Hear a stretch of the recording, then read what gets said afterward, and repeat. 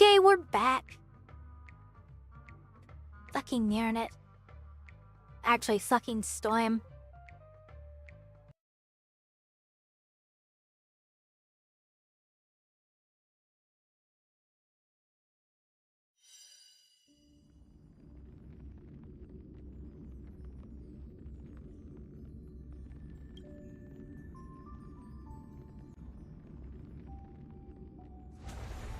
Here's what it is, though. We're back.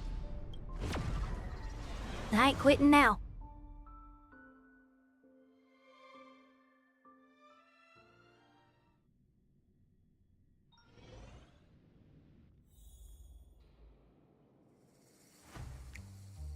We're much too far into the story.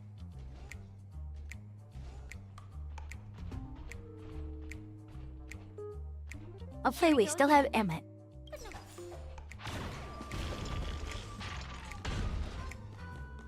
Nice.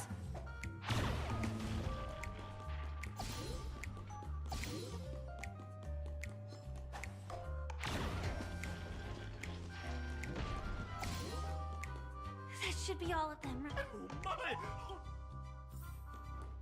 Oh nice, we're done. We got it.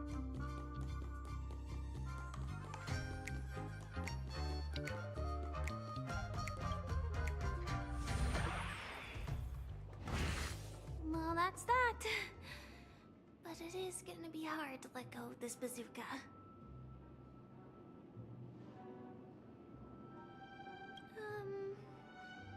Never mind. Let's hurry over to the next stage.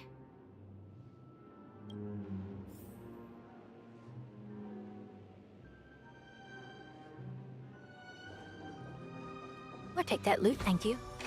This is what exploring the cosmos is all about. Yo, we got speed crit boots? Hell yes!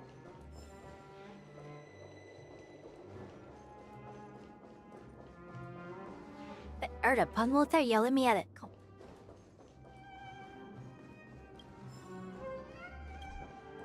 And go through there, yep.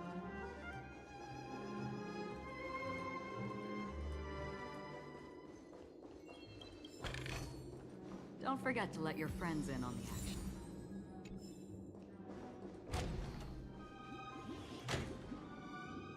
Congratulations to both of you! Oh, you've overcome all obstacles and proven yourselves. But, unfortunately, there is only one who can be Pentaconi's festive superstar. In the final stage, you will face the defending champion. Welcome to the 33rd Scorched Sand Festival. We'll face the defending champion, eh? Bring it.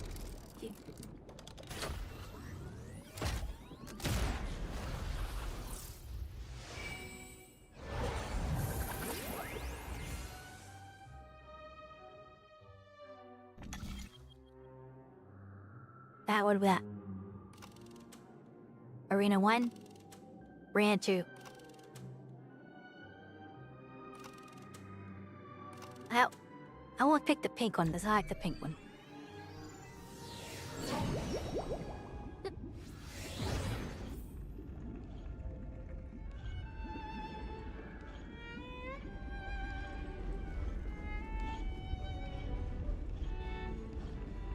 It is Argenti. No way. I think I just saw someone. Someone extraordinary. Hell, what is his ass doing to give the...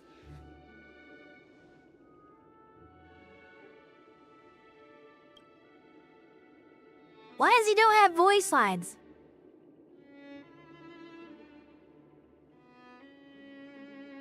Are you a Knight of Beauty?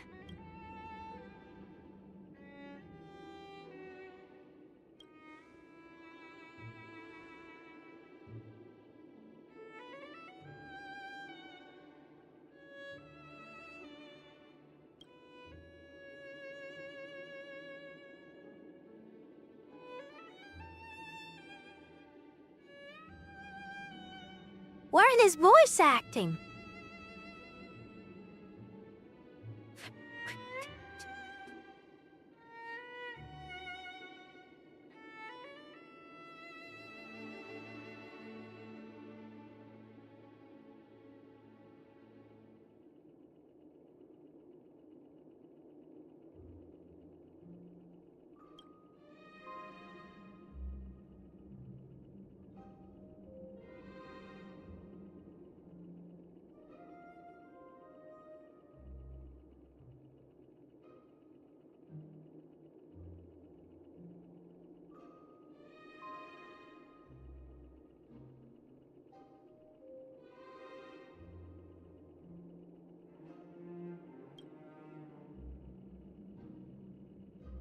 What a righteous act of beauty, he says.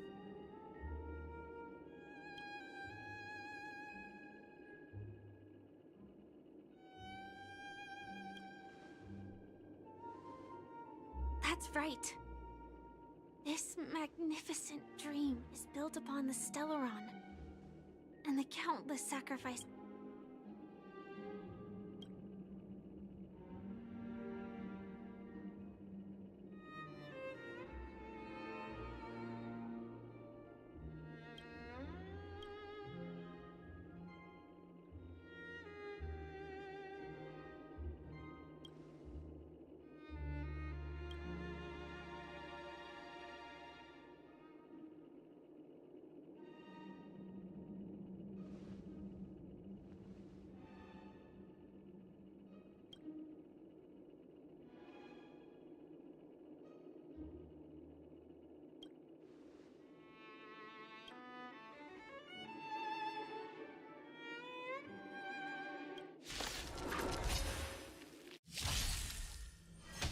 Bear witness to Again.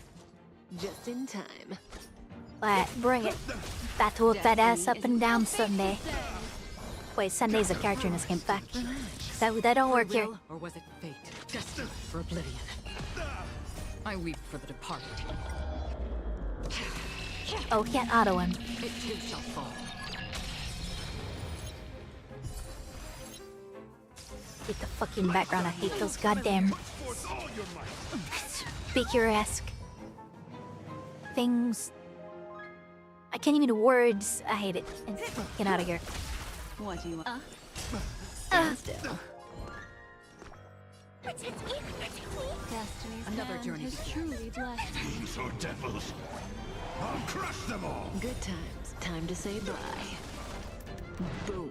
Rise to the challenge. Still waters of oblivion. Behold, this symbol of pure beauty. I weep for the departed. Weak for the departed. It too shall fall.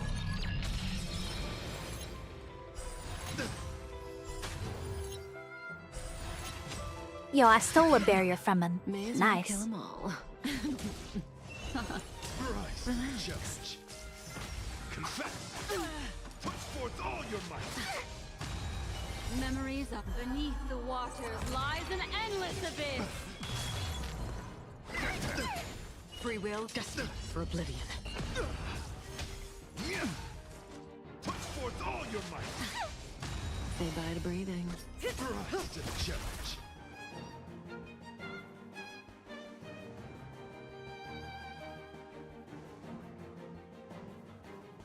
Dead? He gave up.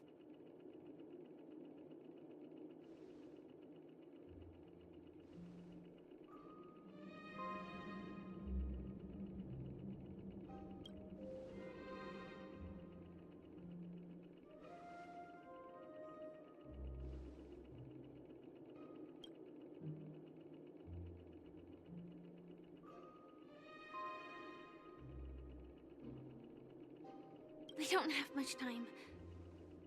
May fate allow us to meet again, Night of Beauty.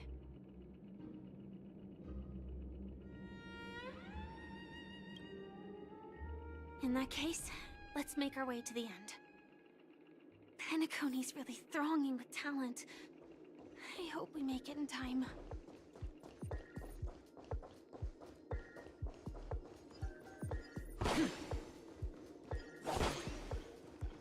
Is there not a feather in any of those? Damn. Alright. Alright, next! Yo, I'm getting shot into a black hole! Oh shit. Fuck!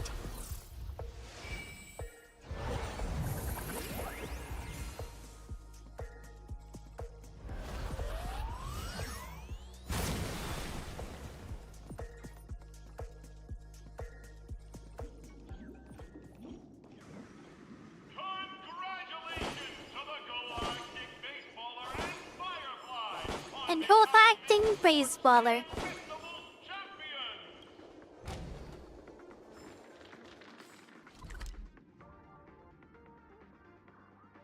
We're actually at the end. Let's go.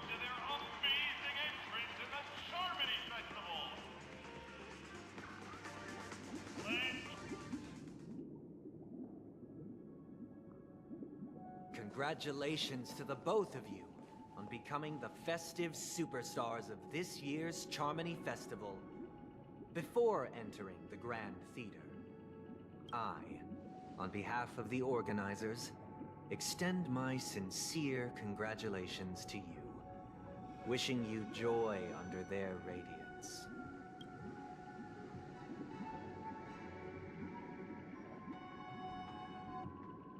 Mayor, my staff ain't changed.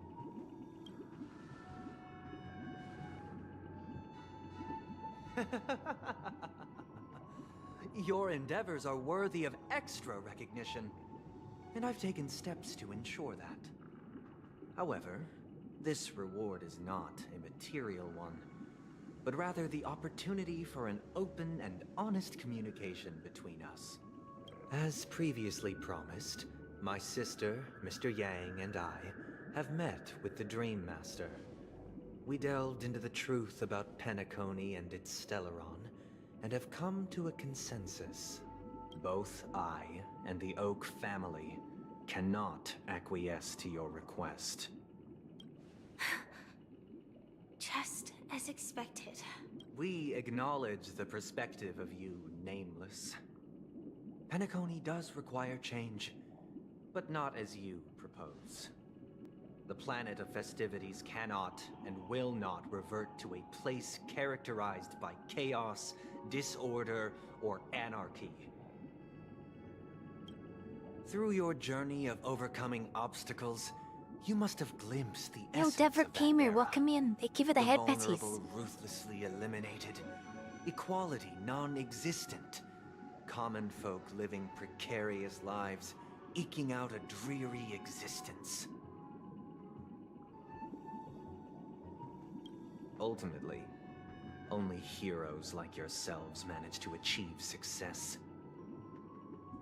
But I would dare ask, if you did not possess the special status of having a Stellaron, and you were but an anonymous and frail member among the masses, which Penacony would you prefer? A dystopia for the survival of the fittest, or a sweet dream paradise for all?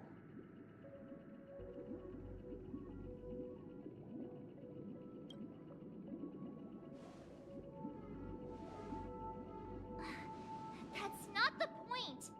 Don't let him mislead you! Mr. Sunday, even if the members of the Oak family can't fully agree on what to do about the Stellaron, now's not exactly the time to be holding an extensive discourse about Penacony's past and future, is it? The Stellaron issue concerns the life and death of everyone on Penacony. If anyone has a better suggestion, the crew is more than willing to listen.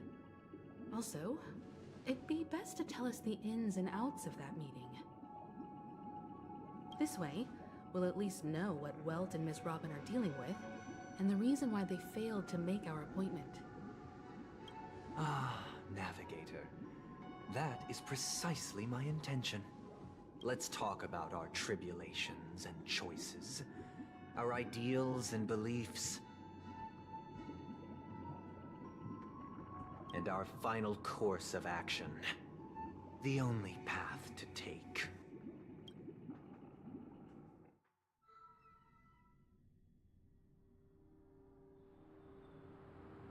A while ago. That for the longest time, there have been scoundrels who would use the Charmony Festival that I have bequeathed to the masses as a tool to realize their ambition. Indeed, Dream Master. Once the Charmony Festival begins, the Stellaron's powers, along with the song, will be broadcast across the entire planet of Penacony. And then everyone in their dreams will be unable to awaken. This is indeed surprising to me. The dreamscape is maintained by the collective effort of the 5 families. If someone were to use the Charmony Festival to recklessly disseminate the power of the Stellaron, this individual must hold a position of great authority. Do you have any suspects? I'd like to ask, Did you really not know of the Stellaron's existence? I would have never thought that this nameless would point the spear at me. Quite astonishing indeed. If I have offended, the Astral Express extends its sincere apologies. But the current circumstances are dire and leave no room for meticulous inquiry. We're doing this out of concern for the Dreamscape's safety. So, if you could, please alleviate our concerns. Dream Master, it's just to prove that the Charmony Festival has nothing to do with the Stellaron. If we're being overly cautious, I will return to the stage to offer tribute in song, just per the arrangement. Sunday, Robin. I've watched you two grow up, and know your dispositions like the back of my hand. Both of you, right now, can surely be lauded as their most devout advocates. I already know your resolve. The magnitude of this matter is enormous, and cannot be taken lightly. Since Mr. Yang has asked with such earnestness, I will personally respond in kind. If there is a need, the entire Oak family will be mobilized to heed your call. Someday, might I ask you to beseech them to cast their light unto me, and question me in their stead, so that no lies may be concealed? I will do as you command. Robin, could I entrust you to be present as a witness, to document the truth, and to proclaim my innocence, so that all slander may be utterly dispelled? I will do as you command. May thy will be carried out on earth, just as it is in the heavens. Oh, triple-faced soul, please sear his tongue and palms with a hot iron, so that he will not be able to fabricate lies and make false vows.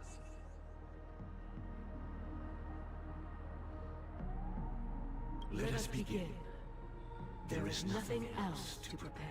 Understood. Question. Have you devoted your life to your god, never worshipping other gods?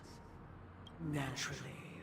Do you love your god as you do yourself, always heeding their admonishments? What happened? You at the final boss?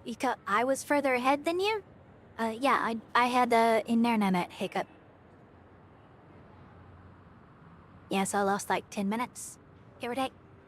And we were back to it. Have you strayed from the path expected by your god, betraying their name? Never. Have you ever been inordinate with your asks of your god, coveting more than the foundation of the creation itself? Never. Then, a final question.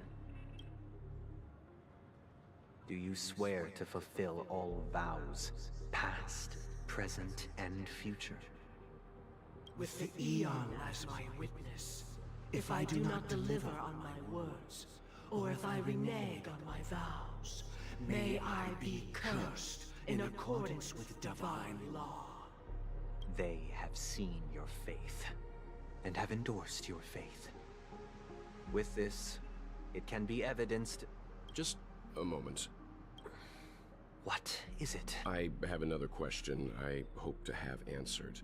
To my understanding, the family's harmony and prosperity have never relied on so-called divine laws. The god you both mentioned, are they truly Xipe? Mr. Yang should know that those belonging to the family toil together as if they were kin, embracing solidarity and unity under their light. All duplicity is laid bare before the harmony.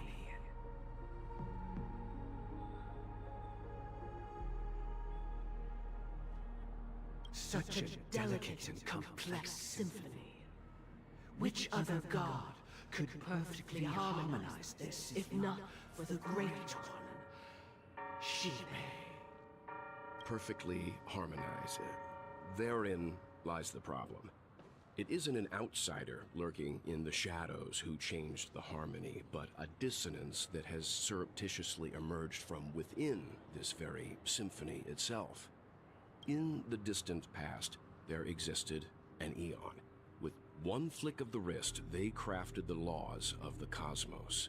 Their followers formed the Beyond the Sky Choir, spreading solemn and reverent hymns throughout the universe. Later, they fell.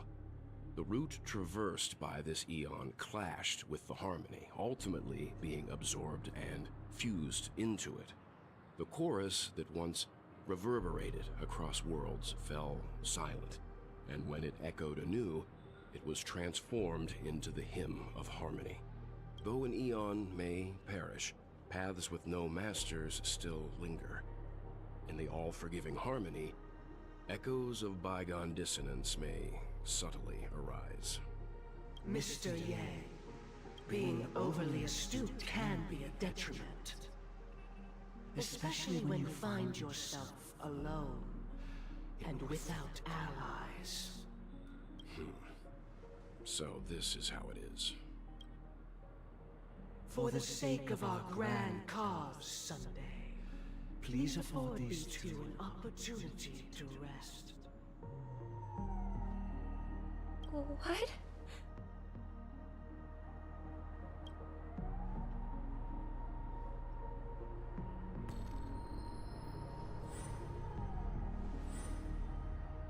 Sorry, Robin. It's just you. I did not wish for you to know this. It's a pity that things have turned out this way.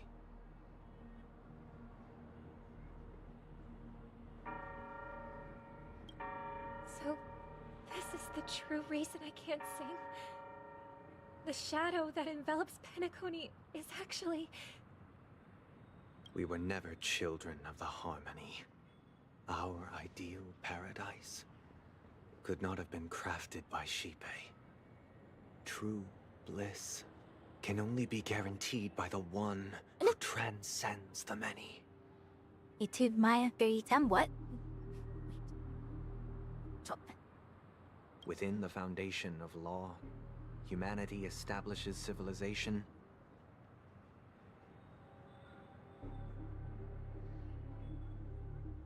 And through harmony, we obtain order. Order? Uh-oh.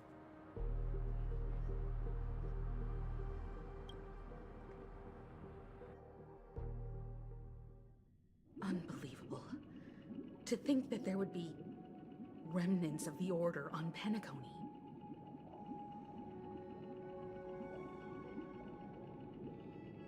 What have you done with Mr. Yang and Miss Robin? Don't worry. I just gave them some time alone to ponder their fates. You should know that these actions make you an enemy of the Astral Express. Should we need to stand against the Nameless, it would only be myself and the Oak family involved. But we haven't reached that point yet, have we?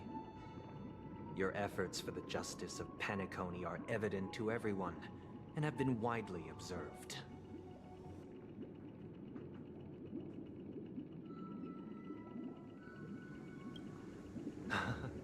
Patience is a virtue. However, I won't hold it against you. On the contrary, I'm here to make my intentions clear. If it is the Order that drove you to imprison Welt and Robin, and you're using them to coerce our compliance, then there'll be no point in entertaining any type of discussion. You're mistaken, Miss Himiko. They are in very safe hands, and just as the family has always proclaimed, no one can be harmed in the dreamscape, least of all in the beautiful new world belonging to the Order. Penacony and the entire universe have witnessed far too much innocent bloodshed. The strong wield their blades against the weak, and the victors push the vanquished to the brink of life. Natural selection. The world abides by this principle, establishing the well-being of humanity atop the corpses of the downtrodden. Only we, or rather, I, possess the power to put an end to this farce. So you've decided to resurrect a dead Eon? No one's ever done such a thing. If Miss Himiko is interested, let's draw back the veil and speak candidly. I've always firmly believed that people can understand one another through peaceful means.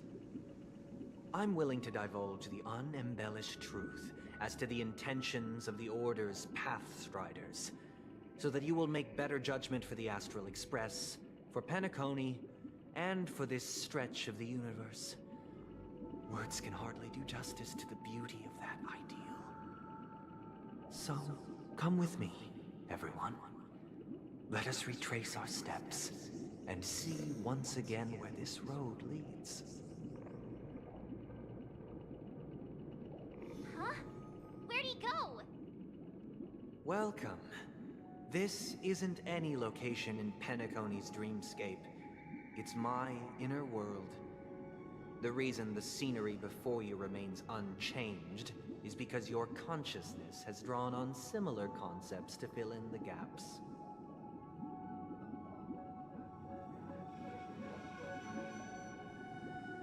Did you do the same to Welt? It's a tuning process. Stronger in effect and more draining on the mind.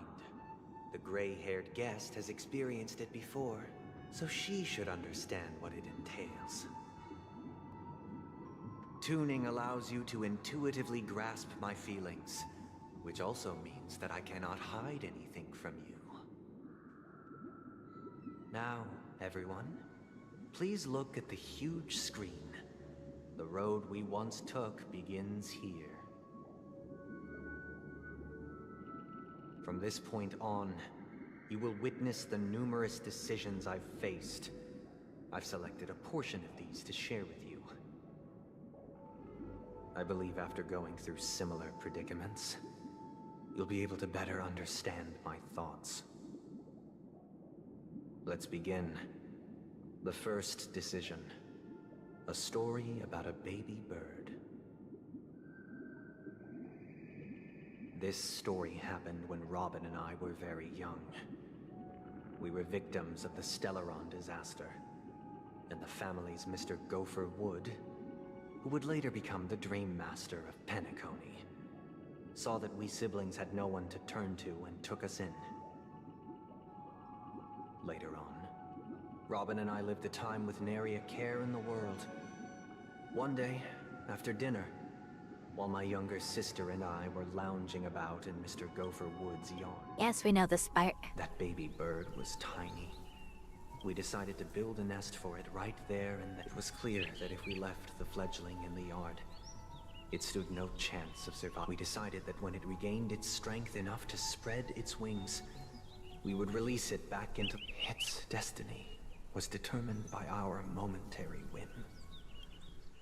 Now, I pass the power of choice to you all. Faced with this situation, what choice would you make?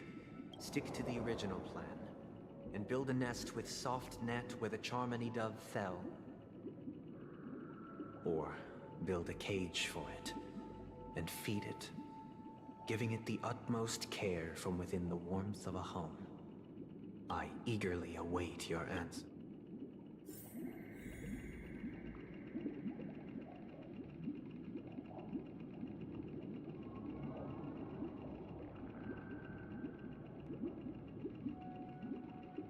Geldin dove, build a cage for the dove, or it got a bird nest on the spot. Would it actually stay in that bird nest? Not likely. Birds aren't going to just stay in a nest made by a person.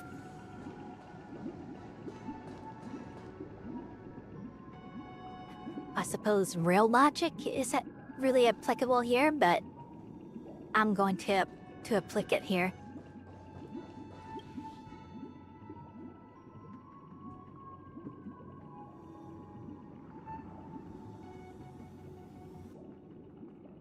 I'm happy to see that you made a choice similar to ours. If your mind is made up, we passionately nursed it back to health, preparing only the best food for it every day. We even preened its feathers. I watched it for a long while by the window, probably about 3 or so days. In those 3 long days, the little Charmony doved finally, on the 137th attempt. It succeeded. But its attempt did not go perfectly. After flying unsteadily for a while, it fell to the ground, unable to grasp the direction of the air currents.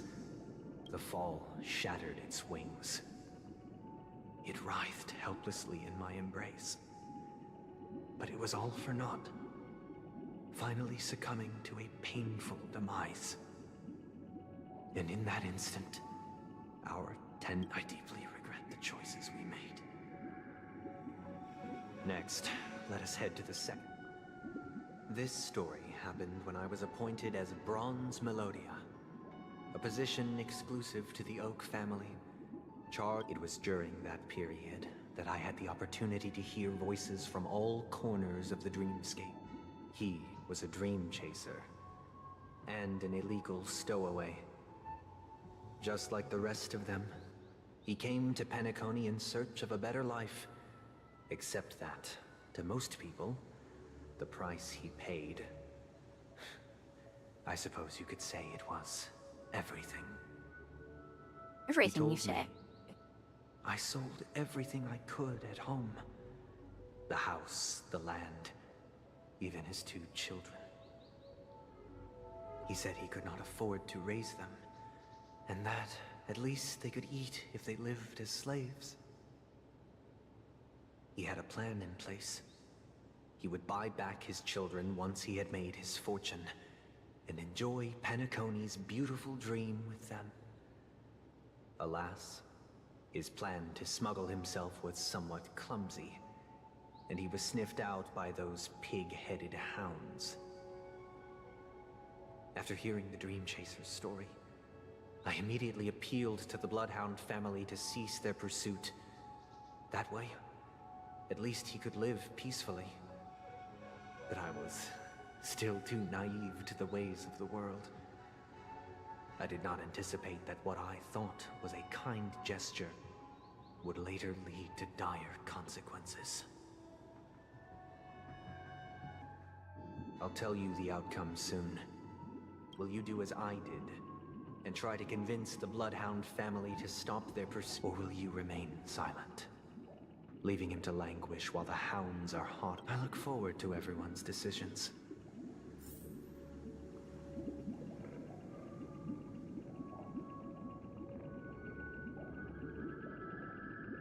Honestly, I wasn't paying attention to it as part of the site. I remember what the guy said, but I don't remember what Sunday literally just said to us about what happened afterward.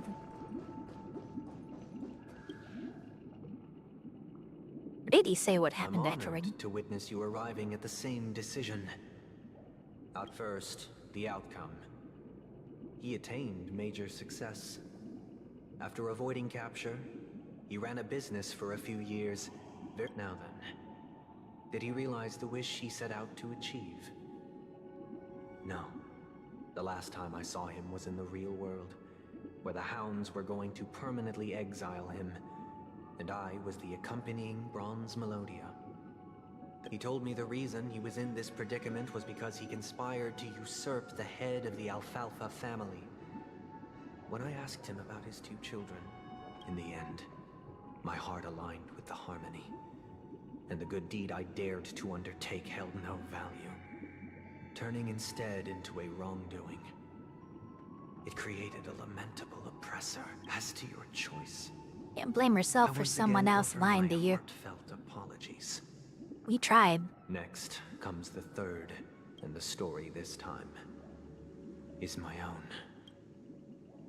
This story happened the day I was appointed the Oak family head. At that time, what surprised me was that the Dream Master had only come to deliver a letter to me. He let me read it. The letter contained the usual pleasantries, anecdotes from her travels. Nothing out of the ordinary. Just as I started wondering how this letter related to our discussion, the Dream Master began to speak. Do you know who wrote this letter? My sister, of course. But why would you personally visit me to hand me a letter from my sister containing mere trivialities? To help you grasp the full scope of this issue. Do you know where Robin is at this moment? From what the letter indicates, she must be in Caspelina 8, correct? She's touring there right now. Correct. Has she mentioned anything about a stray bullet? A stray bullet? What? A war has broken out on that planet. It is because of this very reason that Robin chose this destination. To spread the word of the Harmony. And to save the lives of that planet. She hoped to ease the people's suffering with song, and was willing to brave mortal danger to deliver the IPC's medical supplies. Unfortunately, stray bullet. Is she alright? If the operation was successful, she should probably be recovering. In the feet by the eon above, the bullet struck her neck directly, yet possibly as a reward for her consistent deeds of harmony. It didn't hit any vital arteries. Once you've attended to your outstanding tasks, it'd be a... Those damned savages! I'll pack my bags right away. Now you understand why she always wears such elaborate neck ornaments, don't you? How could this happen? It's all in the past, so please don't worry. I share this in the meager hope that you will understand the Harmony's limitations and predicament. As grandiose as the strong defending the weak sounds, many times, it is nothing more than wishful thinking. Likewise, I've prepared one last question. One, because this is merely a figment of imagination. A nightmare that is, would you still support Robin's journey on the path of harmony?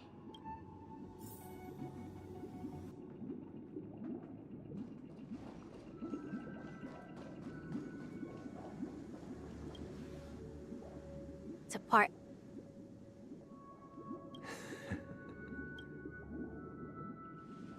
I am now aware of everyone's stances. Raising these questions merely serves to illustrate one point. The plight of Penacony cannot be salvaged by the Harmony. The true foundation for a sweet dream paradise can only be established through the Order, where the strong govern the weak. I know the suffering of being tormented, the turmoil of losing your way, how sorrow, and even despair set in when matters don't Yeah, work Devik, out. are you still listening? All of this causes me unending How close to the pain, boss am I? because this is not what happiness is at all.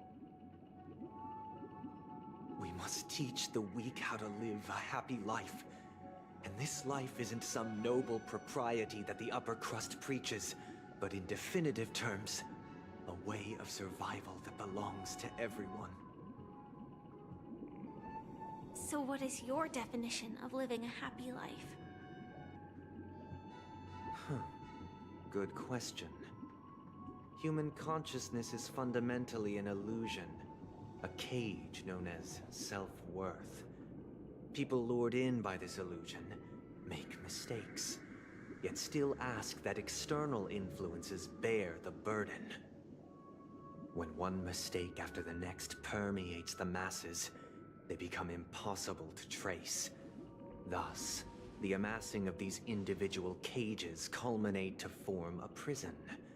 A place dictated only by the rule of survival of the fittest. 30 minutes if we listen to him, yep. Nature is always accompanied by predation and sacrifice. Its antithesis is known as order. That is what I want to do. Unite people's happiness bottle is under now the banner empty. of order. They won't need Sure to make you're bitter staying choices hydrated? any longer, nor face the weaknesses of humanity. If you don't hydrate, you Cast dehydrate. aside their primal instincts to build a haven for mankind. Simply describing thoughts is far too abstract, so allow me to provide a simple example. As you all may know, there are societal norms like weekends and long weekends that exist on some worlds. During these hard-earned rest days, people are given the chance to extricate themselves from the stresses of everyday life, allowing a certain tranquility to return to their souls. And it is only on these I don't have days a bench ring. that people do not have to adhere to the law where the strong prey on the weak. But trust, They I'll can figure live it out out. their lives happily during these brief intermissions. It's just a pity that 2 or 3 days are still too fleeting compared to the span of a lifetime. From where I stand, society's ideal system should be 7 rest days. Following Sunday, there should ensue a second, a third, and indeed an infinite procession of Sundays. This should be the face of the new world. Idyllic, eternal, peaceful days. And thus, every person can return Of to their course he base wants every day selves to in be this Sunday. utopia. Some gaze in reverence at the stars, pouring their whole beings into calculating the distance between us and the isolated world of Pagana. Meanwhile, some seek refuge in quiet corners, holding one another, unencumbered by the chains of unwelcome obligations. There would be no need to bear the hardships of reality. Only in this way can humanity face the inevitable end with the purest of spirit, living a life of dignity. This is what it is to live in bliss. Miss Firefly, you who are stricken with entropy loss syndrome, you of all would surely understand this.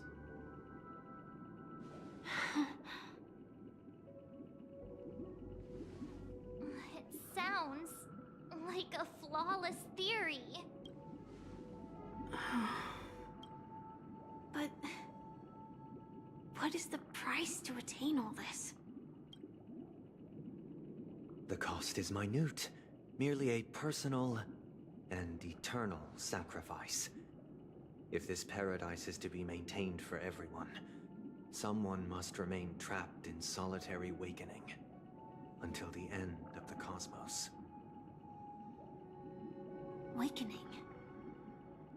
Which means that this so-called paradise is still a dream. Stepping into this paradise means forsaking reality, correct? It is not forsaking, but transcending. Flesh, blood, sorrow, weakness. If the physical is the root of spiritual suffering, it is only logical that we defeat it. But in this supposed bliss, people won't have defeated their demons. The chance to overcome their tribulations would be forever lost to them. In other words, it is an escape. That's another way of understanding it. But there is no shame in escape. On the contrary, the seeds of escape exist in everyone's hearts. Don't you agree, Miss Firefly? And as to why we sleep, it is because we are afraid to awaken from our dreams. But this is not in conflict with the grand plan. Only in acknowledging this can we truly understand the frailty of human nature, and from there, show compassion and protection.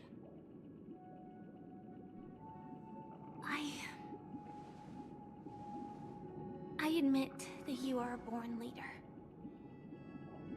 Your perspective on humanity brims with pessimism. Yet you express compassion for all, even when your heart pities them.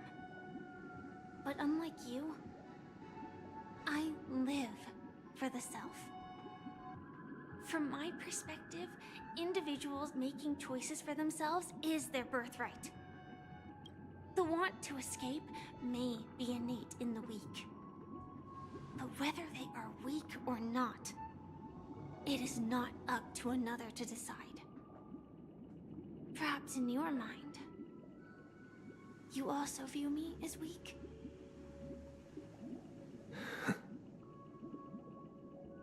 Because I don't think so. Since Miss Firefly has said her piece, the Astral Express will also naturally give you our answer. We'll leave it to you. Just as Mr. McHale instructed before.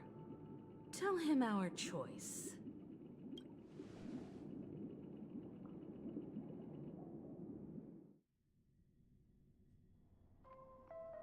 What is this place? Does this place ring any bells, Misha? I don't know, but I feel a sense of déjà vu. It's the realm within a dream bubble. This was left to the Astral Express by a nameless, but weirdly, when we entered it, it was completely empty. Dr. Edward from the Dreamscape sales store told me that dreams are formed from memories, and a dream bubble can't take shape if its core is empty. So I thought you might be able to help us in unraveling this mystery, Misha. I don't know much about dream bubbles, but if you want to... I'm counting on you. Himeko, I still don't get it. Why were you so sure that Misha had a connection with this Because dream Misha is a bubble? McHale. I wasn't sure. It was just a hunch. But since Misha feels familiar...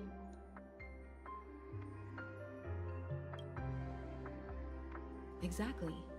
This is where you and Firefly encountered death, which we now know as dormancy.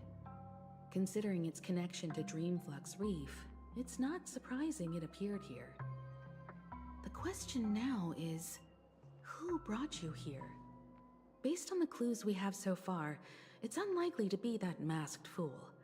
So identifying them is crucial to us. We're drawing closer to the truth once more. Let's give Misha some time, as I believe he'll unveil the secret of this dream bubble. All right, but there are doors all... I guess...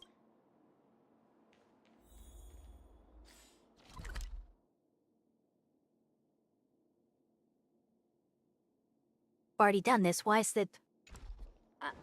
I'm not entirely sure, Why is the map hidden again? but let's give it a try. Wait, you... Weird. This place is quite if I remember correctly, there should be a fireplace Excuse me. that hallway. Clocky and I used to sit by, and the room on the other side was... Hold on. This doesn't make sense. This could be a case of amnesia. Don't worry, Misha. It's common for everyone to forget certain aspects of the past. Those memories haven't vanished. They're just not since this place seems familiar. Yeah, then...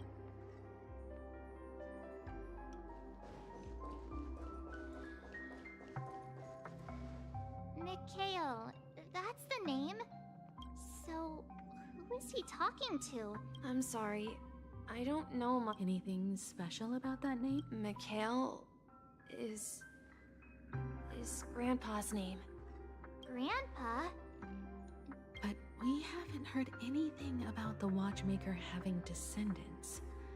Could you tell us more? Yeah, sure. He was a seafarer who fearlessly ventured into mysterious seas and storms. He was always on the sea and had lots of friends who accompanied him on his travels. He didn't want me to call him Grandpa because that would make him sound old. He believed he was still young. The name Mikhail was given to him by his parents, Mahaley and Elysia, both renowned seafarers. Every time he came back, he'd share his— It appears that the seafarer has nothing to do with— So, where is your— He went off on a new journey, and it's been quite a while. So, where has Clocky gone? Did he leave to protect Dreamville? Bucket's on the other side. I heard some noises from the room. Origami Bird? That's a friend of mine. You and Origami Bird? Yeah. It's a member of the Compass crew, just like Clocky and Miss Mirror. And there's more than just one Origami Bird. They follow Miss Mirror's orders and handle all sorts of jobs on the ship. Sailors? Can Origami Birds be sailors? Sure, why not? Could you tell us more about the Compass, Misha? The Compass is a ship bound for the New World. Clocky and his partners travel through layers of fog to the depths of the sea. That's a great story. But in the Penacony cartoon... Huh? Oh, weird. Perhaps Clocky has it? I think... I hear the sound Misha's of Miguel. water. It doesn't remember it. You once mentioned there's a magnificent fountain up ahead.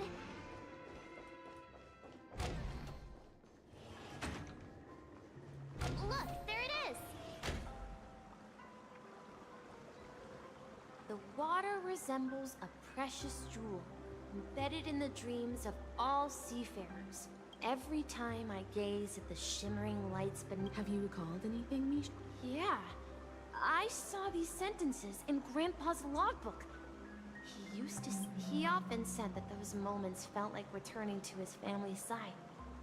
And the You know, I quite understand such sentiments.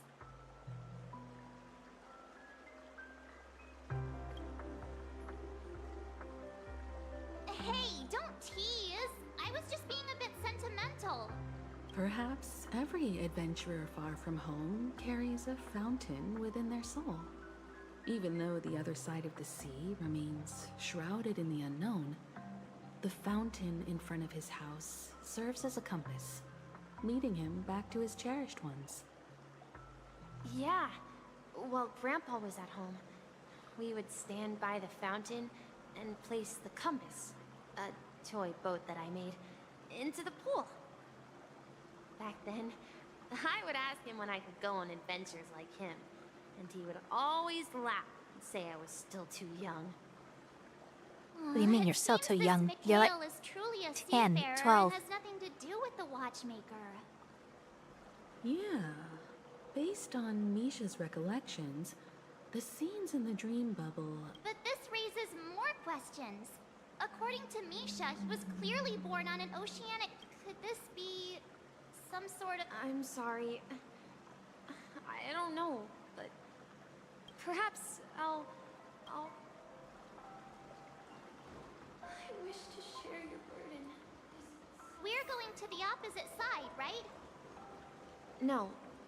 We should turn left here. Huh?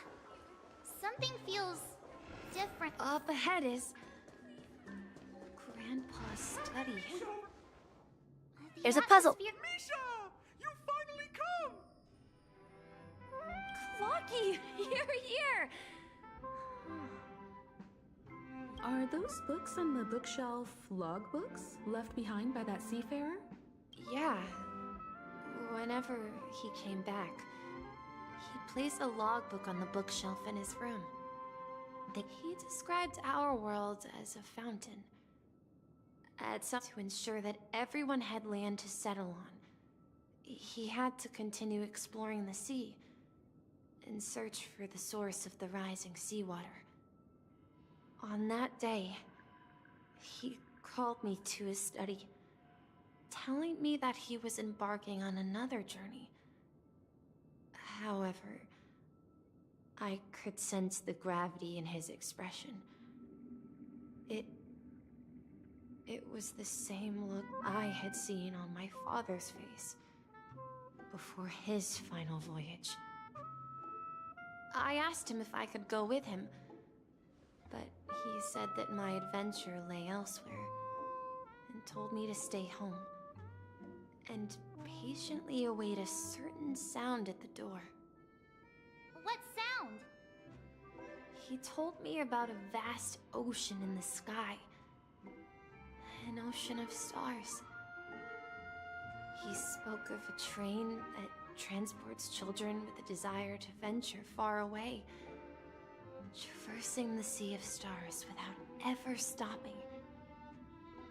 He said that he knew the crew on the train, and that he had asked them to take me along. He said the journey I had always dreamed of would start there. A train? Could it be? It's the Astral Express. I remember now. Grandpa's friends are a group of nameless who came to this world to resolve a disaster caused by a star. Then, he gave his pocket watch to me. It was his cherished treasure, he said. As long as I kept moving, the distant sound of a train whistle. Exactly, Misha! And then we followed that whistle, didn't we? Yeah. I think... This is the dream jigsaw, right? So we're supposed to find the exit. Do you remember? You said you obtained a mysterious shard when you... Hey, the shape seems... Looks like we're just one step from revealing the truth.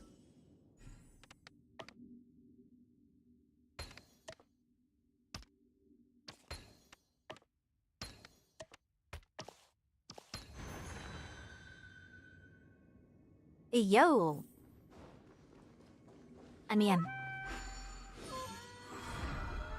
This is it.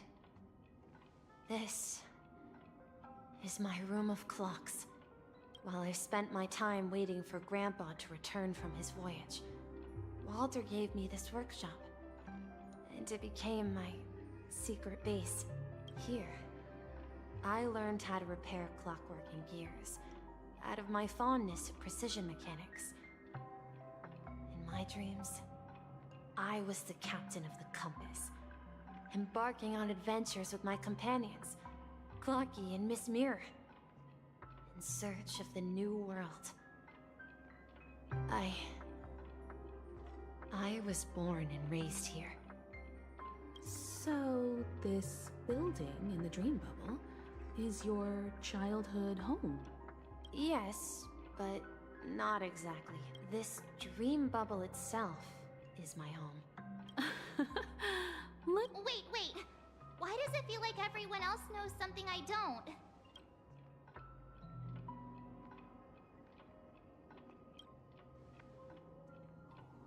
She's gonna give us a funny look.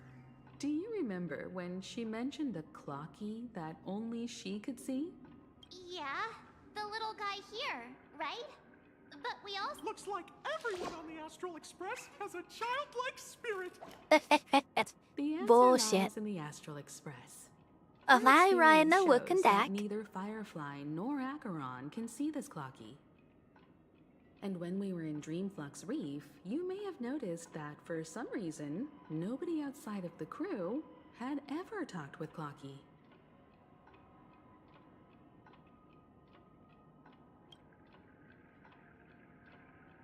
A mimetic life that can only be seen by a select few. It's just like a hidden message, left by someone for the nameless. But Misha can see Clocky too, right? They even grew up together. But Misha hasn't started the way of the Trailblaze yet. That's the key to the mystery, March. Now, take a moment to recall.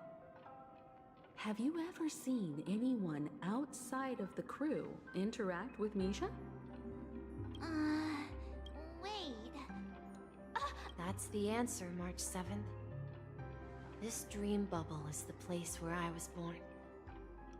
And I'm a dweller in this dream. Just like a Memory Zone meme. I should have stayed here and waited for you. But when reality and memories merged, I unconsciously pushed open that door and left the bubble with Clocky. So it's not that the Watchmaker's dream bubble is empty, but rather the stuff inside ran away? And the whistle you heard was the sound of the express arriving at Penacony? Also, Keck. How is the story coming along? It's coming. I think we're getting pretty close to the end. Apparently, somewhere around a half hour left. That's one way to see it, but I believe there's a longer story behind all this. It's best for Misha himself to explain all the details. How about we start with your name? Now, thank you all for helping me rediscover my true self. I was born on Lushaka, in the Presmere system. Adopted by seafarers Mikhail and Char. They gave Mikhail Char legwork. Or simply, Misha. I was right. I called it. I said he was Mikhail. If you prefer, you can call me by a more familiar name. The Watchmaker. So, you're the Watchmaker himself? Unfortunately, that legendary figure... I got the head patches. I deserve these head patches. There are many head patches. There are many like this. But this one is mine.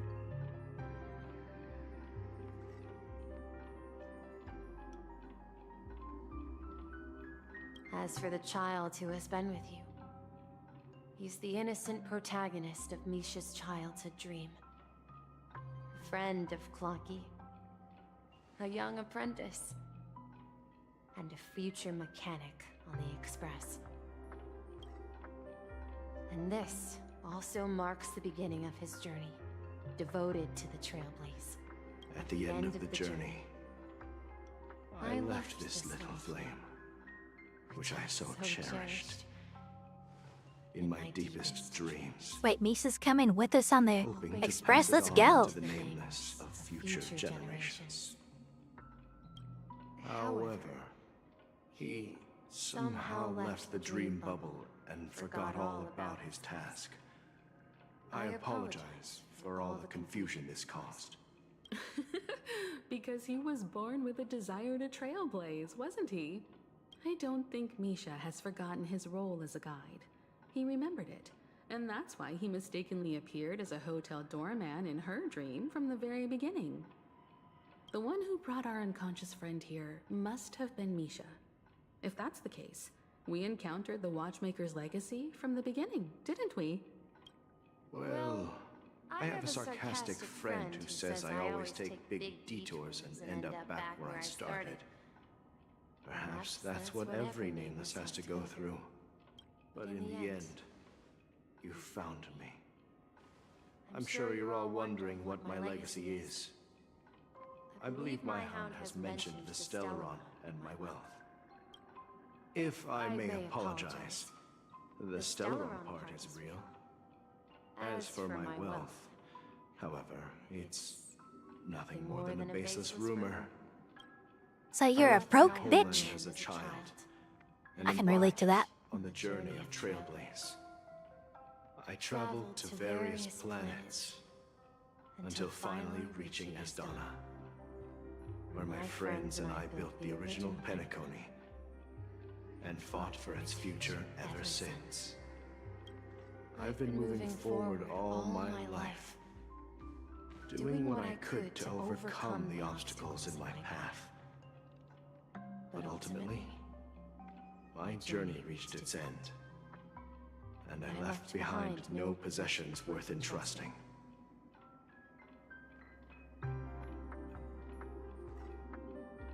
They got the weaker version of the boss fight for the story? What do you mean? So, if you ask what's left within this...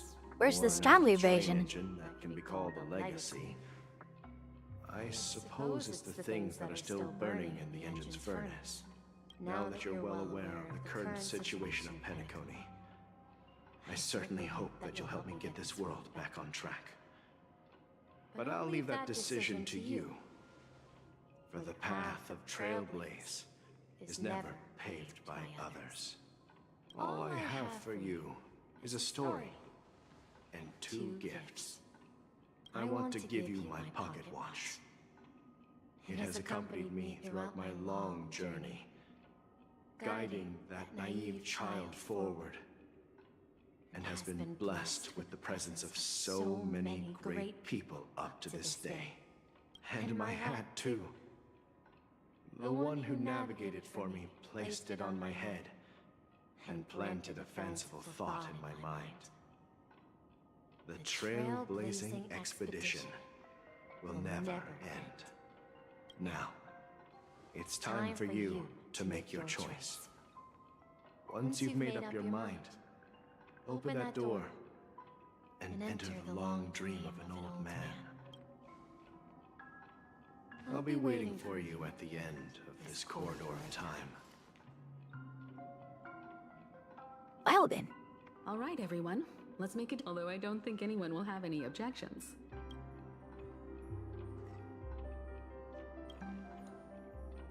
Of course. We've come this far.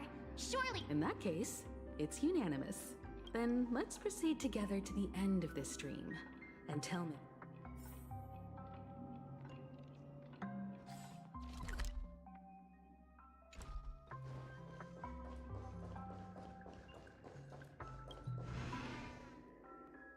Bruh. The fucking flashbang. Yo, give me a warning. Mikhail, where are you going? Someone has to step up and save Lushaka. So why can't it be me, Misha? Please don't go. And if you must, please take me with you. Even without me, you know how to proceed forward, brave Captain Misha. The compass is waiting for you. Now go, board that train and start your journey. Where are you going, Mikhail? I'm going to clean the floor in the parlor car. I've promised the conductor. Wait, first tell me, did you fix this watch? Yeah? I know what it looked like before. Its chain was broken, the back case torn, and the... Well, it's the hands, Mr. Amundsen. Its hands were intact and pointing in the right direction, so I knew there would be a way to fix the rest. I see. You'll work with me from now on. Haven't you always wanted to tinker with this train? You're its mechanic now. But I only know... Don't worry. You've got what it takes. I'll teach you what you need to know. Where are you going, legwork? It's time to head to our next stop. I'm staying in Astana with Rosalina and Tiernan. I see. This place reminds you of home. The people of Astana have only achieved a tiny victory and still have a long way to go towards true freedom. Hanunu needs us. Don't worry, not all journeys lead to the stars. Even if I leave the Express, our path of Trailblaze will continue. Yeah. I knew you wouldn't stay on the Express forever. Leave in peace, my friend. And, take this with you. This is Mr. Amundsen's hat. But why? When he departed, he said he would leave it to his best student. Well, I suppose the time has come. Farewell, legwork. Take care of Tiernan and Rosalina. And don't forget to write to us.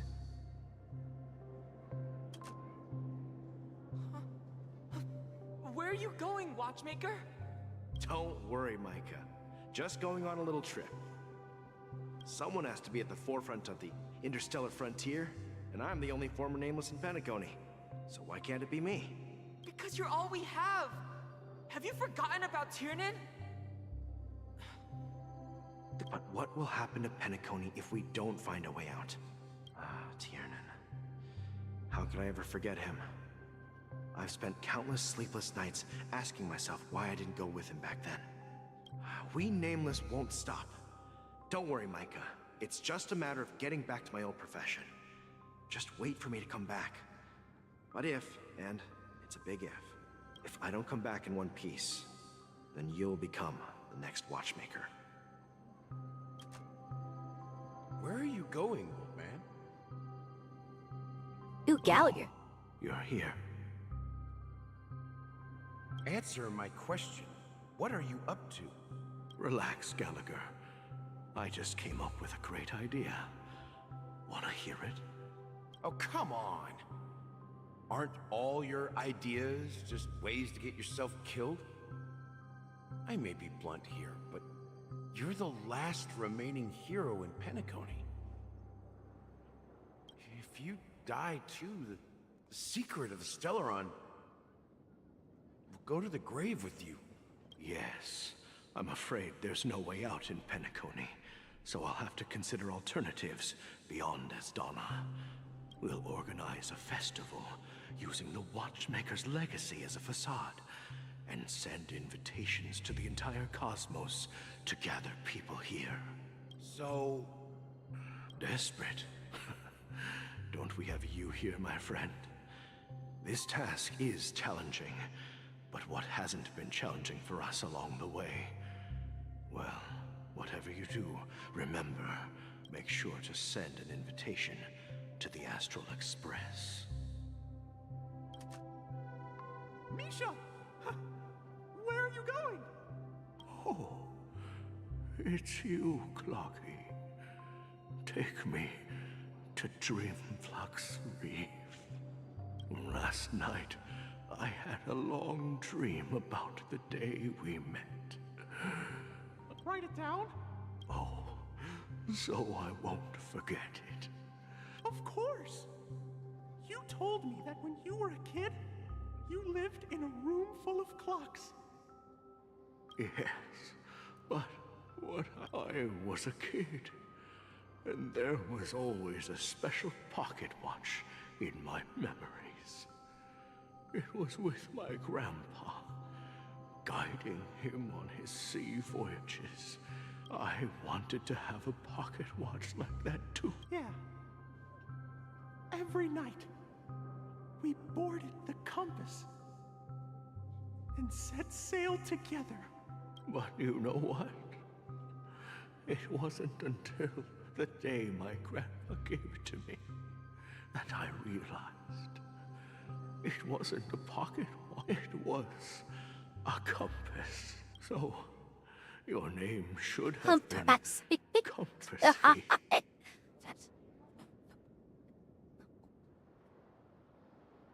I want to call it right now. People are going to see that and they're going to say, come pussy.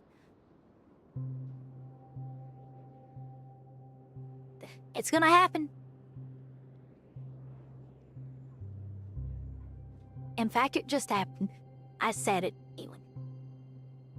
That's right. I said it. I said what I said. And the Watchmaker is just a nameless.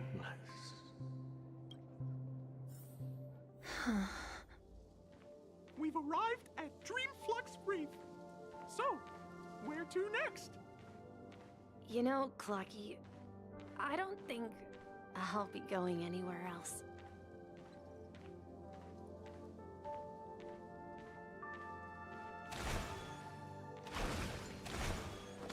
Well, if you attack, you get there faster.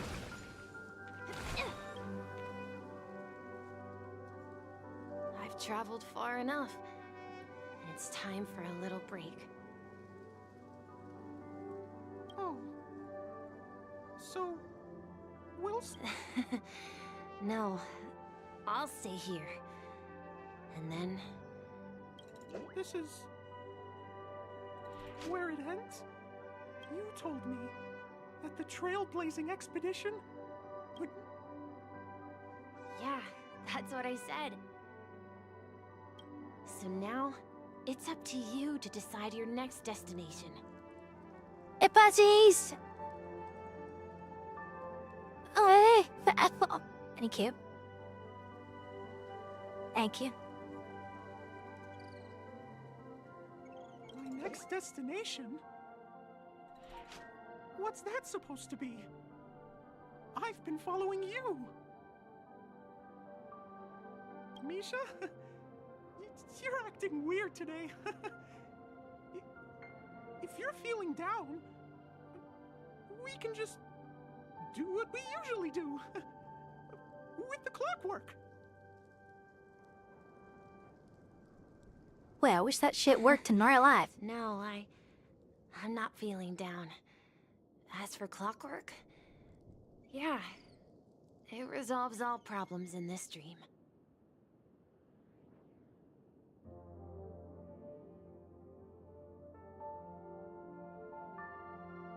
Yeah, it's the golden hour from Oz. So, do you know what clockwork actually is? Well, everyone gets lost at times. They may hesitate and doubt which way to go. That happens in this dreamscape and beyond. But don't worry. Everyone goes through moments of uncertainty and hesitation. Eventually, they gather the courage to make bold decisions. Whether it's calming, joyful, angry, or sad, all they need is a little nudge to take that step toward where they truly belong. Nick was a lie. Well, feels bad, no cake for you. I'm leaving that little nudge with you, and I hope you'll share it with others. Lavana, skip dehydrate. I've hydrated enough for a while. But then I need to increase the cooldown on that.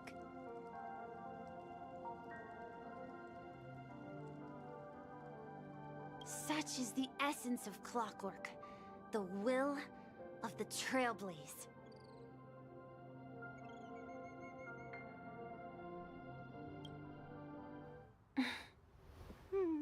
Clocky's hands spin around non-stop, indicating confusion, frustration, and weakness.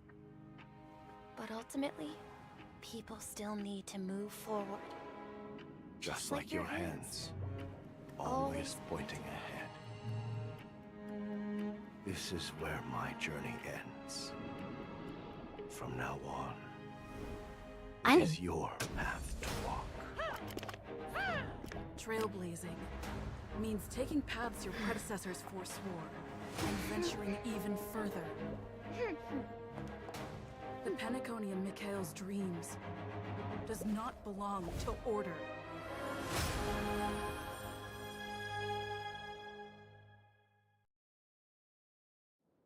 What the fuck?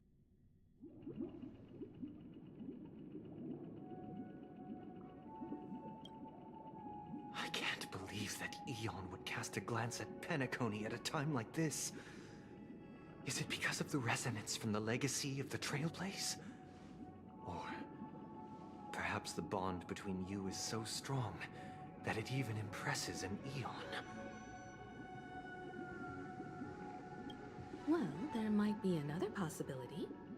Perhaps they want to witness, on behalf of the fallen Eons, who will hold the future of Penacony.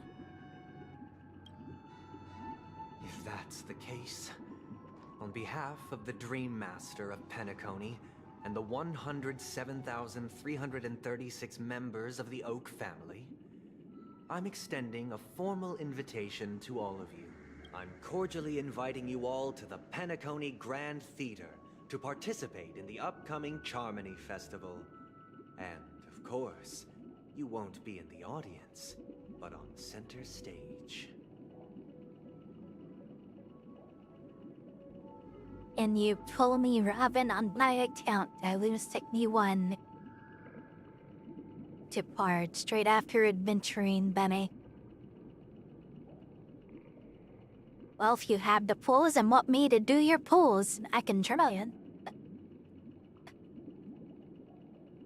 I am more than willing to do today, viewer pulls. Just hit me up in DM on this one.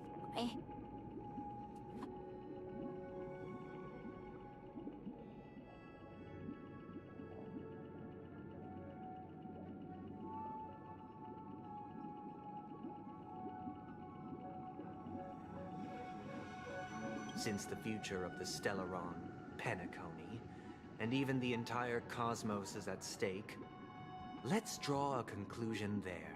Should have In saved the all Maya. fairness. I'd say that sometimes.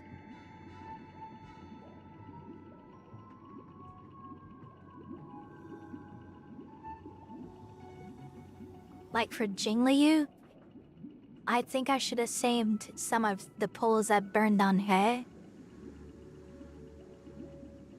I did not need to get E1 of her, let's be honest.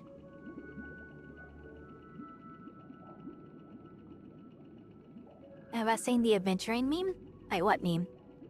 If you truly believe in Akavili's path, then show me their courage and determination.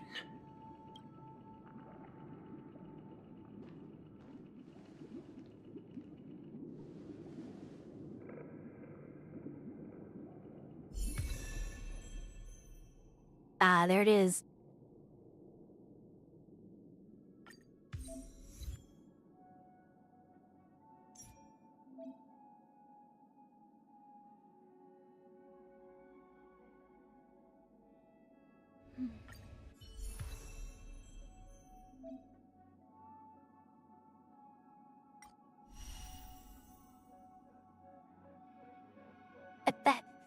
Let's go.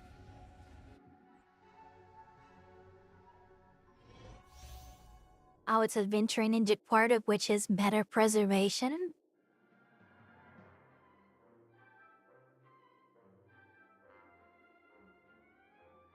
No, I haven't seen.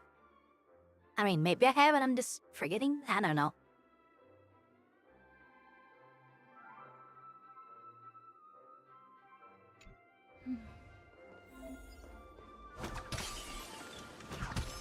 Who's the fucking fat? Oh my god.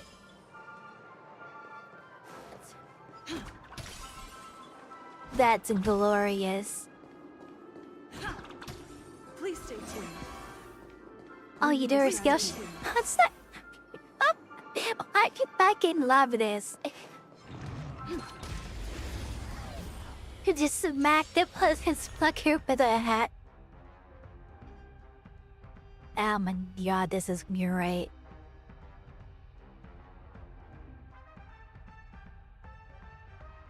It was a minor damage, okay. Skill entails imaginary damage. Oh, it bounces like a certain flame farming characters. Ultimate grants all allies the backup dancer effect. Allies with backup dancer have their break effect increased. And additionally deals super break damage one time when they attack enemy targets that are weakness broken. Okay, what the fuck is super break damage?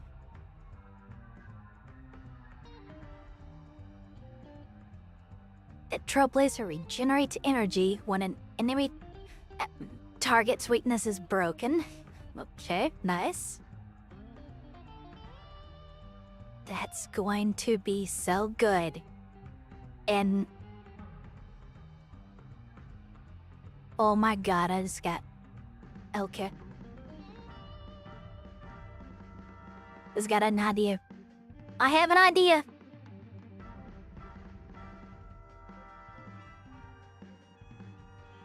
Okay. Time to test our rapport. Fucking just got this. You just chillin', Mare. Let's improvise. Enemy targets detected. That attack animation. Oh my god. She just drops fats on the... Okay. Oh man, this version of the Trailblazer is so meme-worthy. Ready for another? Step up, Elysia.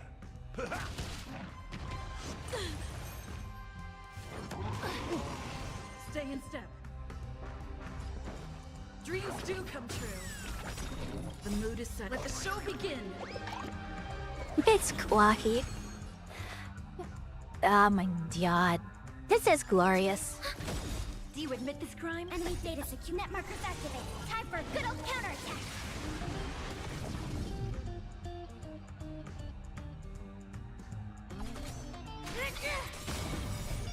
Execute the Mara Struck! That's all you got? Take your positions. Let's improvise. Commencing support. That was a lot of goddamn damage. It's time.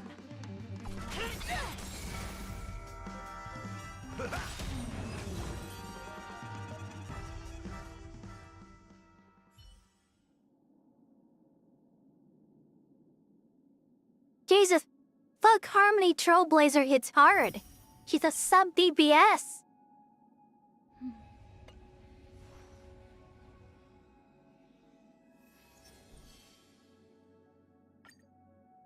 But we have different gear now.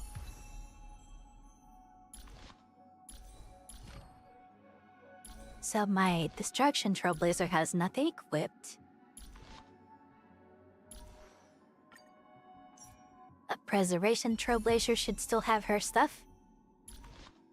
Nice.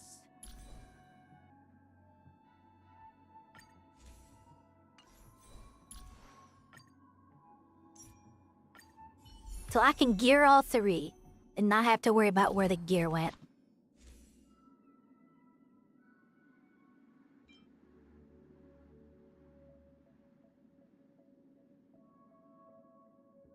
This flight cone, right here.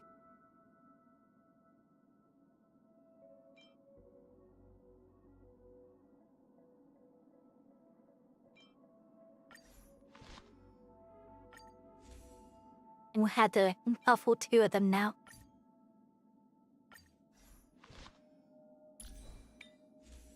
Alright, relics. Very clear what we need for relics.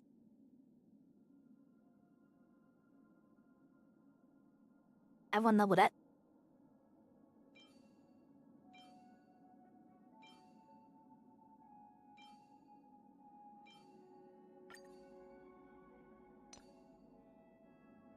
Best first way.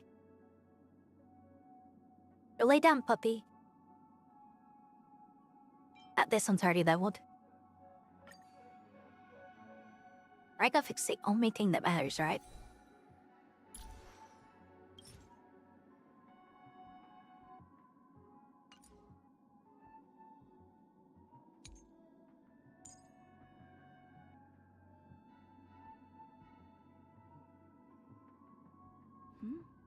So her attacking is based off of her attack.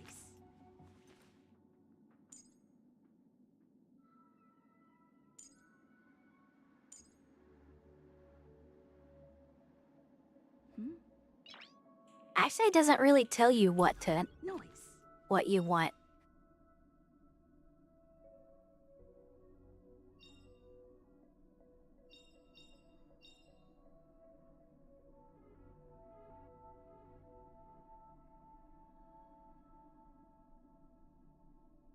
Okay, right there. Break effect.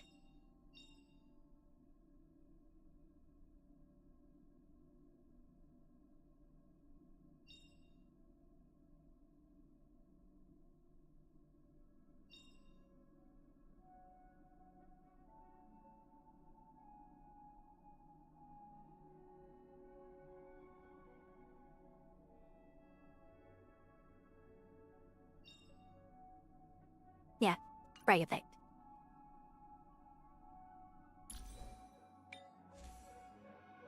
This piece has none.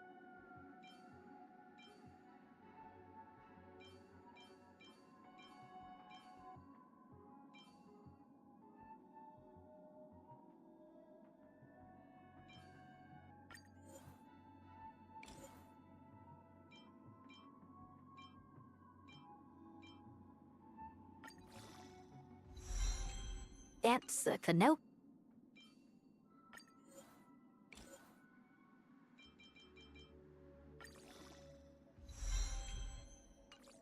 Also defense.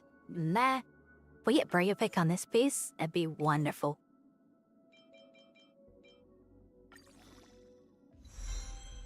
Alright, Shit.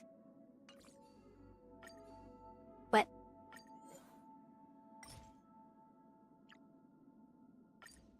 Full send.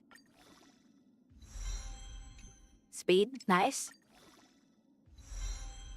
Attack, met, wait. That's just the mean stat, never mind.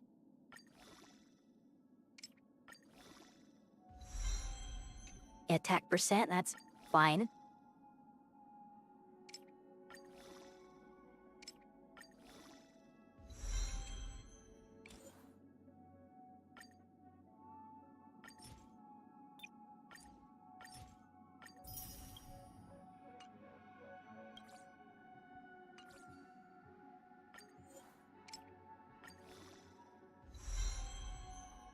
More spin. Damn, it's a lot of spin. I would have liked more break effect, but I mean, it definitely this.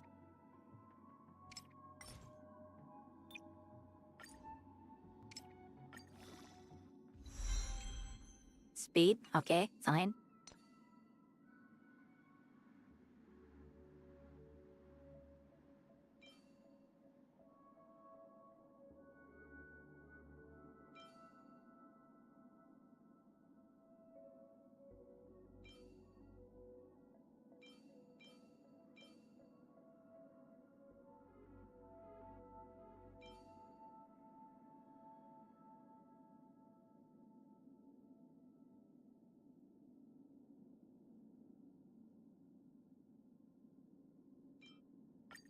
Fine, I'll equip that for now.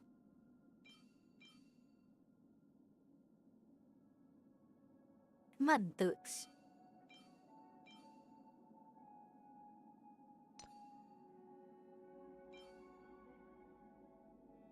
I want to yoink Gallagher's shit.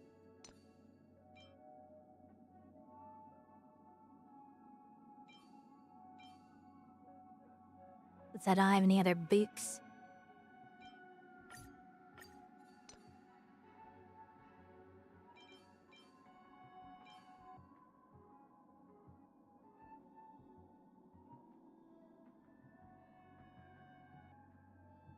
Guess I'll take this.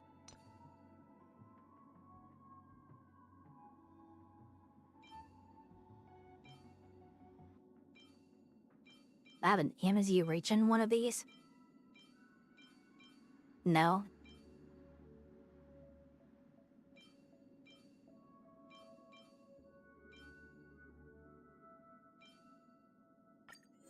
Okay, give me speed. Right.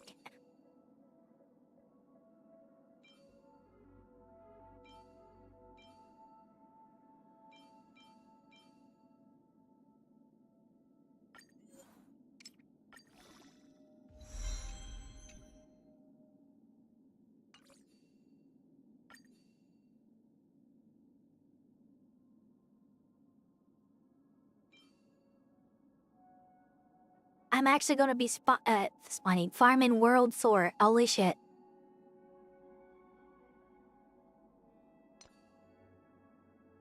I'm not lifting that. Not in the slightest.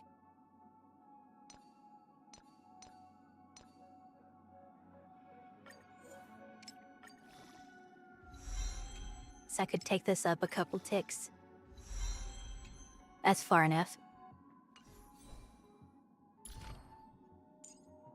Before our paths diverge, savor the shared journey.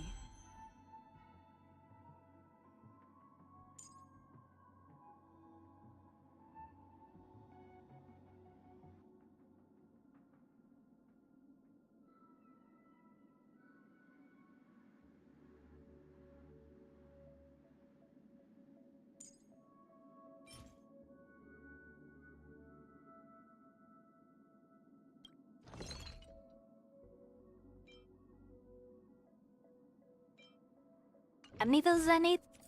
6? It makes 4, so I need 18 of the blues. At 14, I need 4 more.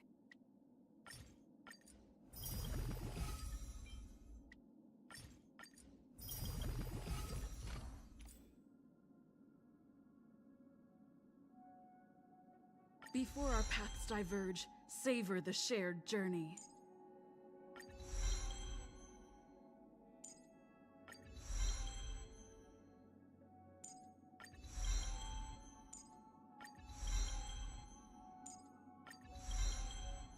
Gotta level up all the easy shit, right?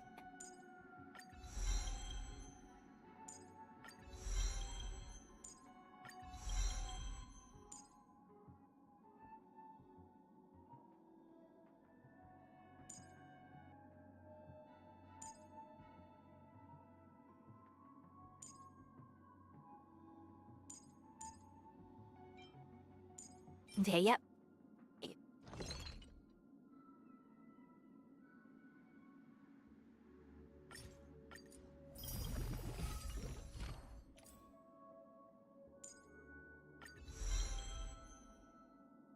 Not a big thing. So fucking break effect. Damn, we don't have enough speed. We're 5 off. But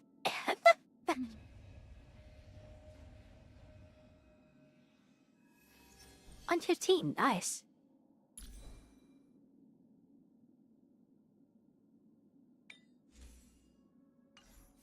I get more speed.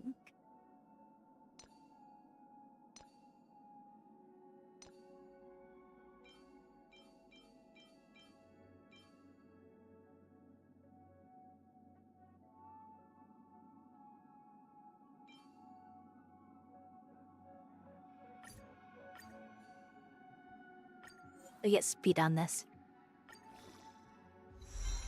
We didn't. Submit.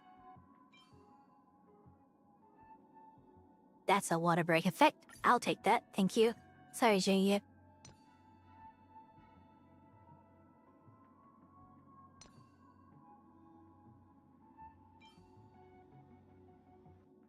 Also, sorry, Pela. I'm going to your yours too. It gives me exactly how much I need. 132. Oh, damn.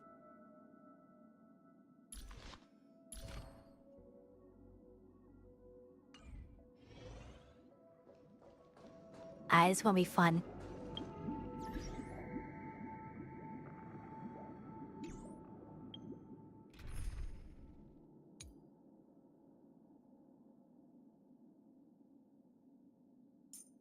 Sorry, Robin, honey, I still gotta build you.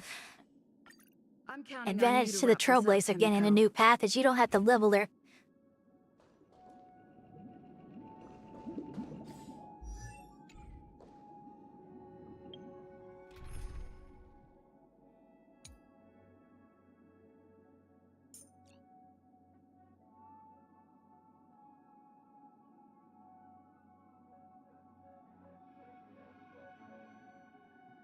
Where the fuck did my brain go? There it is. It's you again. As always, there's a reward for good behavior.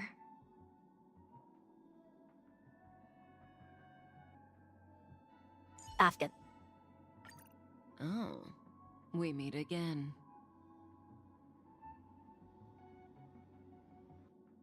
Black Swan.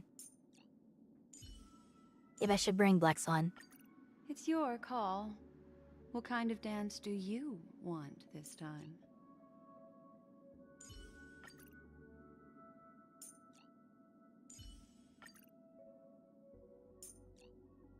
I'm looking for reactions now. With you on our side, we're destined for victory. Call me in your car. What?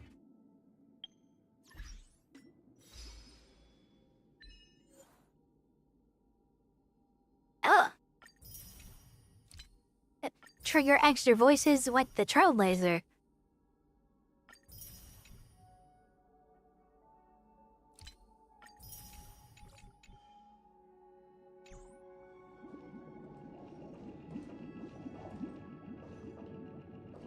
Who the fuck am I supposed to talk to? Does I choose that Firefly. mean he wants to fight us during the Charmony Festival?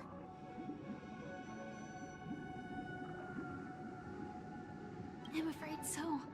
This is weird. Aren't Arc villains usually plotting some Well, dirty how would I know what conspiracy they in are? I the end? haven't gotten to the fight yet. He actually said something like, "In all fairness." Could it be You that know, he's I'm going to change what I am based on what I see, right? Well, in my opinion, Sunday is deeply committed to his own philosophy and genuinely wants to prove that the Order is right. I sensed a strong conviction and a desire for dominance in him. Maybe he will. That's why he'll give it his all. I've flexed on him too hard with my peak swag. Guess I messed around and found out, huh? Get that! Okay, March is gonna give us the look. Ah, you. Every time an important moment arrives, you hesitate. Hesitate to make something funny. We've even dealt with a Lord Ravager of the Destruction, so a follower of the Order won't be a big deal. Anyway, we can't leave the Stellaron unchecked. This is about trailblazing a bright future for Penacony and fulfilling Mikhail's and his predecessors' long-cherished wishes. Now that we've taken up the mantle, we can't afford to fail them. However, the same applies to the Order. Their plan didn't materialize overnight, and they have the profound collective consciousness of the planet of festivities behind them. A desire to dream, to slumber and escape reality. All those hidden emotions have given birth to the sweet dream of the Order. They've harnessed the will of an entire planet to create an Eon. This confrontation is far more complicated than a simple power struggle. To secure Penacony's future, fighting on the stage alone is not enough. What do you mean? Are you not— I believe Firefly is trying to say that she's heading off to another battle.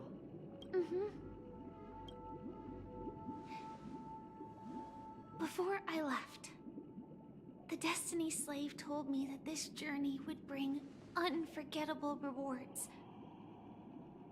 Even though the script he gave me only had a few lines, I couldn't ignore them.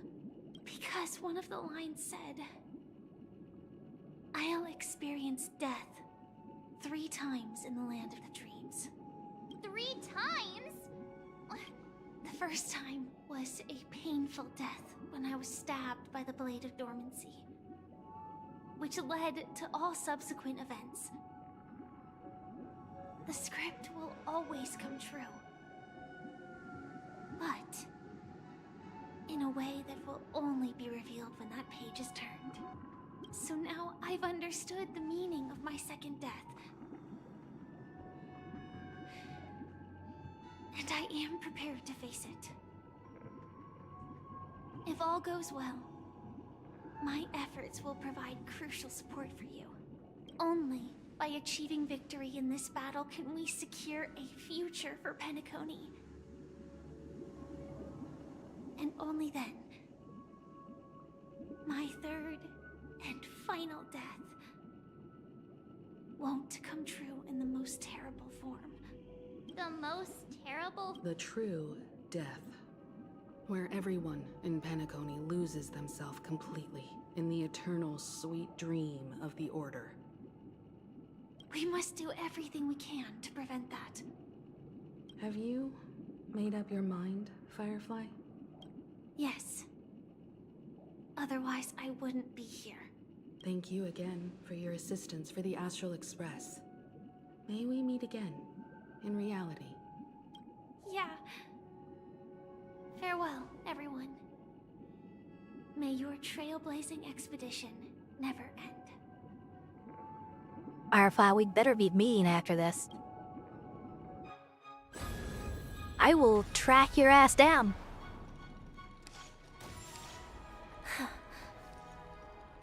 I dreamed of a scorched earth. Everyone, are you ready? A new shoot sprouted from the earth. It bloomed in the morning sun and whispered to me. Like fireflies to a flame, life begets death. May meet again in reality. She can put him flying that armor.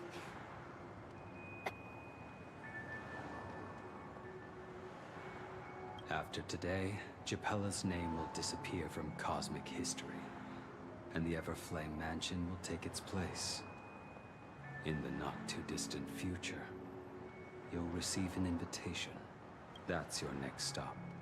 Land of the Dreams. Penacony. I hope you find whatever you seek there. Be it answers or salvation.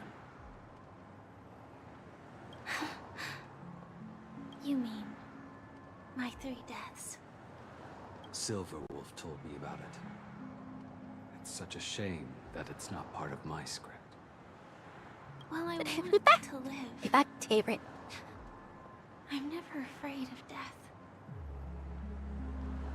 The opposite of death is eternal life, and that's something I'll never desire. People die, and I am no exception. Death is like a script, a fate that cannot be defied. But that we have to choose where we want to rest forever. Do you exist just to perish? Are you not the same, Blade? The end you desire is not one dictated by others. If I were to die now, I would only be a weapon. I believe I should die as a human. Though its definition escapes me, isn't this the answer that ordinary people look for their whole lives? A name that can be carved onto their tombstone. A tombstone that belongs to me once bore the inscription, Glamoth's Iron Cavalry. Then it changed to Stellaron Hunter. But one day, it will bear the name Firefly. And all the brilliance she showed at the end of her life. Well said. Said. Quite Yosemir will unexpected, command man. and Who would've thought be your careful of crazy spoilers. plan We're toward the end of the 2.2 story. Do all you nameless fools just act on a whim? I can sense that this false sweet dream is coming to an end. The nameless may be young, but they had the ability to achieve this goal. Just like you did in your time. It's a shame you won't be able to see it firsthand. Maybe I won't either. Once something fictional is seen through, it ceases to exist. Yeah, not just those nameless. Even Mr. Wings is just like you. Stubborn, won't listen or give up, no matter what. Well, fate is unpredictable, I guess. If we weren't bound by those cursed paths, maybe we could have had some good talks. But in the end, we managed to do it. And now we can find solace. Remember how those idiots cursed us? They said, "Go to hell, you worthless traitors."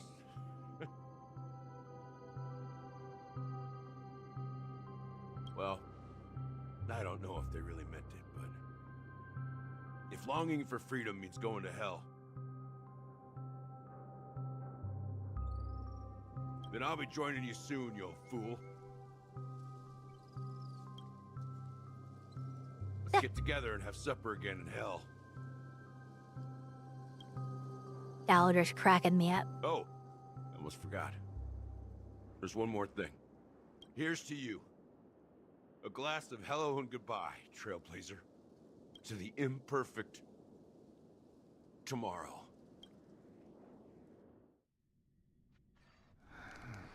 warm here, isn't it? You're lucky to have found shelter from the rain. Let alone fresh berries in this desolate place. I was just following the scent of life. It's particularly strong in a place like this. It's a shame these berries don't have much flavor. Seriously? In case you didn't know, this fruit is pretty juicy. The only downside is that when you chew it, it becomes extremely spicy. Oh, spicy. Sounds like a pepper. Lost your sense of taste? I can still taste certain things, like a faint sweetness.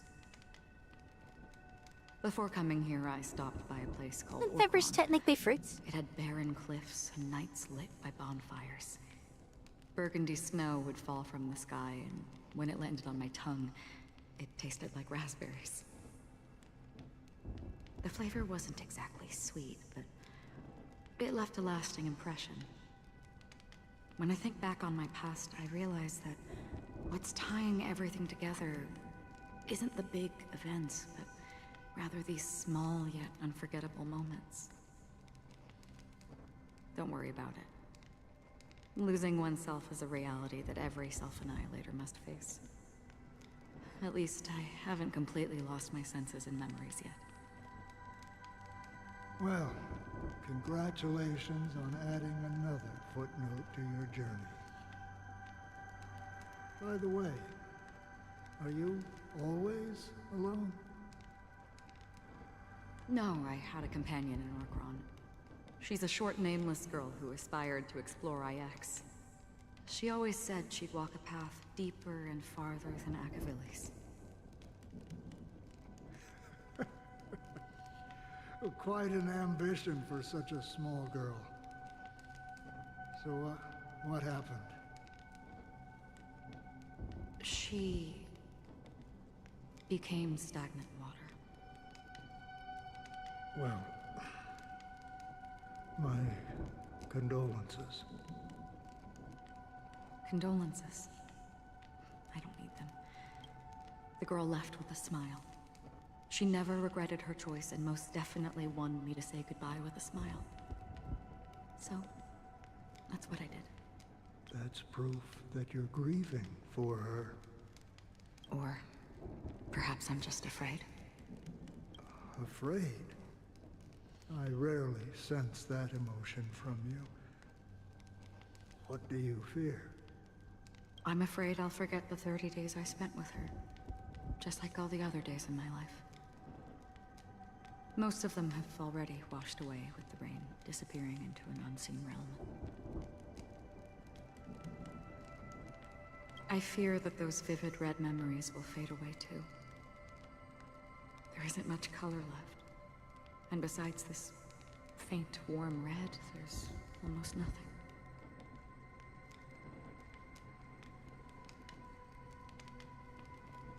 Hard to imagine. A ranger accustomed to bloodshed, destruction, and chaos finding warmth in the red color. Because I have experienced this warmth many times. Long ago, I promised someone that I'd bring it to more people. And that for every remaining moment of my life, I'd strive for a better ending for all. As long as this red color still lingers, I have a chance to fulfill that promise. It represents a burning fire, a blooming flower, the berries in this cave, and life itself, fleeting yet still dazzling.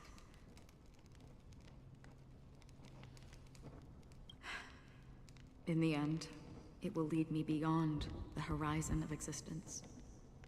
And on the other side, I will cut off nihility. Cut off nihility. The one blessed by the sleeping and shapeless is considering how to kill them. That's truly pure nihility. But you're right about one thing. After spending so much time near this stagnant water, only when I look at this vibrant red fire do I realize that I'm still alive. When will this rain ever stop? Perhaps when the sorrows of the departed have finally quieted down, the sky will clear up.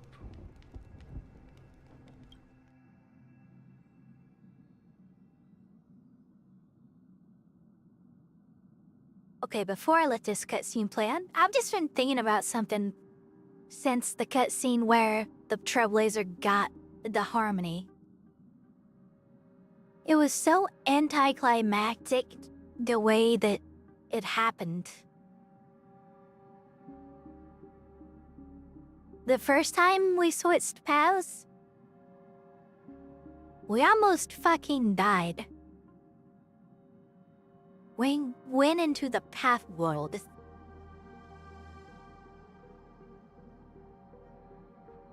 And from there,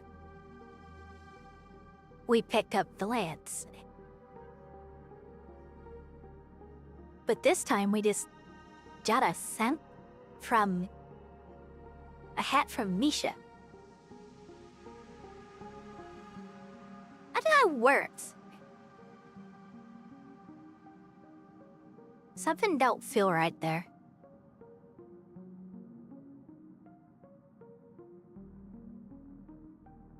But I don't think we're on it.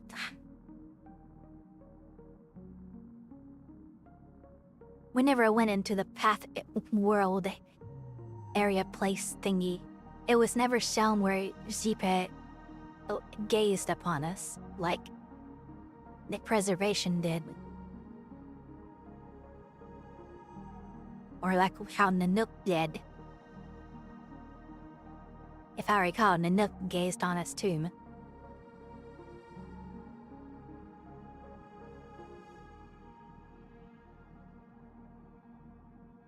But no. We didn't have that interaction with Nshipe. They didn't show it. Have you heard of a planet named Biari Scamandros, Don Hung? It's one of the Paradise Kingdoms under the influence of the Harmony. A sought-after wonderland for the inhabitants of the Dardanu major and minor systems.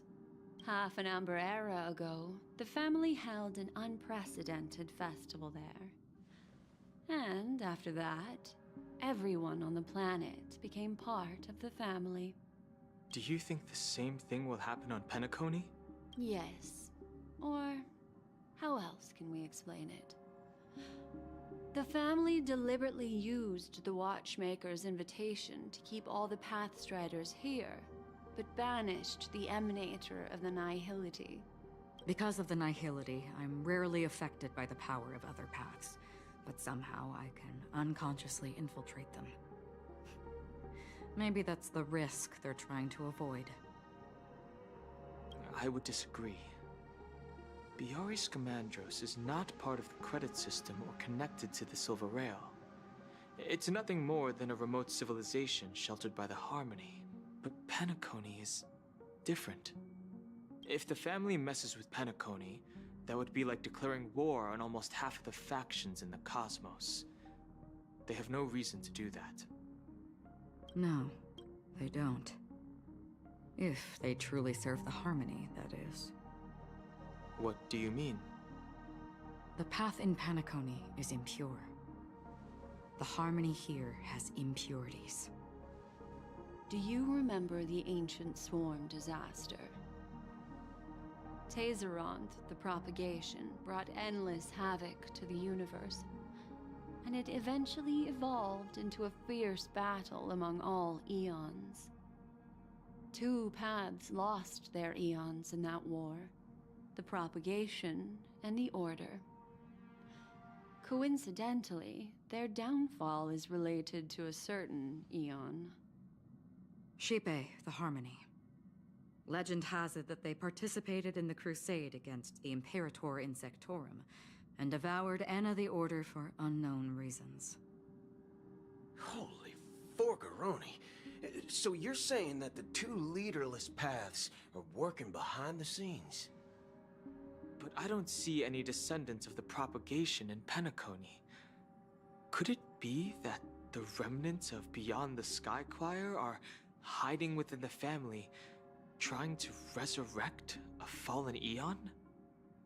I can't say for sure, but they're definitely planning something for the Charmony Festival. Boo, now, this is getting way too complicated. Is this why you want us to leave Astana right away? Are you giving up? The Charmony Festival will start soon. There's one thing that I need to confirm no matter what. A warp jump is the best way to do so. Time is running out. I have another plan.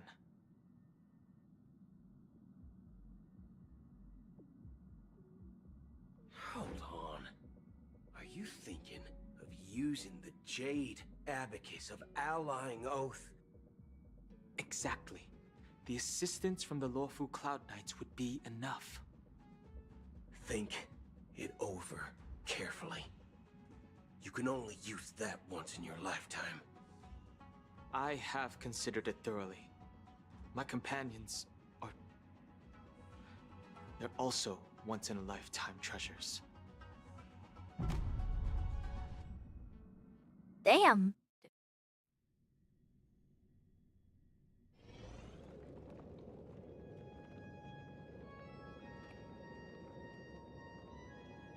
Are you the only one here, my child?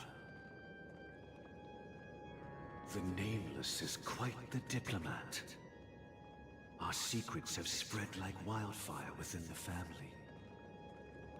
And IPC starships are gathering towards Astana. This is a crucial moment for us.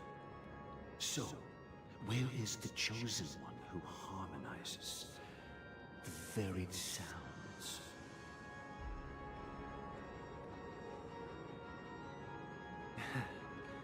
What do you mean, Master?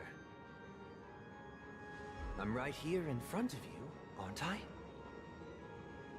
You know, she was supposed to be the star of the Charmony Festival. In our plan. But the plan has changed.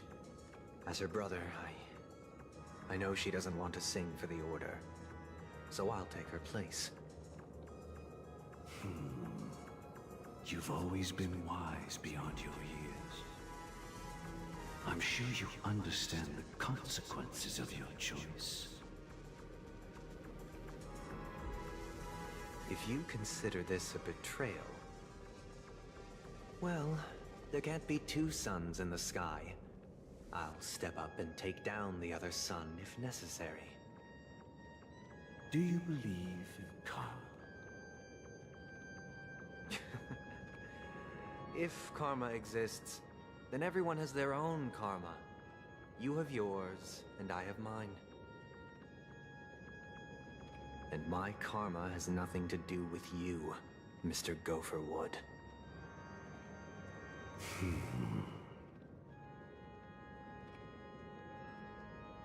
All right. Since you're willing to sacrifice yourself for her, I'll grant your wish. Well, the compromise came sooner than expected. Why? You and your sister were born as twins of the Order. And one of you is destined to follow this path to the end.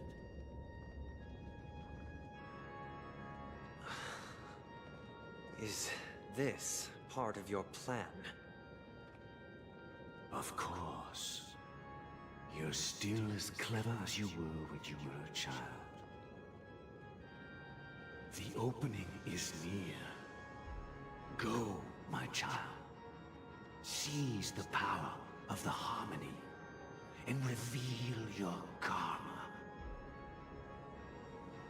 I have one final question, Master. Why did you choose to bring the Order to Penacony? Wouldn't it have been better to choose a desperate world instead of a city filled with hope and dreams? Why? It's for justice, my child. If we lose justice in our hearts, we'll make the same mistake as the Harmony did. So, it's not you who manipulates the dreamscape with the Stellaron, but... Well, that's where our conversation ends. Go ahead. The 107,336 souls of the Oak family have dreamed of this moment too many times.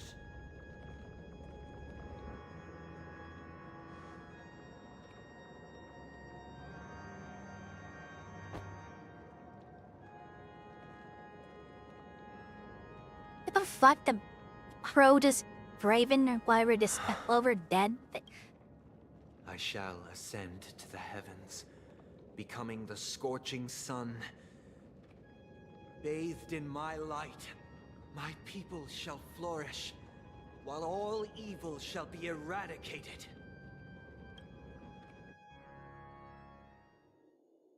This is the interior of the Penacony Grand Theater. It's quite exhilarating to be flushed into the air by Soulglad. But why is the venue still closed when the... And not only that, the entire theater is...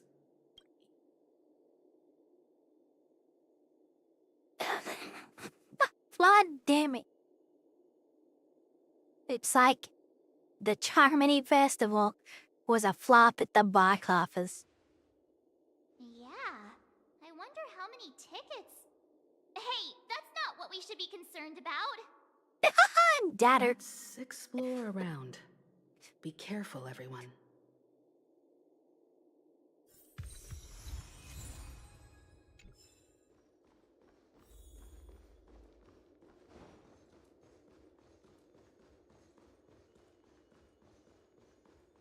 No, I can't go that way. Probably can after the story. Ooh, it's candy.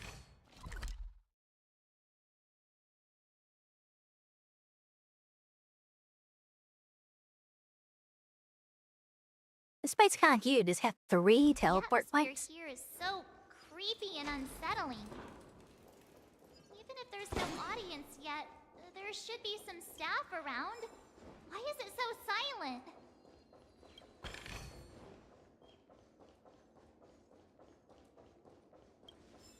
Oh, oh.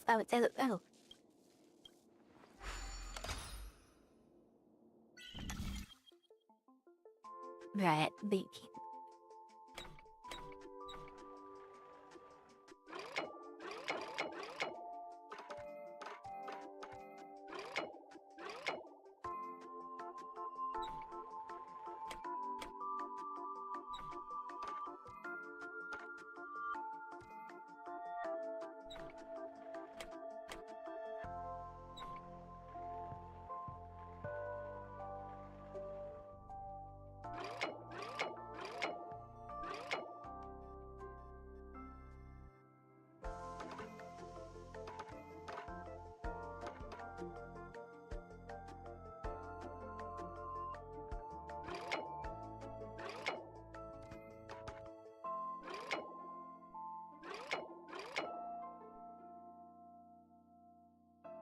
No.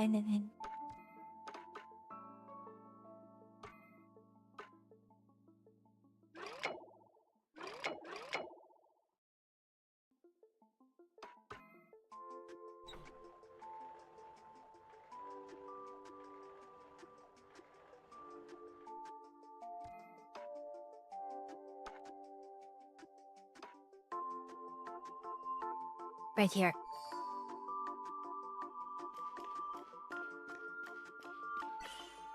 That was a nice one.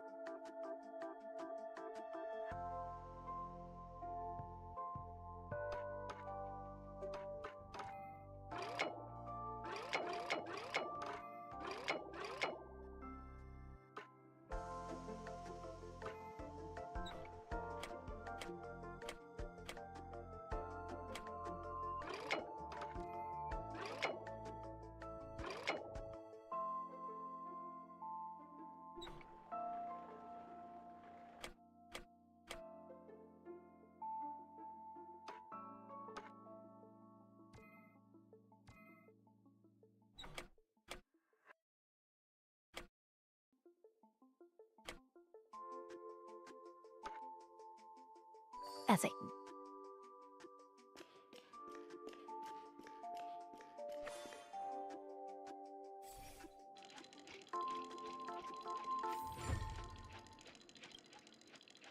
I like these block puzzles.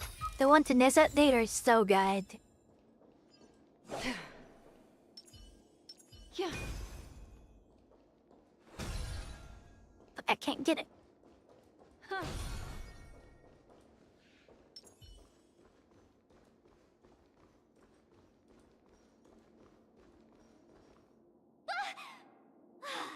Yikes! They scared the life out of me! What?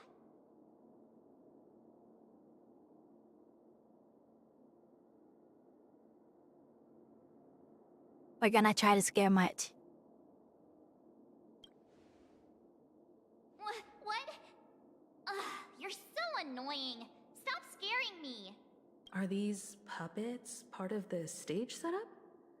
Even so, it's so eerie that the entire front hall is empty.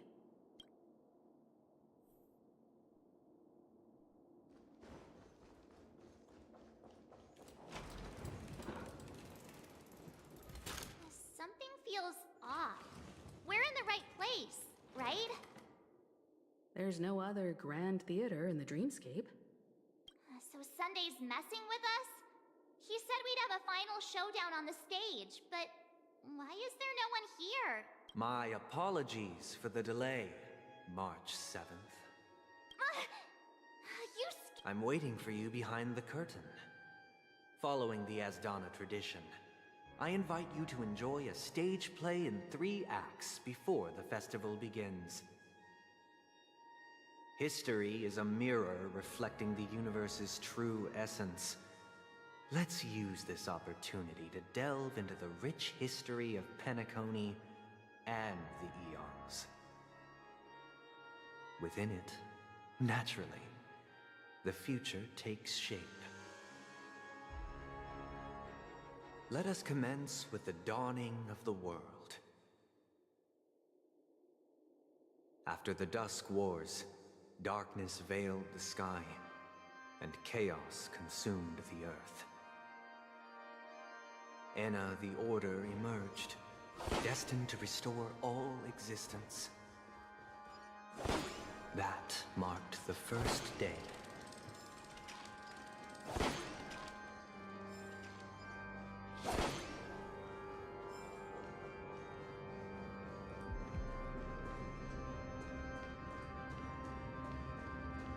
I don't like this weird camera shit.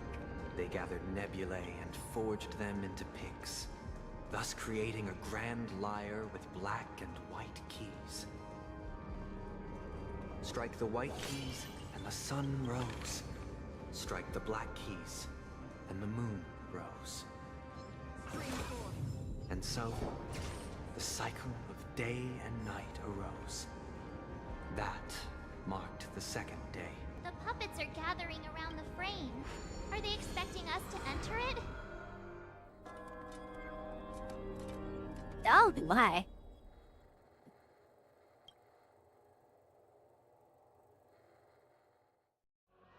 Where are we now? The atmosphere Well, this here place looks fucking looks similar to Sunday's inner world.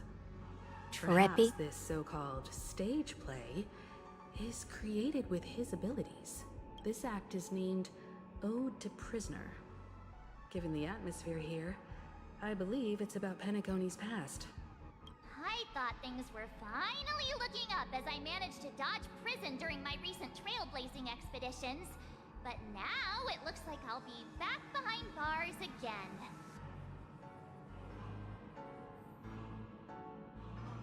I genuinely wish to avoid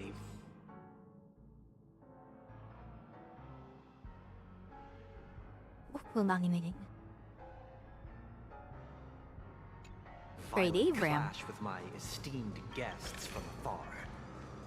Therefore, I've arranged 3 acts before the situation becomes irreparable.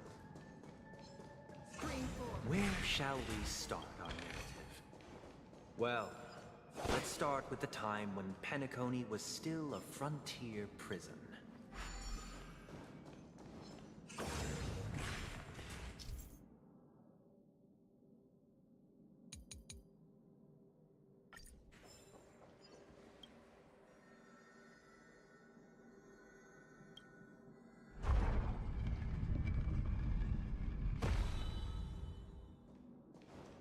This place was 2147 AE, a prisoner named Hanun ignited a struggle for liberty and emerged triumphant. IPC referred to it as the War of the Frontier, while the Asdanians dubbed it the War of Independence.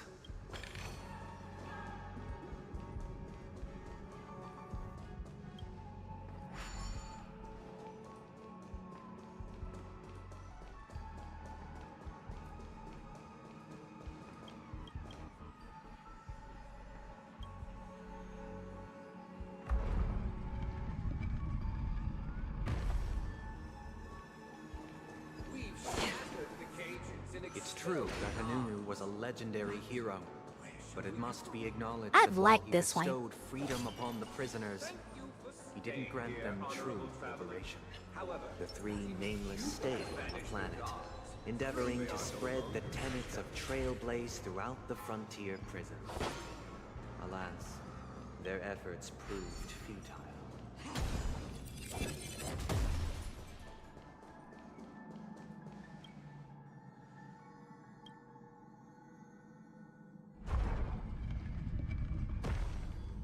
We'll have to get the treasure, okay?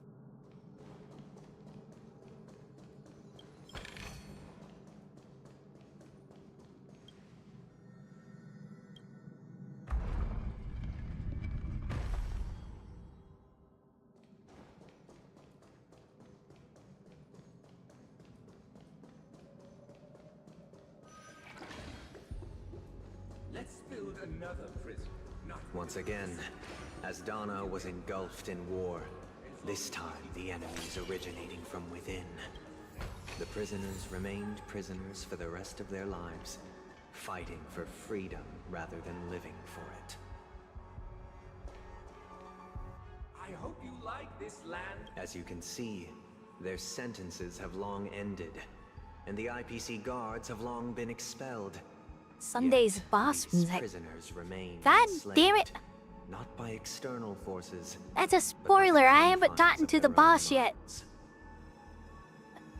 Freedom permeates every corner, except fragile souls. It meant to. It gives solace only to those who believe in its existence.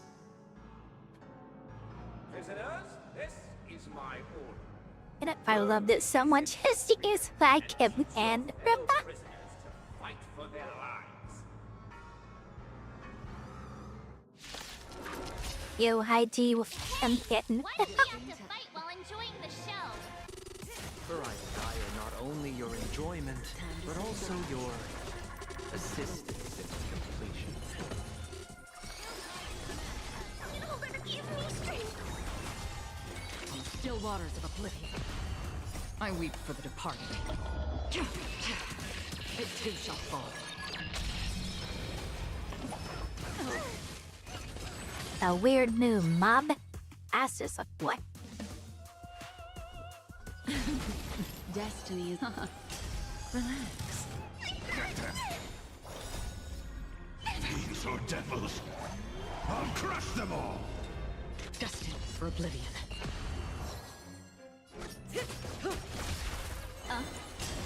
Stand still. Time to say bye. Meld 'em up. I weep for the departed. I weep for the departed. It too shall fall. We'll hit Pact fix it. No! No one can restrain you. Thus concludes. Quit spoiling This shit. must be how Penacony was however, it This show is a bit too literary for my taste. But the battle part is quite easy to understand. Anyway, we've arrived at the exit. Let's go! Let me play it. Puppets. Where are they guiding us this time?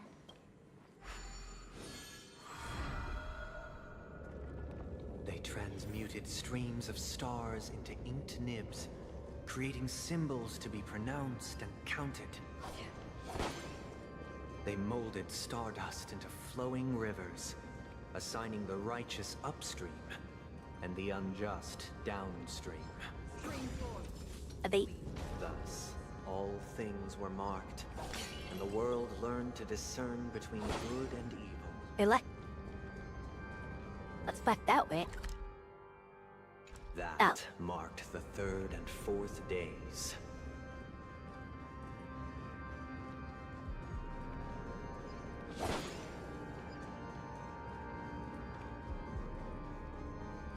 Oh, they're pointing for me. Up to.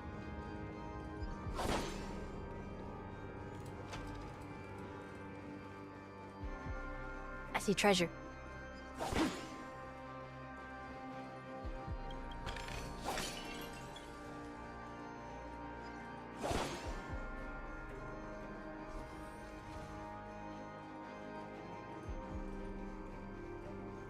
I see more treasure.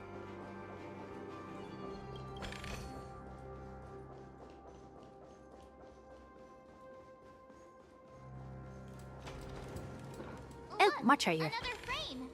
Wow, that was freaky. Seeing shit move through that. Oh man, that brain fucked me. I was not ready for that.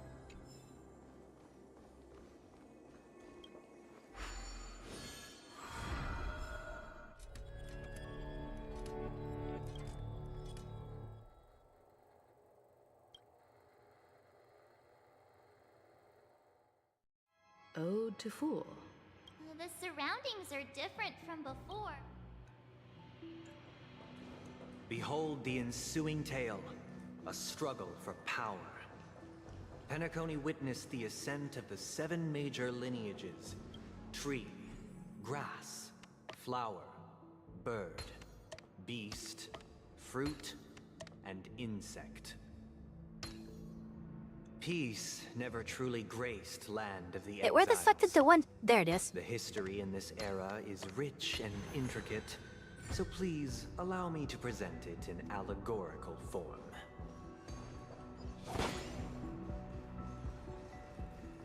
Stream forth. Gleam bold blades. Pace candid. You did not serve the old master. The leader of the Alfalfa family sought to defect to the IPC, trading freedom for survival.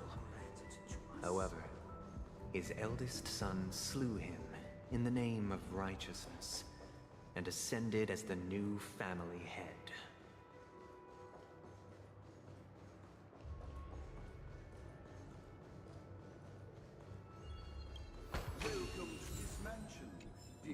Stream forth. Land of the Exiles was in disarray, besieged by both internal and external perils. Though the 7 major lineages appeared united on the surface, each harbored their own ambitions, leading to ceaseless conflict. The Black Plum family was the first to fall. Dolly.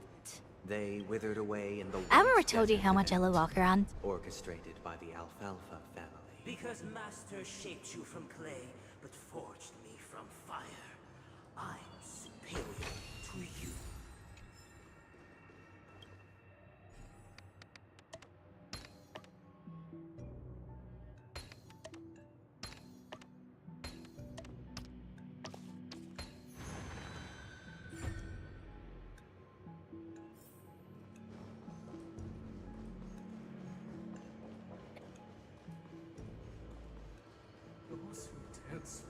Just follow the things. The lamp moth family endeavored They'll to lead you extend the to the silver right rail place. left by the Express, only to be eradicated by the remnants of the swarm, leaving nothing but unforgiving cosmos.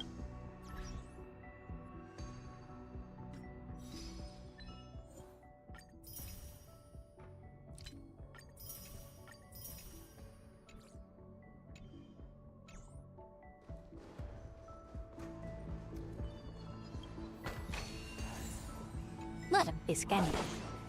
Only when Gopher Wood led the family to Land of the Exiles and earned recognition from all 5 major... Dear outsider, I beseech your aid in... I wish they could This is the second act. Looks like it's about Penacony's journey to becoming the Land of the Dreams, during which... But this new master... Perhaps this is the truth Sunday is trying to express, if you read between the lines. Looks like we've gotta help those...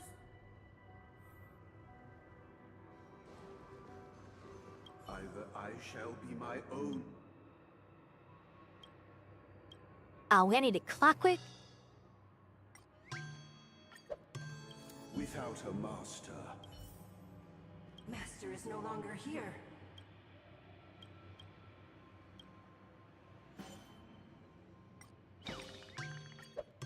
Master is no longer here. Once I... That's okay.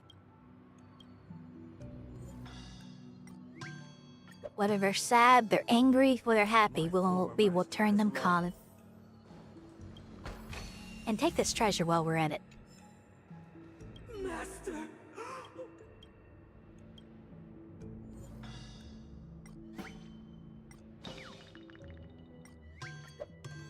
Master. In the...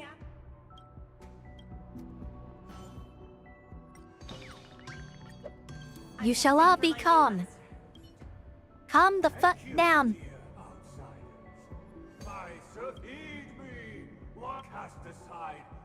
Get ready. Looks like another fight is about to begin. Is what they call immersive theater. God damn it.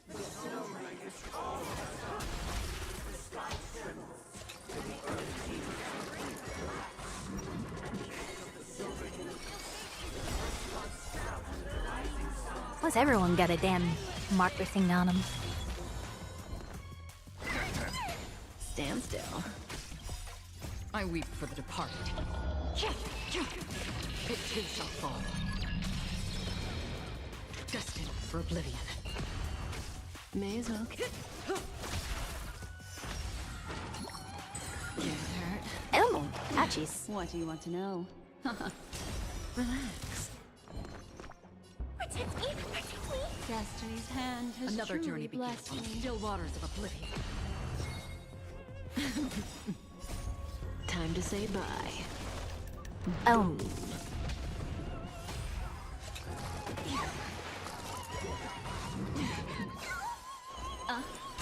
Stand still. I weep for the departed. It too shall fall. Delete. Alas, they remain but slaves. Thus concludes the second act. This is how Penacony fell under the... This guy really loves dramatic scenes. Bet he comes from a whole lineage of stage performers. Alrighty.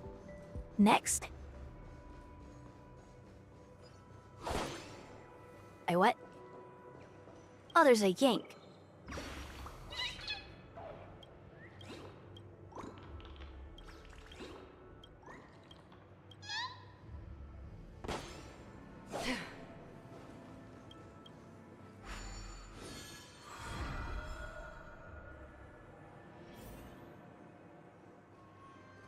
Damn, my iPhone's way the fuck out there. I can't be bothered. I'ma teleport my ass over there. Oh, way too much walking. This guy is really into these puppets. Of course, she loves puppets. He can control them. Is it them marionette?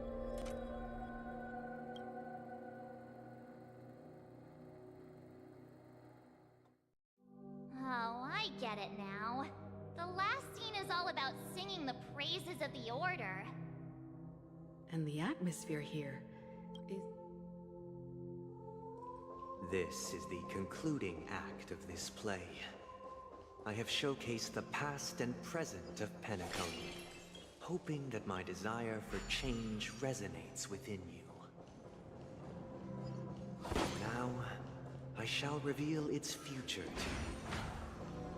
Stream 4.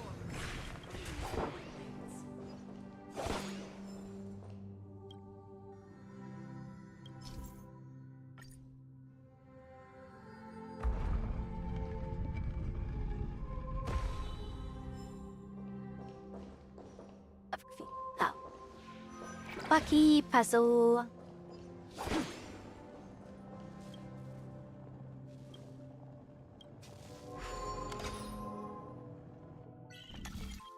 Yes. Black puzzle.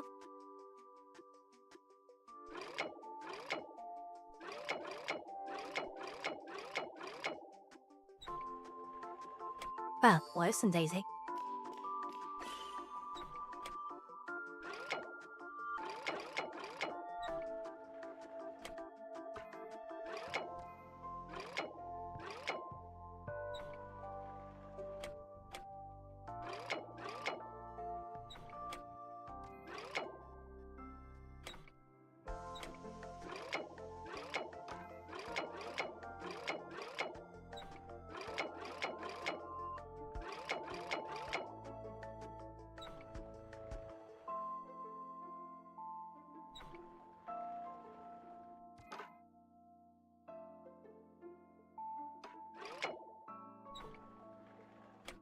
There we go.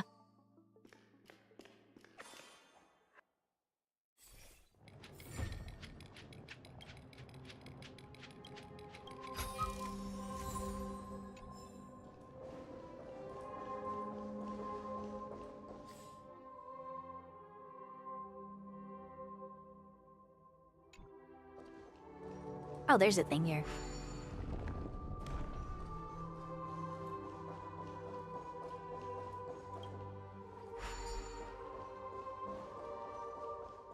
Stream 4. Responsibility for the people. The people lack foresight. We will make choices on their behalf and their responsibility. My favorite part is not having to fight the trivial mobs. Thank you, Acheron. You are the hero we don't deserve.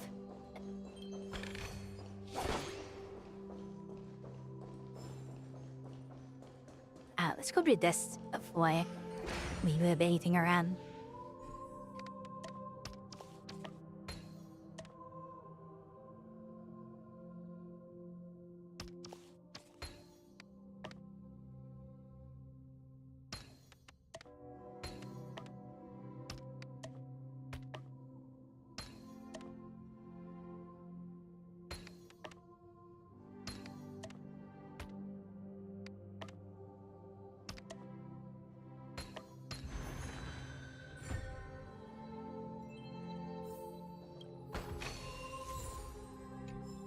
Use candy.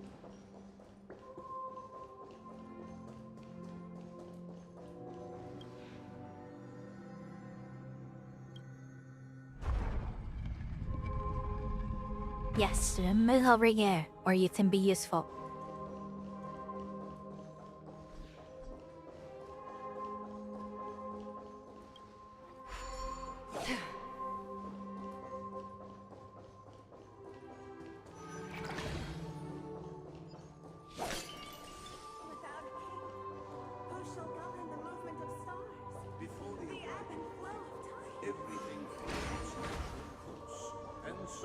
Stream 4.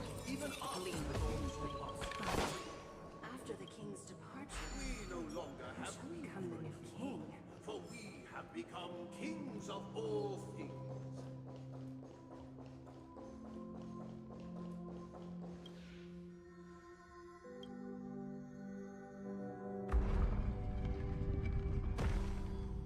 That over there. You can take with that treasure. Stream 4. Gleamfold flames. Ooh, more treasure. Wait.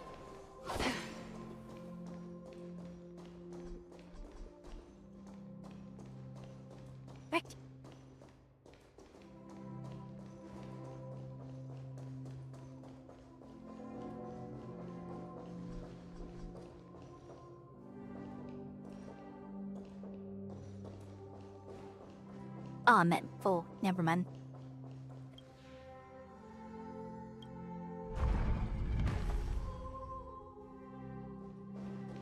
Ah, okay, it makes sense now.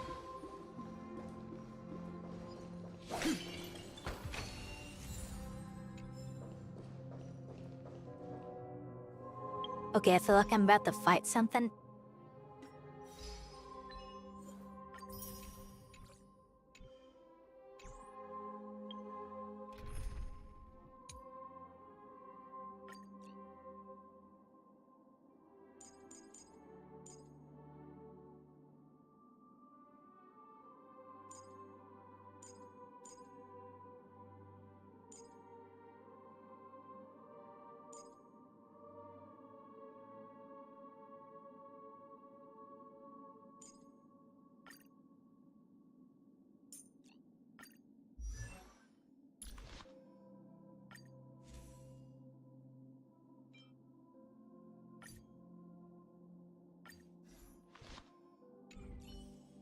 Ooh, throw dance on run me.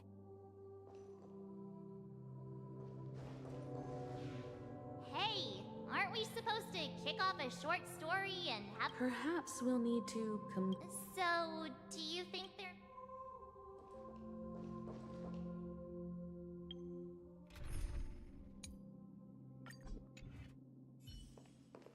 Please stay tuned. Sound lingers.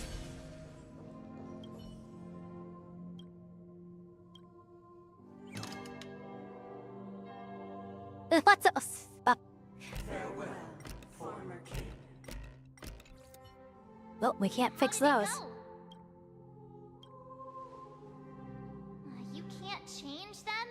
My apologies for my negligence. Let our previous king recount it to you.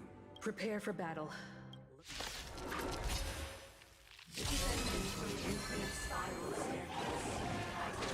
Towards the future with measured steps. No need to remember me. Once he declares this, the contours of my mind shall intersect with power of experience. Every petal all will be swept away by the wind. Free will, or was it fate destined for oblivion?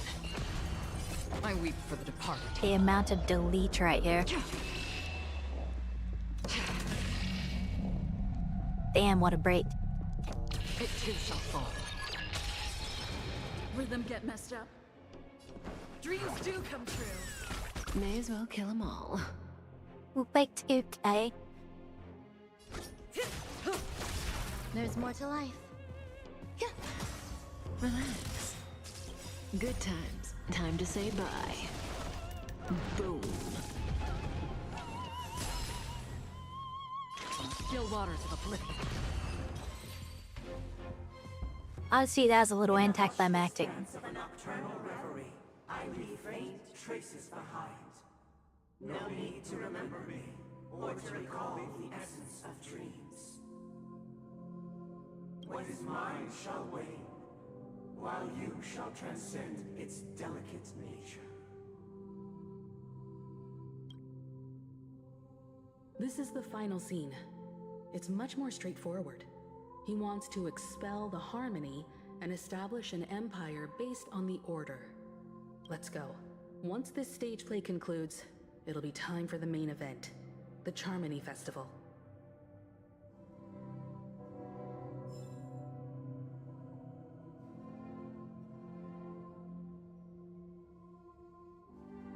We also gotta rescue Welt.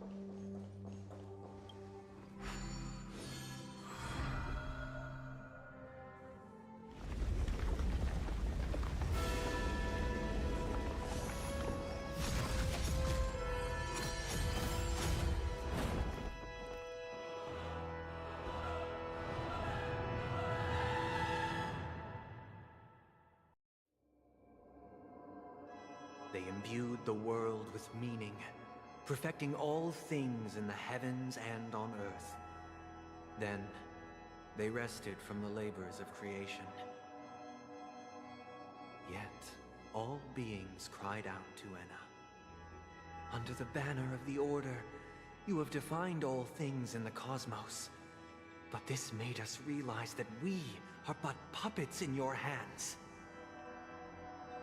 Thus, on that day, all beings united and cast the Eon into the abyss of oblivion. This Grand Theater looks totally different. Is this the power of the Order? Everyone, get ready. This could be a tough battle.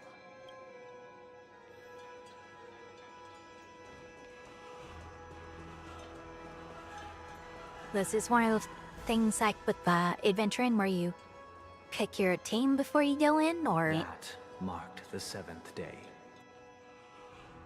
Cheers and chants reverberated in Elysia.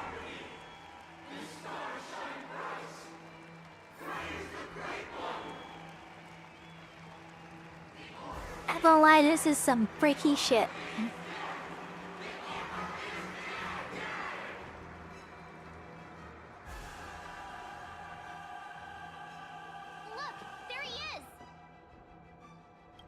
That concludes everything related to the Order. What are your reflections on this, my dear guests?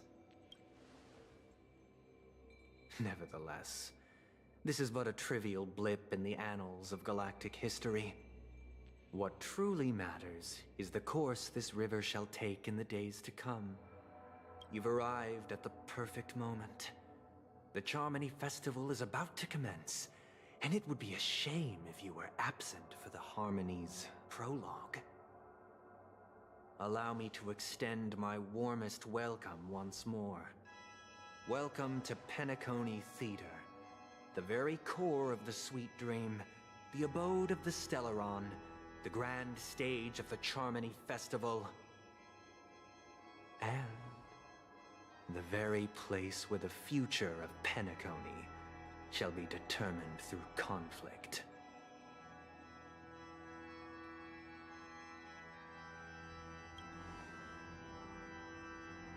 It hides behind the curtain, or rather, it is the theater itself. Nashi, yo, welcome in. However, we are in HSR 2.2 story toward the end, so spoiler warning.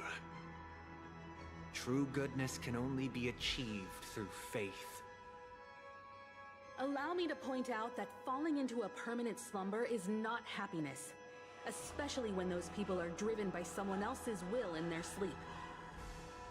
Do you still believe that the Order only seeks to control the universe as their puppet, Himiko? No matter how perfect your vision of paradise may be, a cage remains a cage. People will never achieve true happiness in a world like that. They would just be toys for the Eon. It seems you have misunderstood my intentions. Allow me to clarify. My desire is not to resurrect a fallen Eon, or become one myself. My sole objective is to create a paradise free from Eons, where the Order ensures the dignity and happiness of all humanity. A paradise exclusive to us human beings. That's not the case. If people are to live with dignity, there must be nothing and no one above them. In your so-called paradise, you would be the one reigning supreme. Looks like we won't be able to convince each other. Now that our conflict has been destined, let's unveil our paths and reveal to the universe the true path.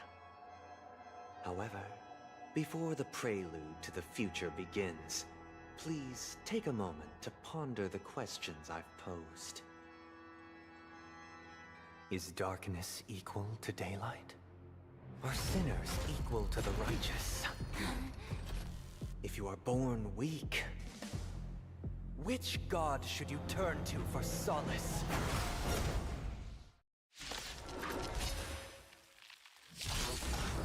Time to test our remote. Oh, so we are not picking. Okay. All things in the cosmos. Oh shit, I didn't save a skill point for Efron. Whoopsie. It's about to turn out really bad because I don't have a healer. The mood is set. Let the show begin.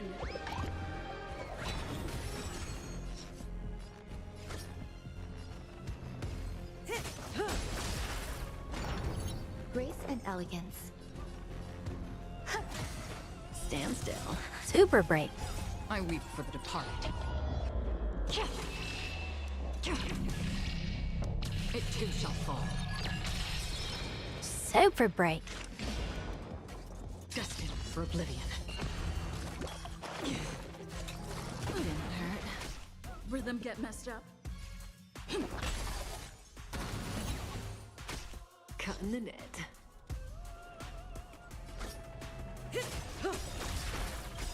Good times. Time to say bye. And pardon me, Trailblazer does a lot of damage. Some value, I suppose. Relax. Every petal and all will be swept away by the wind.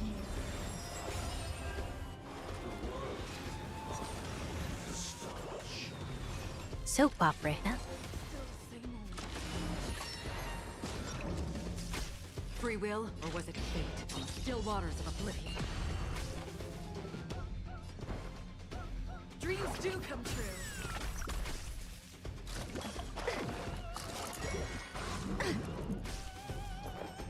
I'm in danger. All will eventually rest. Say bye to breathing. How about I retreat and change my fucking name to something that's not meme?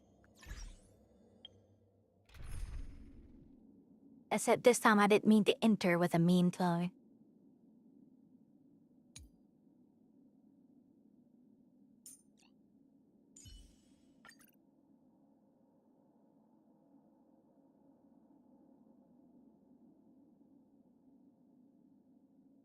As a diff.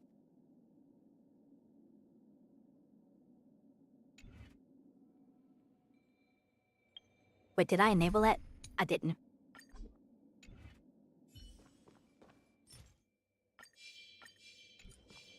Infallible. Sound linger. Please stay tuned.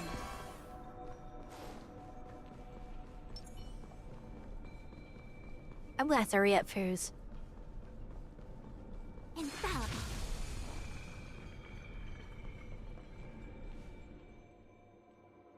Look, there he is. Where's the fucking skip button? There it is, thank you. Is darkness equal to daylight? Are sinners equal to the righteous? If you are born weak,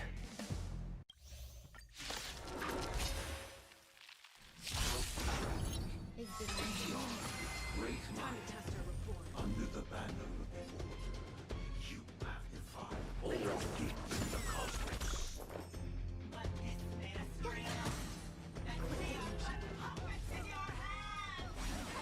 Another journey begins. Destined for oblivion. Again. FFXIV, nice. Stay in step.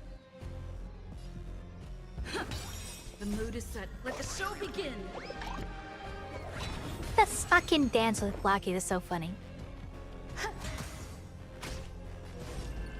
Together as one. Human creations. Free will, or was it fate? Still waters of oblivion. I weep for the departed.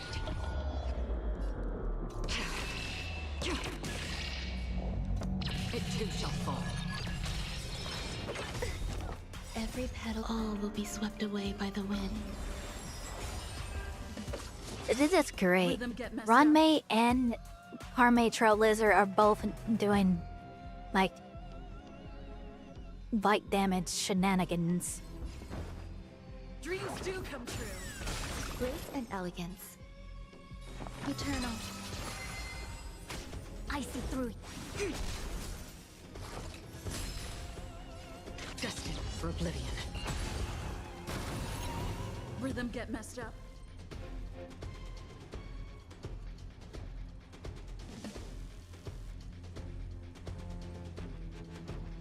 Let's improvise. There's more to life. That's a lot of damage. A quick divination. Another journey begins. Still waters of oblivion. Dreams do come true.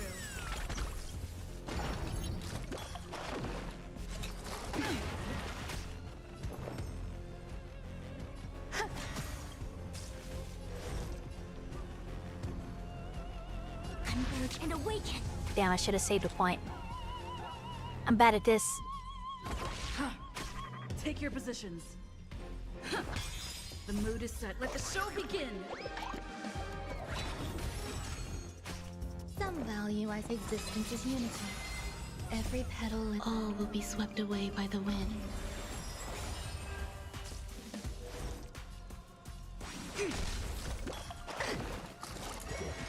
Enjoying yourself? Destined for oblivion.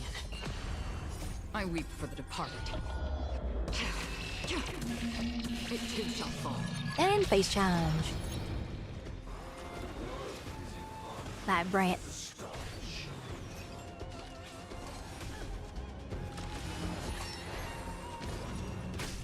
Stay in step. There's more to life.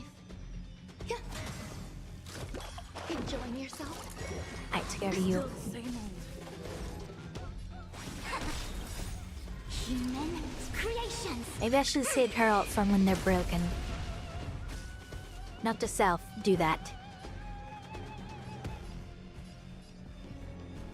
Dreams do come true. And she breaks like a and mouth. elegance. God, dang it. Yin and yang. I see through you.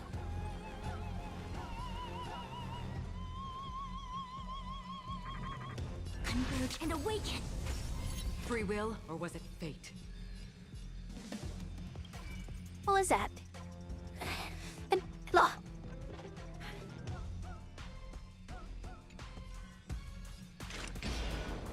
Still waters of oblivion.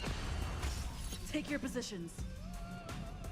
Oh, that must be the it can be super broken indicator. Let's improvise. The mood is set. Let the show begin. Grace and elegance. Existence is unity. Yin and yang. A quick divination.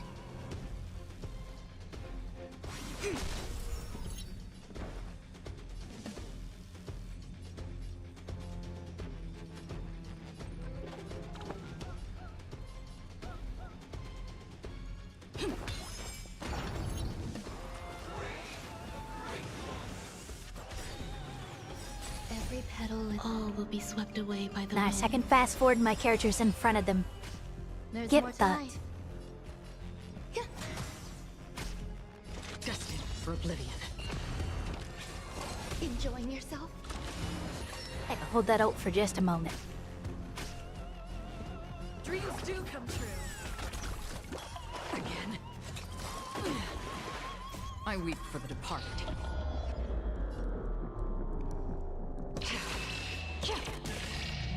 It too shall fall. Some value, I suppose. Still waters of oblivion.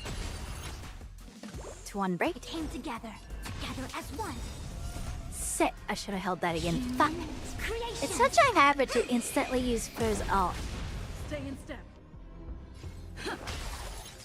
Grace and elegance. Eternal. Arguably not a bad habit.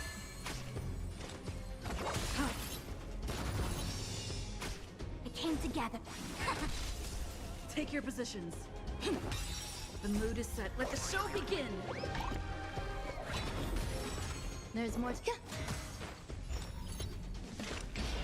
Destined for oblivion. A quick divination.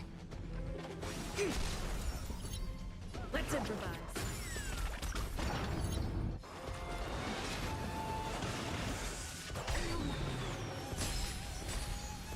Every petal, all will be swept away by the wind. So this is the boss fight. Another still water. Surely this isn't the real boss. I weep for the departed. It too shall fall. Well, tell me that's it. I already know your decision. I now permit you to gaze into the sun. On these 107,336 stones, the almighty and powerful strings of harmony are at my disposal. The supreme tuner, harmonious choir, Dominicus. Now that looks more like a real boss. Lost souls, come and meet your master. The embodiment of the harmony? So the true purpose of the Charmony Festival is to usurp it?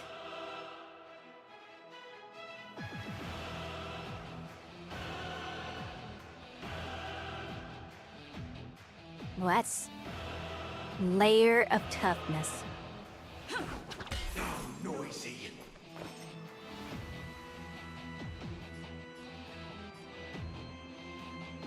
Where is this?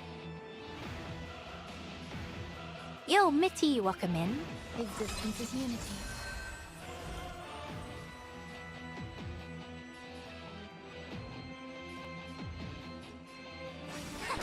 Free will, or was it fate?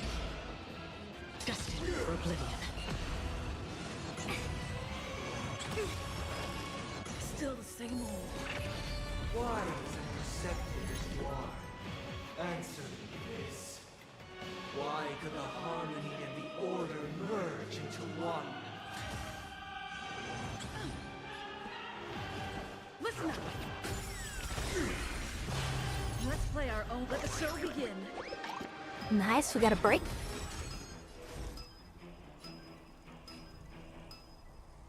Converge and awaken.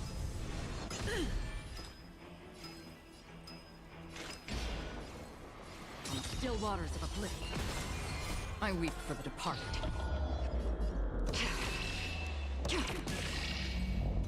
It too shall fall. What day without it out there? All things in this world have their laws. Oh, they got their... Damn, I thought they were gonna still be broken. Creations!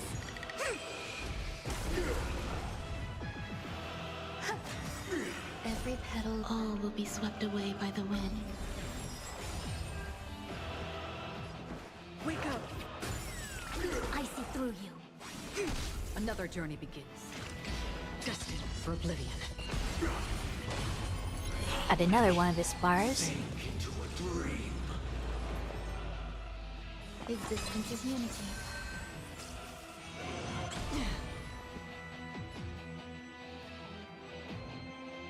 I think I would have recommended Kafka.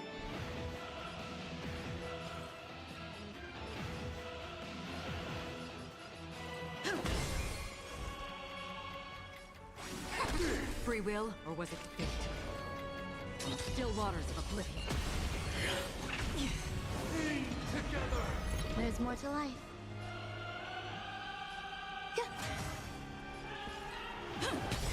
Let's play our own. Let the show begin.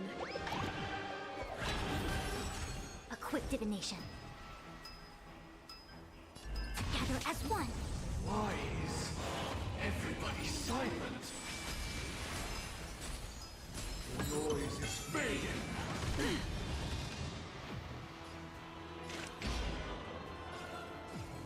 Destined for oblivion. I weep for the departed.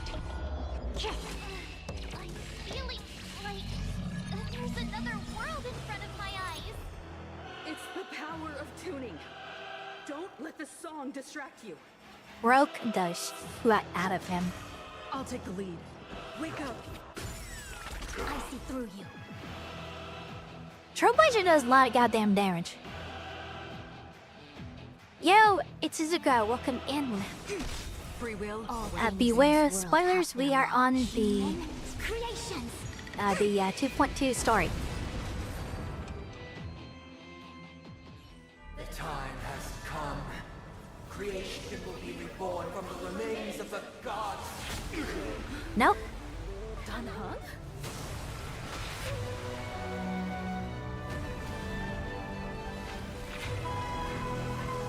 Radiant spirits, hear my word. Fun. Show no mercy.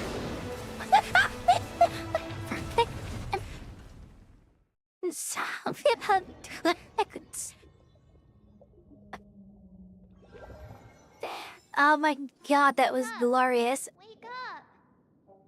Hey, wake up. The sun's frying your butt.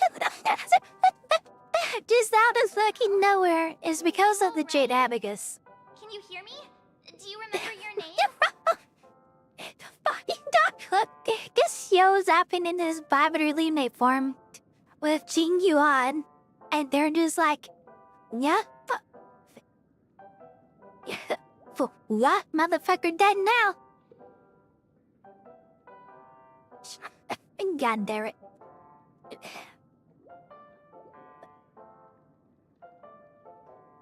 Didn't I shoot the set? Kind of. It was General Jing Yuan who helped us shoot it down. In any case, since you remember what happened just now, well, that's put my mind at ease. It's a long story. Simply put, Dan Heng used the Jade Abacus of Allying Oath when we were in the middle of a fierce battle, and summoned the General to help us just in time. And then we returned to reality. Look, this is your room. Everyone else has also returned from the dreamscape. Himeko and the rest are at the lobby discussing matters with the General. And now that you're awake, we should tell the crew that you're all right. Come with me. Not going to God come damn, that chat was with fucking me, glorious. Sleepyhead. That voice. Is that Black Swan?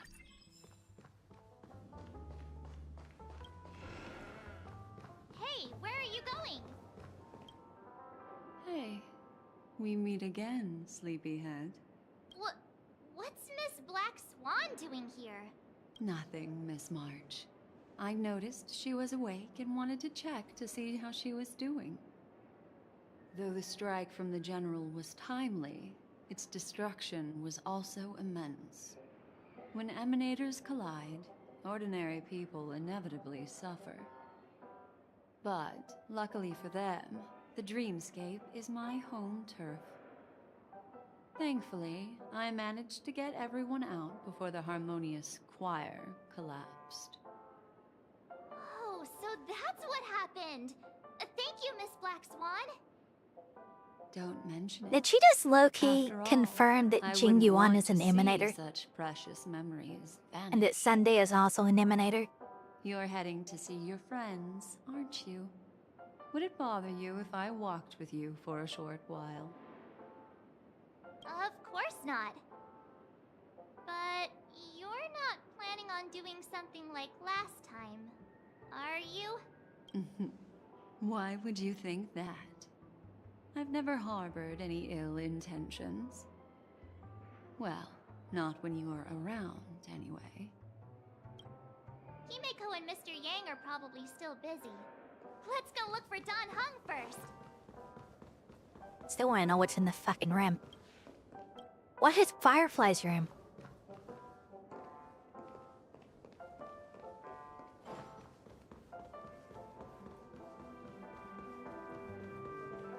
Look, he's still talking to that cowboy. You're awake. How do you feel? Well, fork me. You must be that Stellaron they were talking about.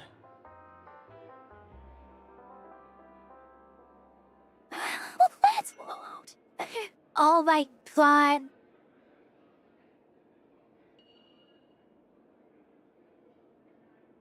Okay, hold on. I'm gonna bip this so big.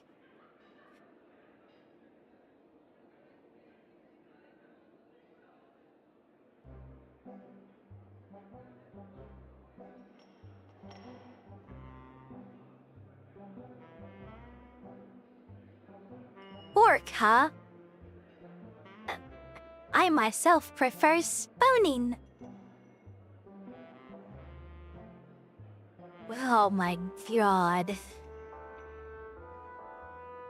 Okay, still. Did you fact that? Damn it. Allow me to introduce him to you. Death just appears out of nowhere. This is Boothill, a Galaxy Ranger.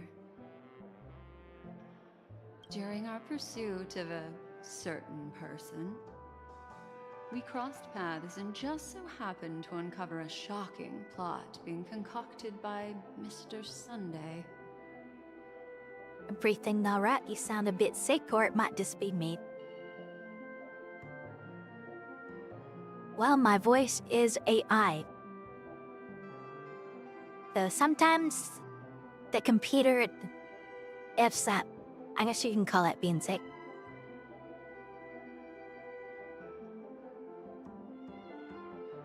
Every now and then it's a little funky. Some words don't come through right, you know. Is what it is. I did my best crafting the voice, but sometimes it doesn't translate correctly.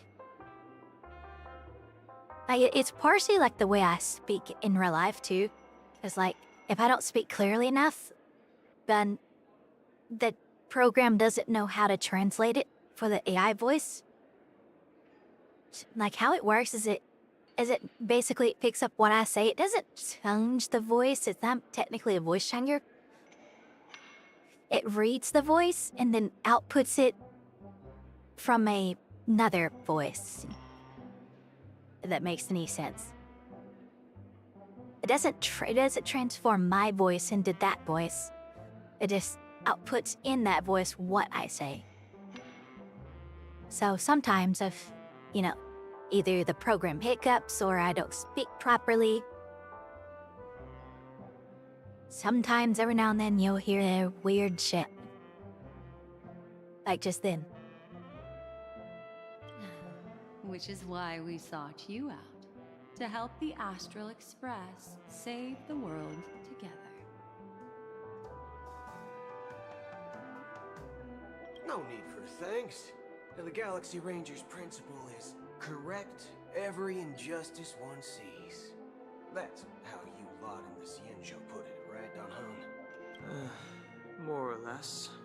Wait, hold on a sec. This is the first time I'm hearing about this certain person. Who are you chasing? And why would that lead you to the Express? Good question. It's, who was it again? Don Hung. Do you remember? No, that ain't it. I just can't seem to recall. Weird. My neurochip hasn't registered any malfunctions. I can't seem to remember either. What? Heck. Forget about it.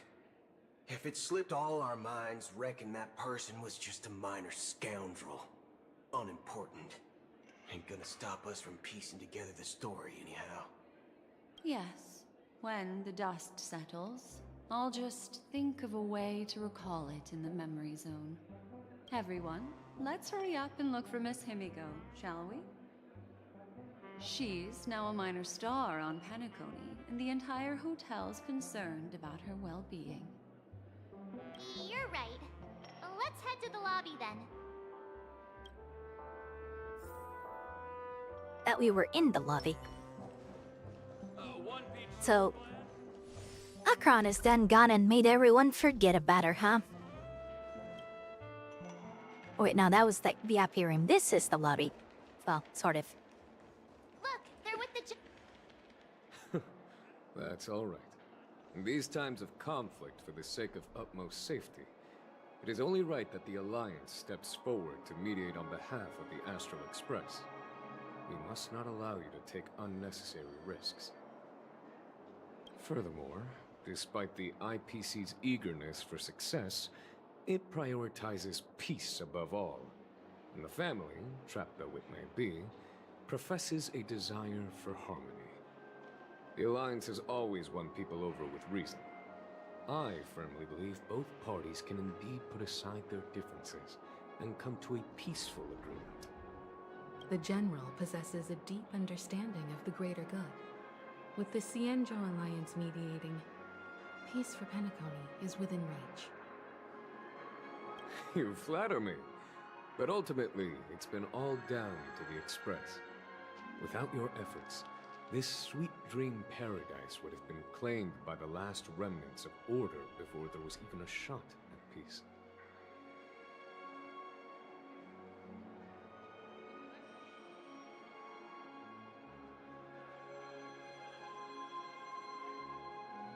As far as I have understood, you it's what? If I can fucking read properly. As far as I have understood it, you talk, it turns everything they say into a text, then is read out by an AI, kind of. That is probably the closest explanation to it. That one to make it a glorified speech to text to speech, which I think is what Centrea does, but she doesn't use an AI voice. And she just uses a regular computer speak voice, but I digress, I'm not sure. But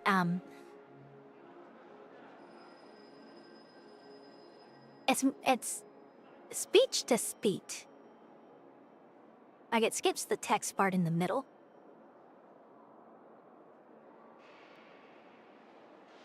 It just translates what I say and then outputs it with a different voice. It's somewhere in between what Zentrea does and a voice changer. It's not a literary voice changer, but it's also not text to speech to text. It's closer to text to speech to text than a voice changer.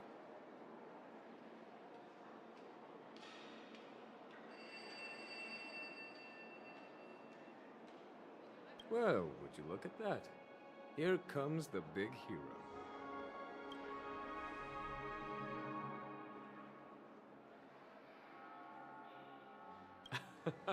If it isn't the galactic baseballer, a hero with unparalleled insight. Are you okay? I heard you couldn't wake up. Are you feeling unwell? Don't worry, Mr. Yang. There's nothing wrong with her. She practically burned through a lifetime's worth of jokes on the way here. I'm sure a lifetime's worth of jokes on the way here. I hear it. What about you, Mr. Yang? I heard that even Miss Robin wasn't spared. And that guy locked you both up. It's a long story. But at least Mr. Sunday took it easy on us. He used an ability called tuning to connect our consciousnesses with his. In other words, he imprisoned us within his consciousness. Thanks to General Jing Yuan's destruction of the Harmonious Choir, we were able to escape. He used that tuning on us too. Does that mean that we were almost imprisoned as well? I can confidently say now, he was truly after a fair fight with us. Had he wanted, he could have easily taken us down, without so much as lifting a finger. Speaking of the Oak family head... Oh yeah, the first got reset. As the stream went down a few hours ago. It's complicated, but in a nutshell, he's now the former Oak family head.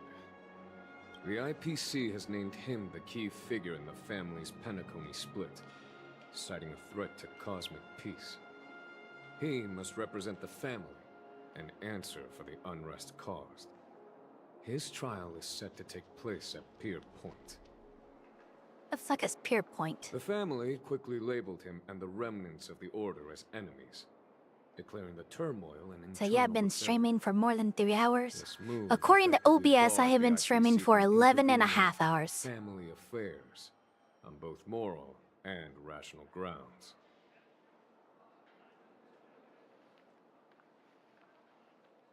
Everyone really has their own agenda, after all.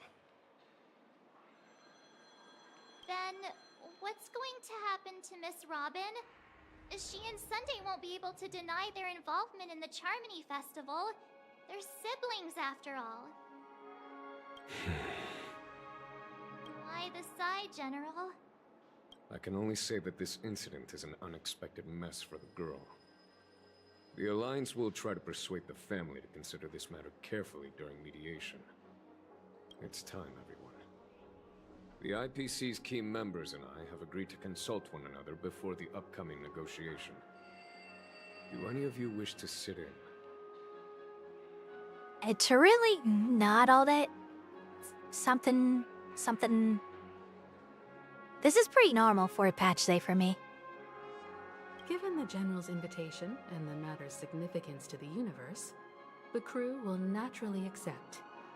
However, if the IPC has any reservations... Why, of course you're welcome. They've mentioned that your team is a trusted ally of the IPC in Penacony, so there's no reason not to welcome you. Besides, if there can be reliable observers from the Astral Express present, discussions will go more smoothly.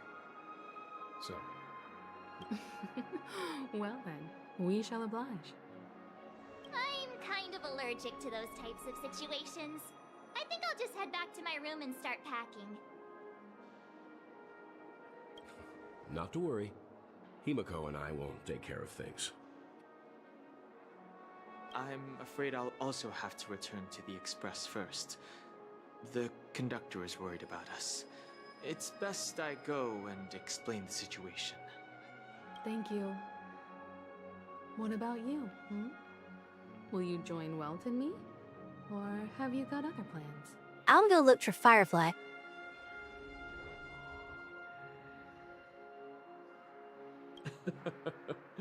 Good guess. Although I'm not too sure of the reason, the representatives from the IPC have insisted on her presence. Allow me to lead the way. Follow me, please. The negotiation will commence at the hotel lobby. Everyone, please follow me.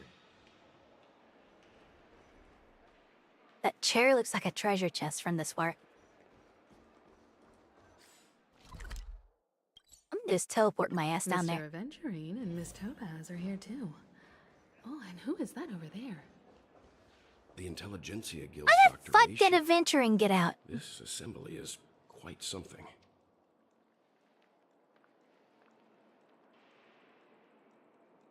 What happened to him? Acheron fucking just slashed him to oblivion and we never heard from him again. And now he's just here? What the fuck? They better give me answers. It's been a while, my Astral Express friends. Anna? I would also extend my sincere thanks to you, General of the Lawfu. The presence of everyone here assures that the talks will likely reach a conclusion that satisfies all sides. Oh. Looks like everyone has come with expectations. Care to share? Of course. Topaz, if you please. Sure, leave it to me. In summary, it's good news. After much deliberation from the Strategic Investment Department's Council, the absolute majority of members have agreed to the following resolutions. In light of long-term considerations for interastral peace, and by authority of Pierpoint HQ, the Strategic Investment Department, on behalf of the Interastral Peace Corporation, will permanently relinquish its claim on Penacony sovereignty and offer unconditional support of the family's rebuilding efforts on Penacony.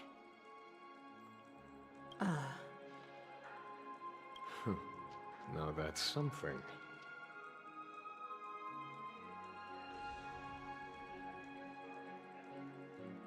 Is that man Adventuring to be hit for nothing? If that's what it takes to bring peace to the entire universe, it's a price I'll gladly pay. Has the IPC finished sharing all its thoughts? Then it's our turn.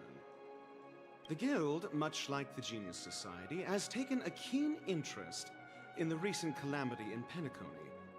Ultimately, both parties have agreed to a comprehensive collaboration, offering technical support for the reconstruction of Penacony. The floor is yours for the finer points, Mr. Scrullum. Enlighten us, please. Organic life's unrelenting search to understand the realm of inner spirituality is something I both admire and envy. Inorganic life has no mechanism to evoke dreams. But when my mechanical impulses are activated, my inspiration circuits will start to operate, and I will enter a state defined as imagination. Every time, within the realm of imagination, there emerges a fire from the shadows. It is warm, bright. I frequently ponder this flame might represent the essence of intelligence. A cluster of inspiration ignited by high temperatures. The future direction of the universe may well lie within it. Alas, they are nothing but projections of my thought system to me. Desired, but unattainable. But after learning of Penacony's accomplishments, I have come to realize that the flame is not beyond my grasp. After deliberations with my partners, we have decided to defer the progress of the Simulated Universe project, and instead assist the Intelligentsia Guild as technological consultants in the research of the Dreamscape and Memory Zone, so that these assets may be better used to serve humanity. Not only that, we've also established contact with the Garden of Recollection through the IPC, and they've pledged their support for our research endeavors. I'm truly happy for the Dream Chasers on Penacony. The Cosmos' brightest and, let's admit, dimmer intellects are now at their service. That's a big W for everyone. Agreed. It's hard to imagine members of the Genius Society taking an interest in such mundane research. Never mind. At the end of the day, this is a positive outcome. No wonder everyone insisted that she be there. It heartens me to learn that everyone is willing to put aside their differences for Penacony's plight. I trust that everyone will surely reach consensus in the upcoming negotiations. Looks like Penacony's future is decided. I'm wondering, is there anything else the crew is concerned about? Peace is our greatest wish. Beyond that, we desire nothing else. Well, that's good.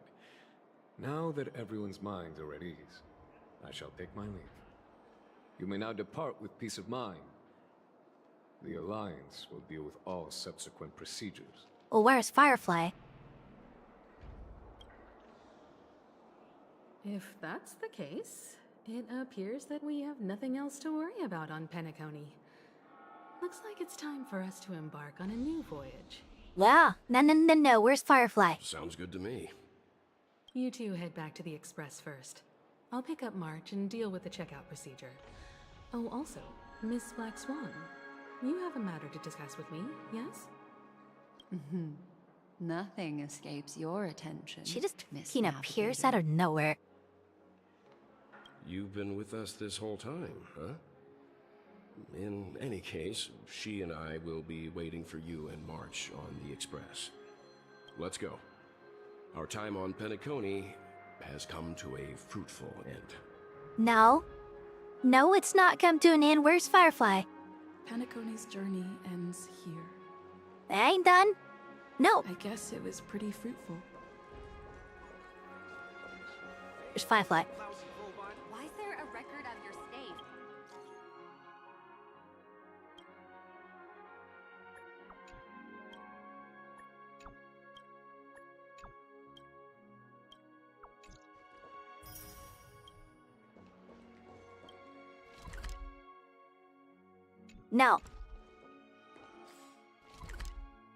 No, where's Firefly?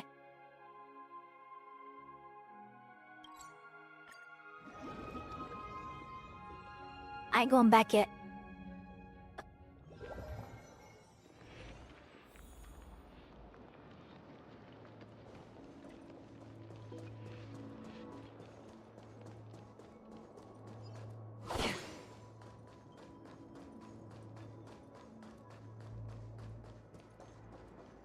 I had to come look up here.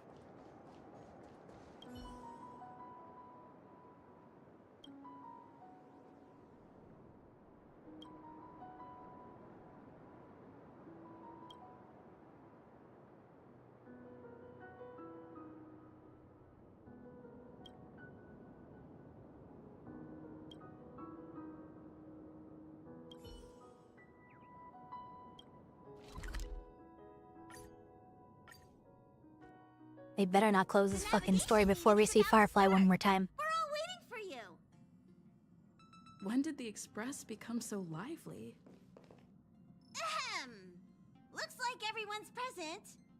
Let the navigation meeting commence then. This a meeting to decide our next stop?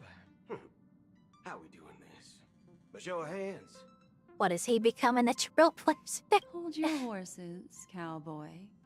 It's for those to decide.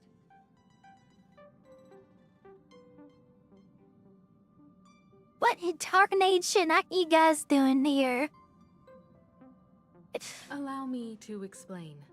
What Mr. can Boothill David? and Miss Black Swan submitted a request to temporarily travel with the Express for their own personal reasons. As you all may know, the Astral Express never declines any passenger whose heart yearns for the distant stars. Therefore, they will be traveling with us for a while until they reach their destinations. Whoa, the Express is going to be much livelier now. But, Miss Black Swan, you better not use your memo keeper abilities to pull any pranks. Understood, Miss March.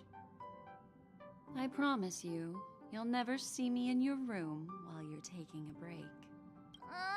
Don't! You're freaking me out. All right. Now that everyone's met everyone, we can continue our navigation meeting. Firstly, Pom-Pom wishes to thank everyone. If it weren't for you all unearthing the truth about Penacony, Pom-Pom would have never known where Mikhail and the rest had gone. What they had to go through was regrettable, but I reckon they all fulfilled their wishes. And it was thanks to all of you. Thank you, everyone. Now then, we come to the crux of this navigation meeting. We must decide on the Express's next stop. Let me introduce our current options. The first choice is from Himiko, the oceanic planet of Lushaka, a planet composed entirely of water. Many aquatic races reside there. Of course, it's also the home planet of the venerable, nameless Mikhail.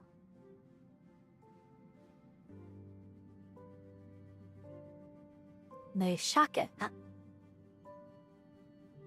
The second choice is the agate world Melustanin, suggested by Welt.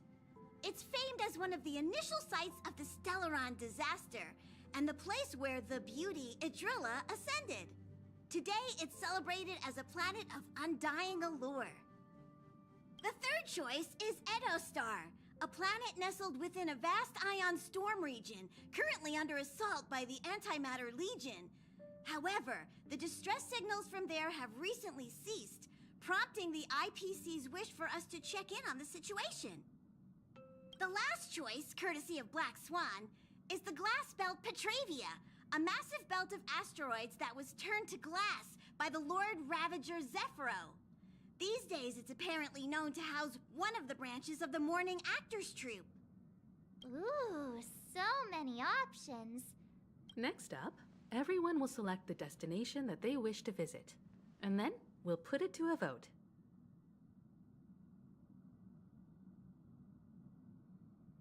Though the fact that the distress signals have ceased means we're probably too late. But I still think we should investigate the situation there. Yes, I agree. As Nameless, should we not extend a helping hand? You and Dan Heng make good points. I'll throw in a vote for Edostar too. If that's the general sentiment, then we should indeed investigate. I vote for... All votes for Edostar! Looks like we have a winner! Next stop, Edostar! Then this navigation meeting is adjourned. So, I'll go check the warp it would have been coordinates. chosen Everyone can catch up on some regardless rest in the of what meantime. we chose. I just happened to choose the right one.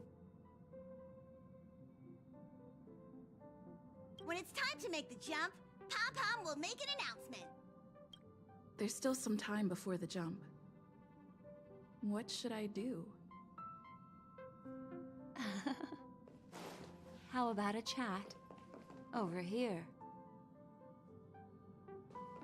You know, I want to go speak to the others first.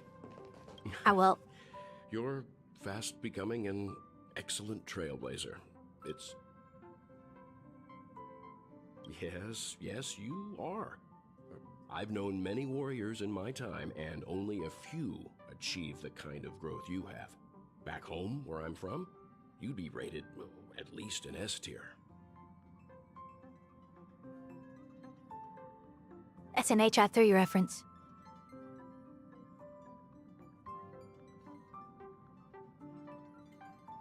He's talking about the tier system from the Academy in HI3. It's not been easy for you these past few days. You've earned some downtime. I'm looking for... Come to think of it, this trip to Penacony was the first time we trailblazed together, wasn't it?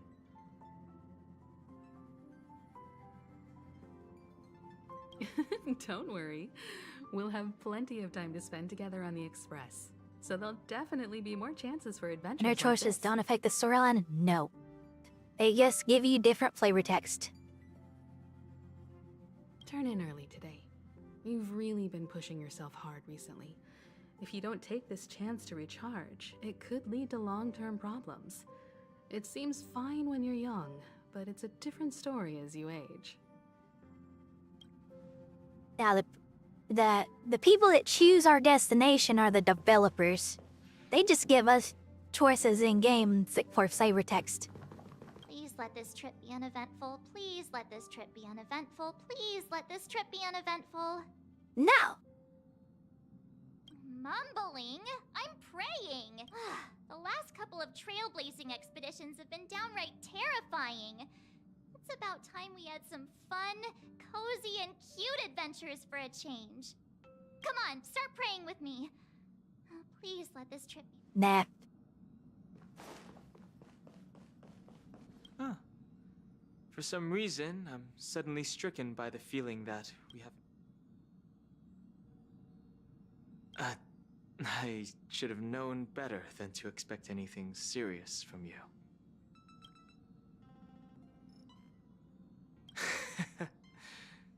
Got it.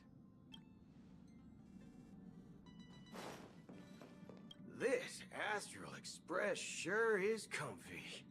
But I got one tiny problem with it. How come there ain't no potent drinks on this ride? I can live without malt juice. At least stock something else. Like that white gem. Common as dirt and not too pricey.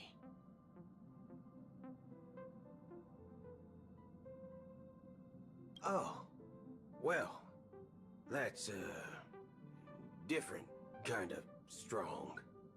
Ha!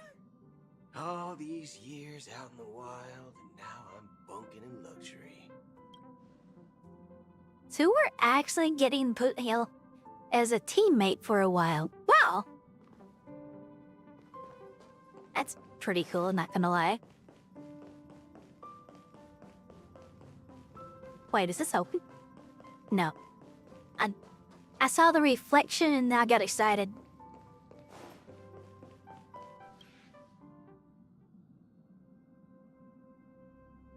Oh, you're here. Seeing your reflection among the stars in the porthole really does seem somewhat surreal. How about it? This journey of beautiful dreams. Was it to your liking? on a roller coaster ride. It's just so peak. Keep it coming. Don't let me want any more, you know? Seems like there are still lots of loose ends now. Nothing short of a dip. Yeah, I don't think so. When the next survey comes, I'll be checking the too easy box again. God damn it. That is a fourth wall breaking comment.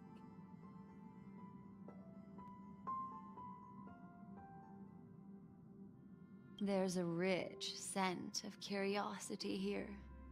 Such memories can be irresistibly captivating. So, how about you hand that small parting gift back to me? I'm quite eager to have it back. What's this? Oh.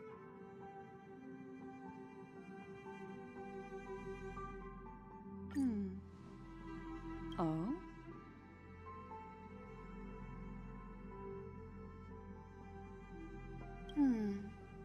Never mind. I just stumbled upon a particularly fascinating spot in your memory. Before I explain, I would like to apologize to you. This farewell gift I gave you isn't really a compass from the memory zone, but merely an empty light cone.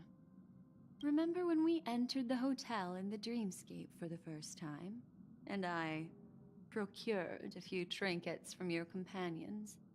Their functions are similar. This way, I can always be attuned to your location, ready to assist immediately if you encounter any threats. Yo, I thought mommy wants to come help me whenever I'm in danger. Yo, sign me the fuck up, let's go. I'm always in danger, get over here. How many?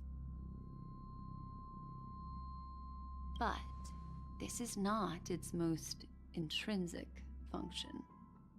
Light cones are slices of light used to encapsulate solidified phenomena. This empty light cone is Help the me, I'm same. stuck in the wall. What the It can Are you etch stuck, your Stepbren? memories in their most vivid form, and then allow me to admire and manipulate them, turning them into unique mementos. All the world is born from the power of mind and soul, and that power is memory. To prevent ourselves from being forgotten by the world, we must make the world remember us, or use our memories to recreate it. Life, seemingly vast, offers but a scant collection of impactful memories. Some joyful, some sorrowful, some light, some heavy. But you are different. Memory is a reflection of the future. Within that reflection, I see your unparalleled worth. You have the power to craft memories that can captivate the world. Your memory can illuminate the universe's future path. And that memory will be as scintillating as the star clusters you see in this portal.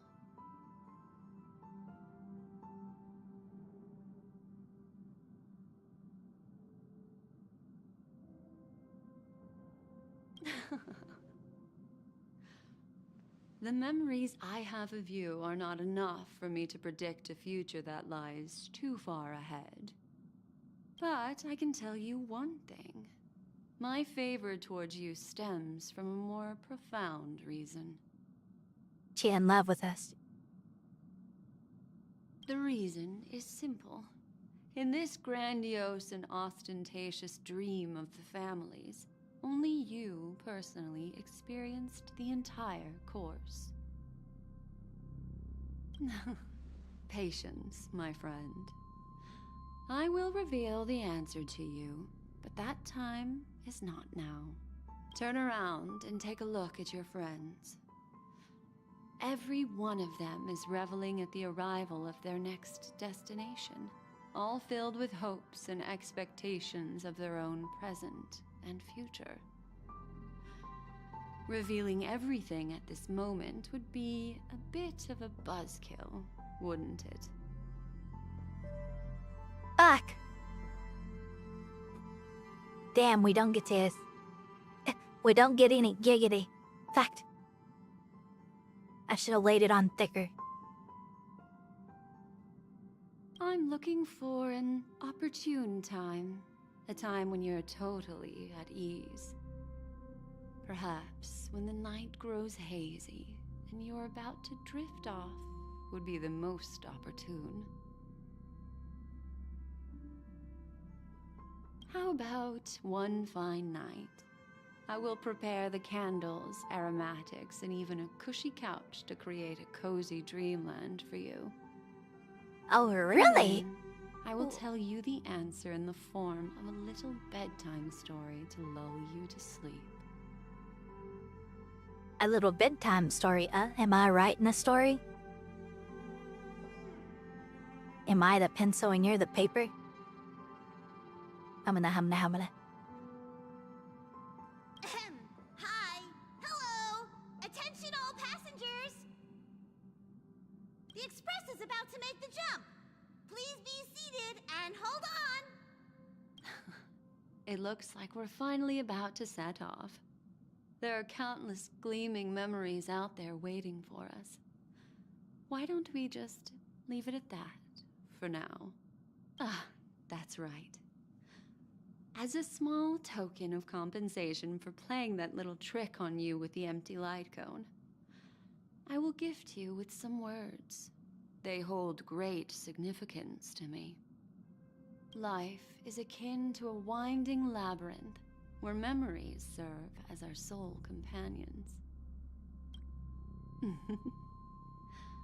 You'll remember these words dearly. I already forgot them, not gonna lie. In the year 2158 of the Amber Era, the first year of the new epoch, the universe resumed its intended trajectory. The kindling of conspiracy smoldered in Penacony, the land of the dreams. Failing to erupt into a blaze, it instead flickered briefly on Klapoth's anvil, before vanishing in the blink of an eye. The dead, and those fated to die, remain in their eternal slumber, while the living find solace in deep sleep. All clamored in a cacophony of silence, and then went about their own ways. The cosmos emanated a vitality characteristic of a new era, all for the modest price of a brother and sister's mild grief. Babies are born as stars extinguish. The silver rail unfolds. The story of the Astral Express comes to a close, yet it also embarks anew. Time marches forward, heralding the arrival of a new chapter in the history of trailblazing expeditions. Ooh, water. Make sure you are also staying hydrated.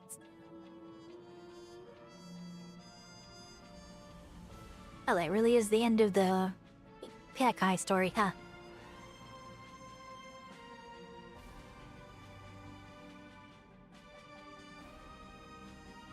Need actors, Maya. Dam Hung is Dam Hung. Question mark is March 7. Here we go, Blah is Wilt Yang. Firefly is Firefly Sam. Denver is Sakaran.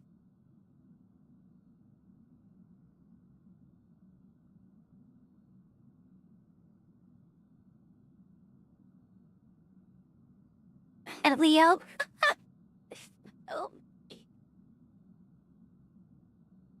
Script supervisor Elio. God damn it. Countless shooting stars streak the sky tonight. If you can pick the right one, it will carry your wish to thousands of distant worlds.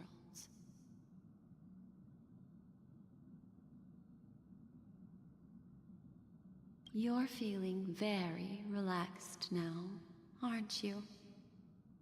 So, then, it's time to tell you a little bedtime story. Oh, we're doing the bedtime story now. Hamna. Well, let's start with a conclusion. The crew was defeated in the battle against Sunday. Everyone in Penacony failed, and no one survived. But don't panic. The truth, as horrifying as it may be, is not yet irreversible. There's still a glimmer of hope, and that's why I'm here. Next, I'll use this empty light cone that carries all your memories to relive everything that happened before.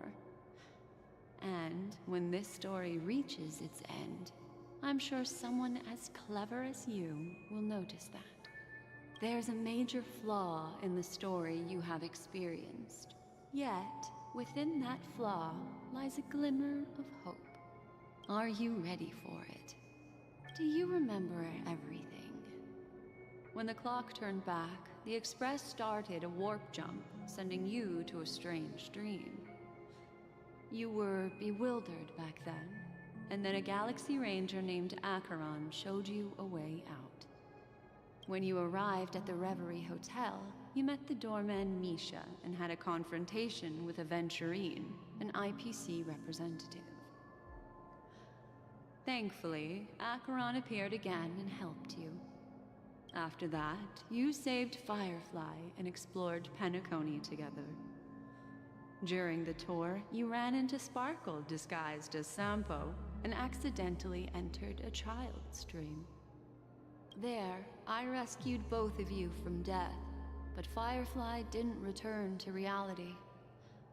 She realized the truth and tried to involve you in her plan, but that resulted in an accidental death. Even more unsettling, you soon encountered another murder. The 2 cases of death prompted you to investigate the truth behind the sweet dream. Despite your efforts to gather information about the 2 victims, you didn't make much progress. But you did learn about the Watchmaker from Gallagher. Meanwhile, Aventurine was secretly carrying out his scheme, in which you were one of the pawns. In the midst of a fierce battle, Acheron revealed her true identity as an emanator of the Nihility and unsheathed her sword. That strike foiled Aventurine's plan and opened a passage between the sweet dream and the original memory zone. Upon your arrival at Dreamflux Reef, you learned the truth that death was actually dormancy, as well as the truth about the dreamscape, the Stellaron, and the bellboy, Misha. You split up with Sunday and Robin, looking for a way to seal the Stellaron. However, it turned out that Sunday and the Dream Master had their own hidden agenda. And you had to engage in an ultimate duel on the stage of the Charmony Festival. Finally, the story reached its conclusion. You emerged victorious, with the Trailblaze triumphing over the Order, and Penacony embracing a bright and peaceful future. This marks the end of the thrilling journey in Penacony. I'm sure you've already noticed something unusual. Yeah, where's Firefly? The major flaw, which contradicts all the known information, hides in this story.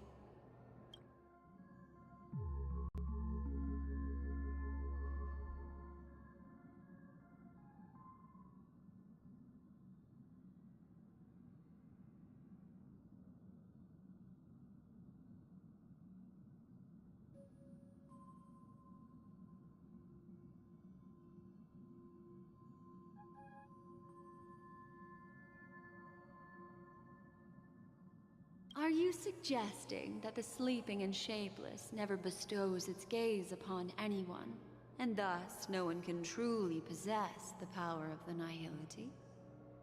That's a very astute guess, but unfortunately, Acheron did progress further down the path of the nihility. Her unwavering belief in liberating the world from the grasp of paths surpasses the capabilities of ordinary humans. I'll discard that incorrect answer for you. Take your time and think it through. What is the fatal variable? Well, although the fake deaths of those two ladies don't align with our initial assumptions, this fact itself doesn't contradict the information we have so far. I'll go ahead and eliminate that incorrect answer for you. So, it is true that Gallagher is a history fictionologist, but he didn't lie in this matter. This is not the fatal variable in your adventure. Sparkle. Yes, Sparkle. The most enigmatic and elusive character in the entire story. But, unfortunately, she was the first to uncover the truth, and she did purposefully attack you to create confusion. By the way, she left me a message to pass on to you. Always make sure you can distinguish reality from imagination. Is that a clue, you may wonder? I'm not sure, although I'm pretty sure that the fatal variable... Little me. He's only a segment of memory in a dream bubble, but his ambition for the Trailblaze led him to leave the bubble and embark on a grand adventure in Penacony. Well, Misha is a rather special Memory Zone meme, and he was granted power by the Trailblaze. A life born in the Memory Zone could never manifest in reality. So, why did he appear in the Reverie Hotel in reality? The answer is simple. He is the one fatal variable that contradicts all our known information. This means that you, who wholeheartedly believe in this memory, are still trapped in the dreamscape at this very moment. Wake up, sleepyhead. Break free from this eternal dream and return to the real world. We'll find our answers there. The train is about to make the jump. 5, 4, 3... The fuck was all that? Was that bullshit or...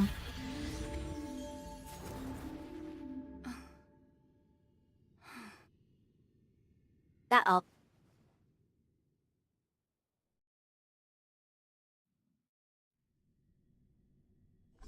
I am confused. This way, darling.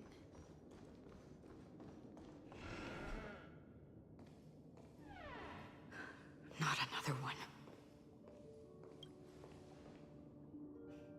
Thank you so much, Black Swan. Finally, I can breathe a sigh of relief.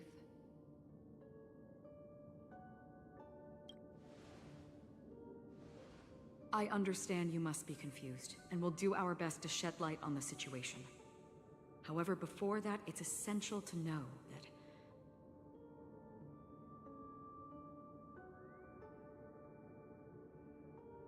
this place is the rift between dream and reality. A place reserved only for those who have awakened from Enna's dream. Do you remember Sunday's ambitious plan? He intended to harness the power of the Stellaron, the collective will of over 100,000 Oak family members, and the desires of everyone in Penacony to usurp the Harmony and restore the Order. Unfortunately, it didn't stop there. From the early days of our journey into Asdana, we were already affected by the Stellaron. That strange dreamscape where we met. Maybe it was a sign that your thoughts were beginning to drift away.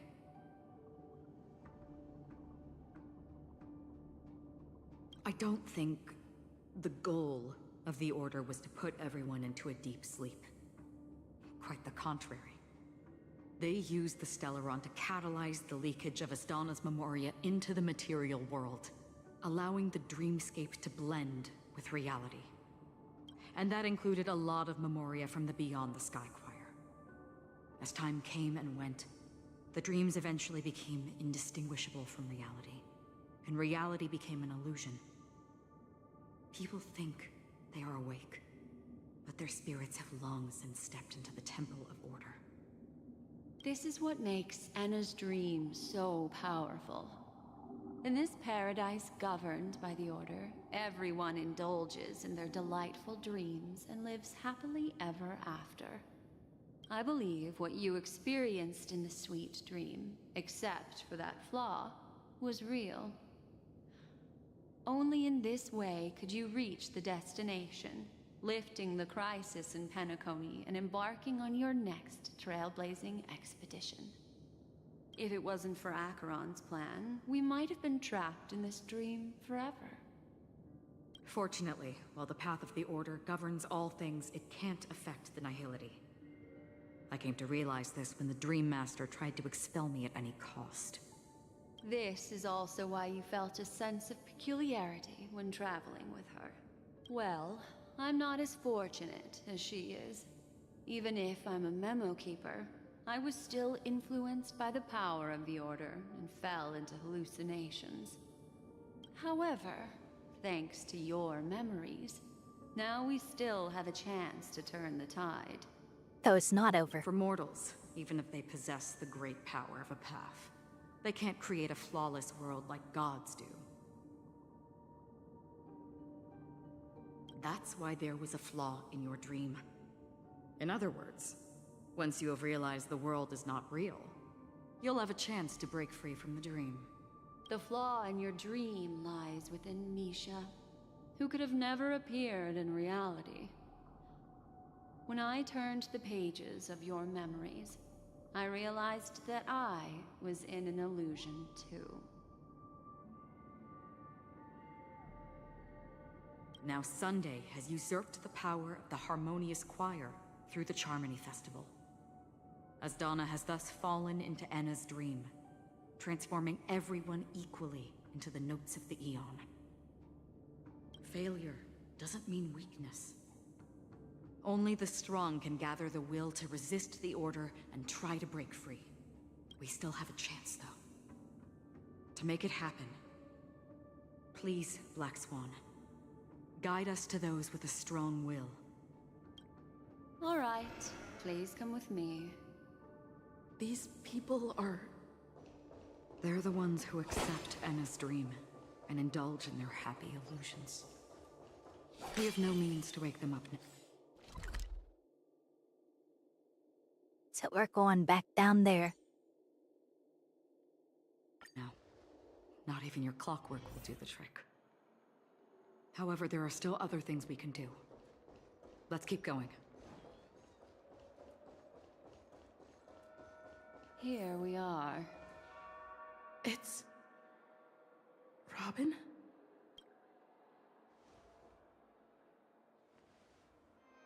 Finally, you've arrived.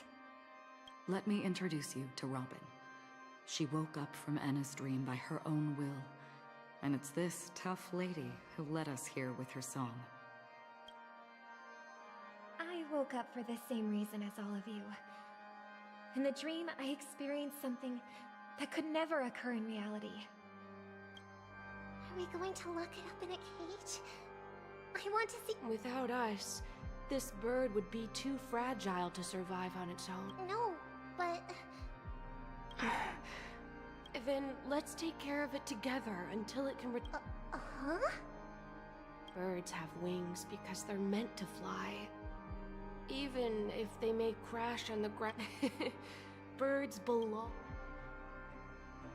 The illusion was so impossibly blissful that I realized it was just a dream. And this is our final hope. Enna's dream is founded upon the Harmonious Choir. Mainly everyone's shared wishes. It will only materialize once the aspirations of all beings in Penacony merge as one. At present, It has become impervious due to people's desire to remain slumbering within the dream. And in order to destroy it, we must make everyone in Penacony want to wake up. Now comes the tricky part. How do we do it?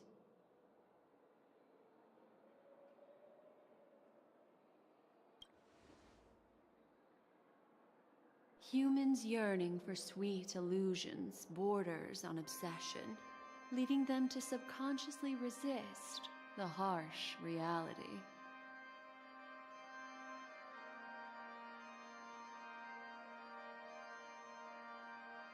Therefore, I carefully selected a moment where she was completely unguarded, guiding her to uncover the truth herself to make her regain her consciousness. However, to wake up everyone in Penacony and get them to share the same determination, that would be nearly impossible. Indeed. I'm afraid it's almost as difficult as resurrecting an Eon. But we can't just stay here and do nothing.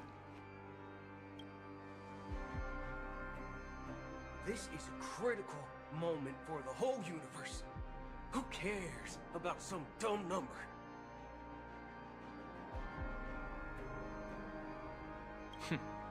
Thanks to Black Swan. You're welcome.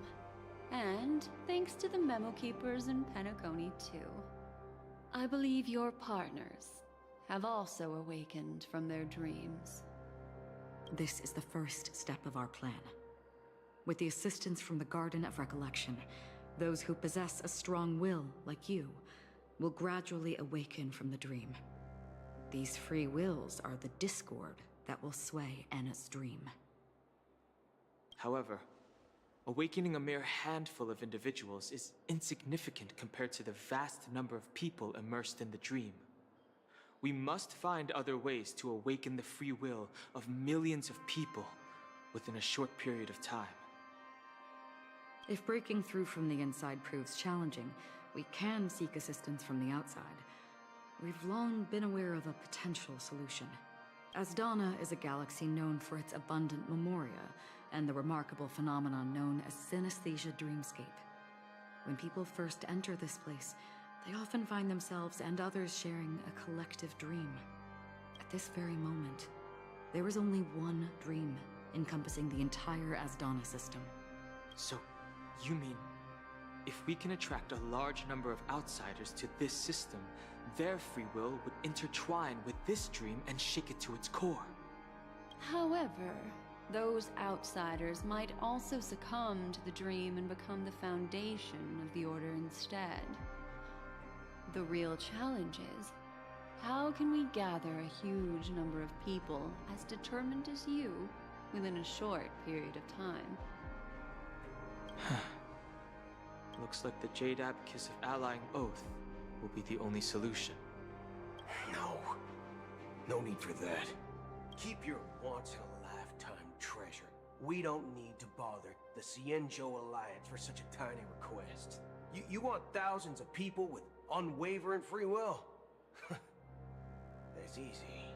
Just leave it to us Galaxy Rangers. You can gather Galaxy Rangers? Outsiders may see Galaxy Rangers as elusive and disconnected individuals, and actually, they're right.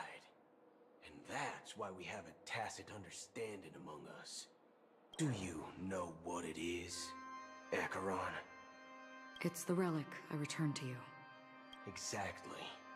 Its owner must have told you that it's meaningless to anyone other than a Galaxy Ranger, and that it can only fulfill its purpose when returned to its rightful owner. Because it's a burial artifact, worthy only of a hero who has served the Galaxy Rangers with honor. When its light illuminates the universe, it means the fall of a hero. And in the direction it falls, countless meteors will streak across the sky. Those meteors Galaxy Rangers, coming from all corners of the cosmos, driven by a shared purpose, without questioning the cause or counting the cost, because we abide by a common principle. The shooting stars of the hunt only descend on the longest night, and with them comes the dawn. We've stayed silent for far too long. Now, it's time to remind all the cowards, oppressors, and villains of the universe of our presence. I'll be the one to ignite the first spark. What? Oh yeah, let's Once go. the dreamscape is swayed, I'll complete the second step. I'll fine-tune the slumbering souls with the Song of the Harmony, interrupting them with the discord of Trailblaze, and guiding them towards reality. It's true that some people are born strong, and others are born weak. If the Trailblaze is the target of heroes, then the Harmony will guarantee that the strong help the weak. Only the people of Penacony themselves can be the saviors of their homeland. Their path of happiness should be forged by themselves. While I may not be a nameless, I'm willing to instill courage in all those who need it. This includes my brother as well. And his dream is too cruel for him and everyone else. Your plan sounds well conceived, but still, it appears somewhat idealistic and romantic. The flaws rooted in human nature can't be eradicated overnight. Do you believe these efforts alone are enough to convince everyone to choose the right path? I agree with you, Black Swan. That's why the most critical aspect of this plan is not to convince everyone to choose the right path, but to inspire them to save themselves. So, you're the key in the end, I assume? The Harmonious Choir possesses the power of an emanator. To overcome it, you'll need the same level of power. The final step in destroying the sweet dream will be my responsibility.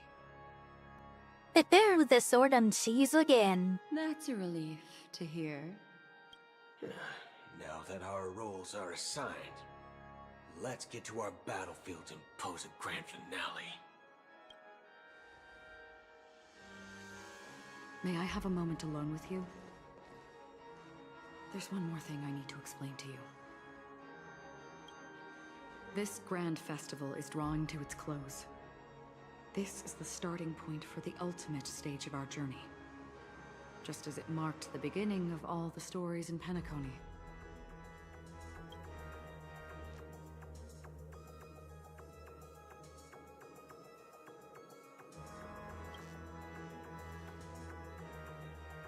Indeed. She was the first to discover the world beyond the shores of death, and shared this truth with all of us. There's something you should know. We were able to locate you within this boundless dream, and find the key to breaking free from the dream. All because of one person's unwavering dedication. Firefly. She awakened from the dream ahead of others, discovered the Express amidst the stars, and brought us valuable information about the remnants of the Order. She may have been aided by the script, and it came at a cost. As you know, Firefly is a stowaway who entered the dreamscape in a different way from ours. Without the dream pool in the hotel or assistance from the family, she can only awaken from this dream in one way. A real death. We mustn't fail her determination. I'm not implying You did that we not must just win say this that fight she's no dead. matter what. But our resolve should match that of that courageous lady. Are you ready?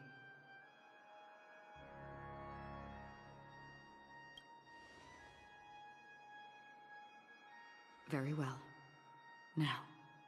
You did Please not close your just say that eyes. Firefly's dead. I swear this game is playing with my emotions again. You kill her, you bring her back, you kill her again.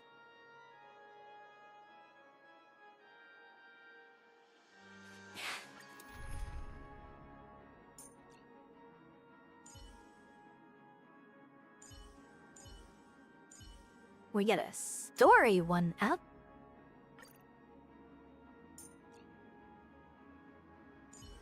And he is mine too.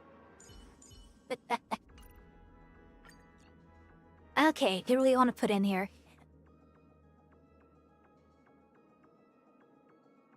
Fire, lightning, and imaginary.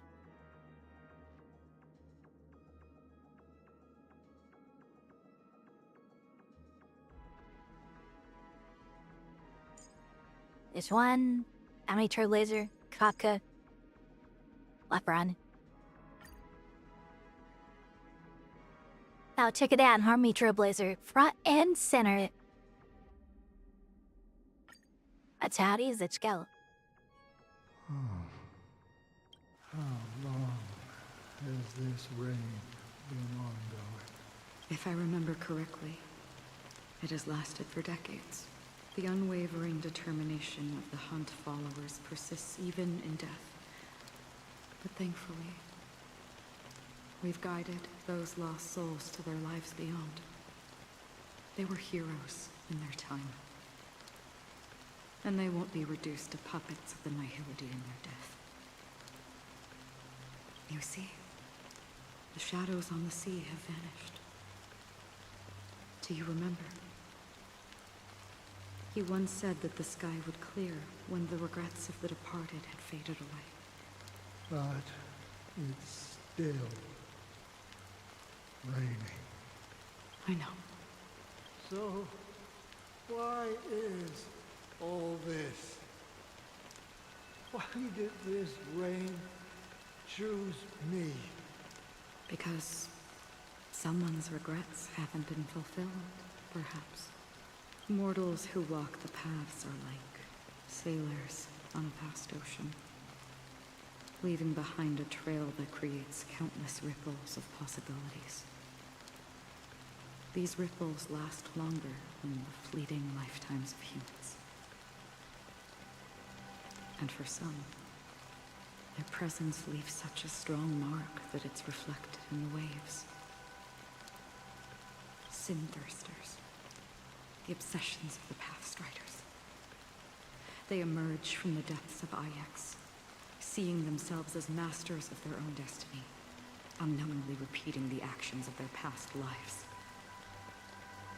They emerge from the Nihility and head toward it, leading purposeless lives. However, these hollow phantoms, they have journeyed with me for such a long time. Oh, so this is how it is.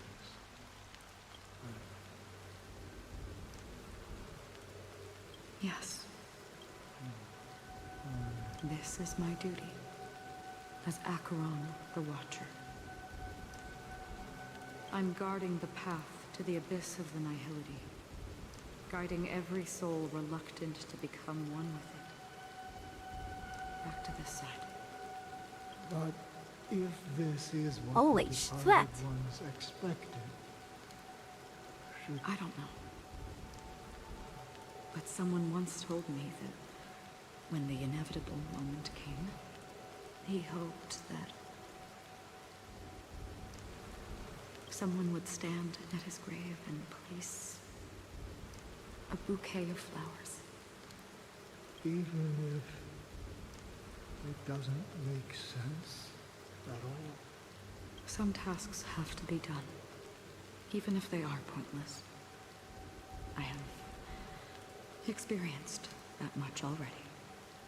Please extend your hand, and then close your eyes. I'll carry your wish with me and fulfill it. Only then will I be able to put an end to the final regret by the Dead Sea. Will I ever see them again? Yes, that is certain. Because it was you who told me about the Express. your 2 former companions. The expedition cut short by the swarm. Your narrow escape from death. And your encounter with the Galaxy Rangers. And Penacony. The hometown to which you could never return. Yeah. For countless times, I got rejected by the family and had to pass it by. But I knew that my companion was still there. Oh, Mikhail. Are you still there? Take my hand and come with me. We will leave this place. You'll embark on a long, long journey, shrouded in darkness. But fear not, as a touch of red will be awaiting you at the end of the path. That's the color of existence. Follow it, and it'll guide you and illuminate the way out. By doing so, you'll eventually reunite in the warmth of the sunlight. Thank you. May death be the end of your boundless dream, guiding you back to the waking world. Holy shit! Welcome to the horizon of existence. This place is one of the thousands of manifestations belonging to the sleeping and shapeless. And it's also an exit out of the nihility for the awake ones. Let's bid our final farewells here. Oh. Your final farewells to Acheron. Always distinguish between reality and imagination. All right, Gray. Life is akin to a winding labyrinth, where memories serve as our soul. May your schemes be forever concealed. Anna's dream was too cruel for him and everyone else. To the imperfect tomorrow. I still remember the question on the invitation letter. Why does life slumber? Why does life slumber? We don't know the answer yet, but we're about to awaken from this dream. Or perhaps such is the answer itself. Leave this place. Return to where you belong, and awaken Penacony from this dream.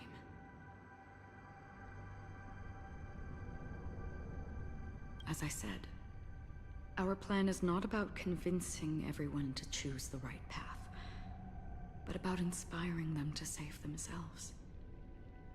So, when will people actively save themselves? The answer is when they are in desperate situations. Like a drowning individual in the deep sea. When one's body and mind bear immense pressure, agony, confusion, and despair will follow. I firmly believe that. The fragility of humankind often freezes them in their tracks. But in truly desperate situations, they will strive to save themselves. And now, Penacony has enough heroes to lead them forward. It's through this inherent, self-centered instinct that people exert their utmost effort, even when they know their struggle is fruitless. As absurd as it may seem, it's their resistance. As for now, it is time to guide them, not as a savior, but as a nameless among those mortals. In this way, you will reunite in the warmth of the sunlight. The rain is intensifying. Before we part ways, please allow me to ask a few final questions.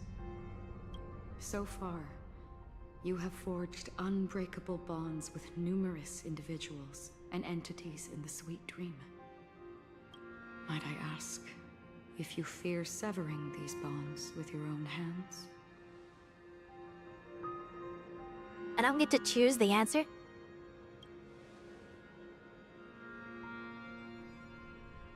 If there is a vast, lifelike dreamland that is virtually indistinguishable from reality, a realm without death, where everyone can attain the happiness and fulfillment they deserve, living blissfully ever after, I would ask, would you wish to stay?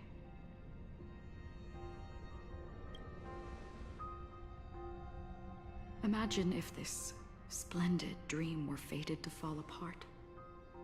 Friends, family, strangers, followed by the gentle breeze, soaring birds, the stars, and ultimately yourself.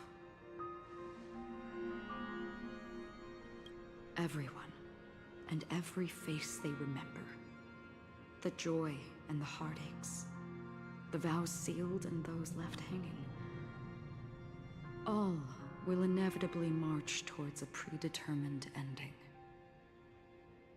If you had grasped the journey's finale right from its inception, I would ask, would you still embark on this journey?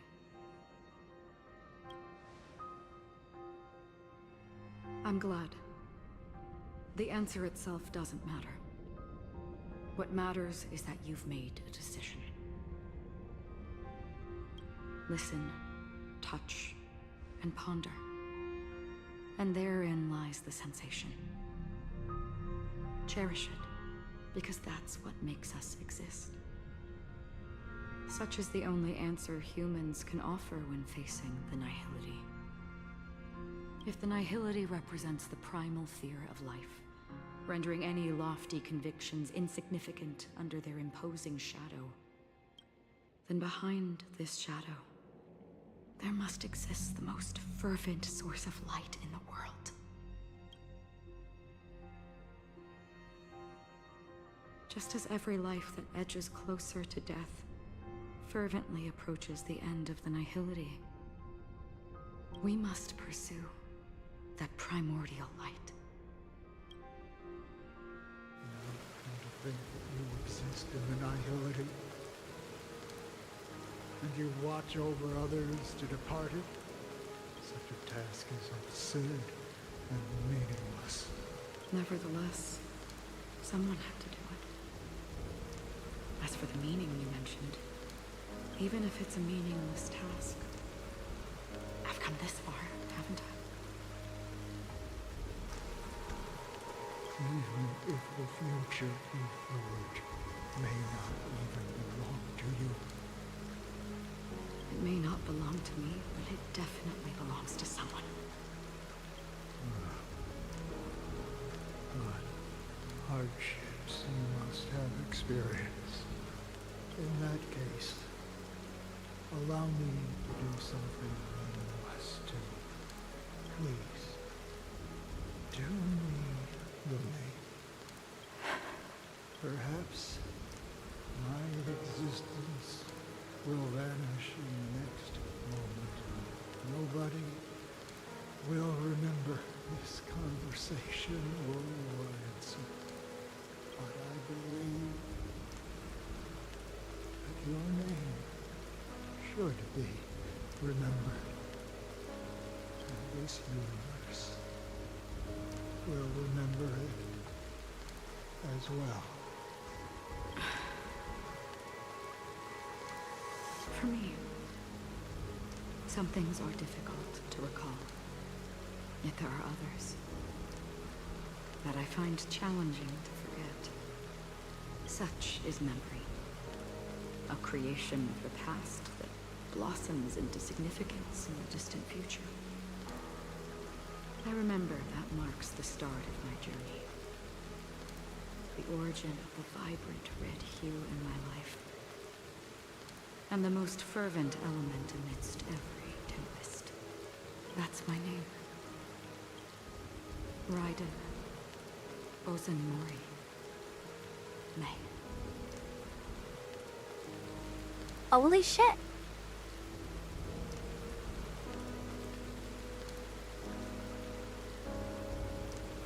There's the confirmation.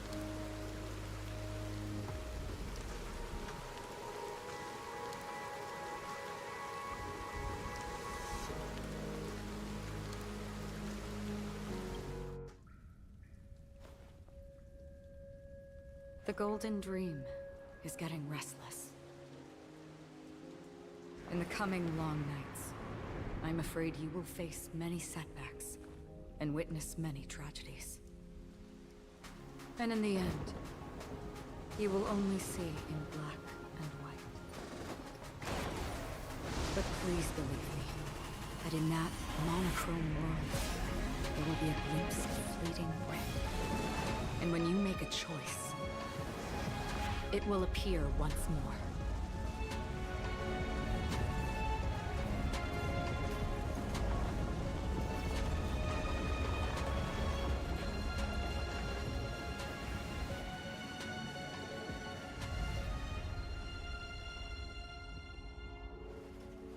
What you must Holy do is ponder its significance. Then return to the waking world.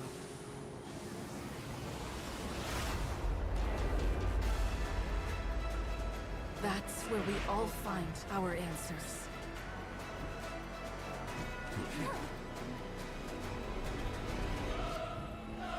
Now we're here again.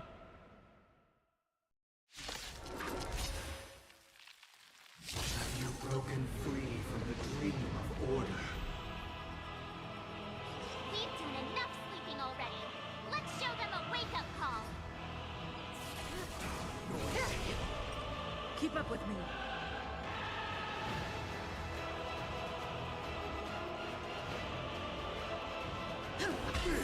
Stand still. Another journey begins. Destined for oblivion. Disorderly noise! No matter.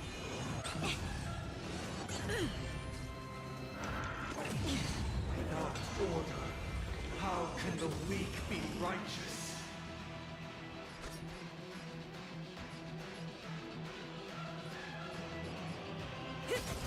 Noisy. I weep for the departed. It too shall fall. Wake up!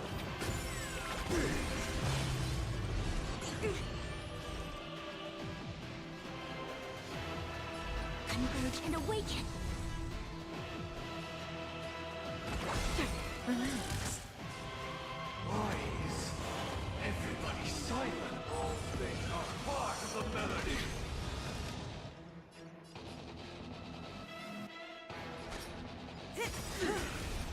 Good times never last. Y'all be real, this story has been so fucking crazy.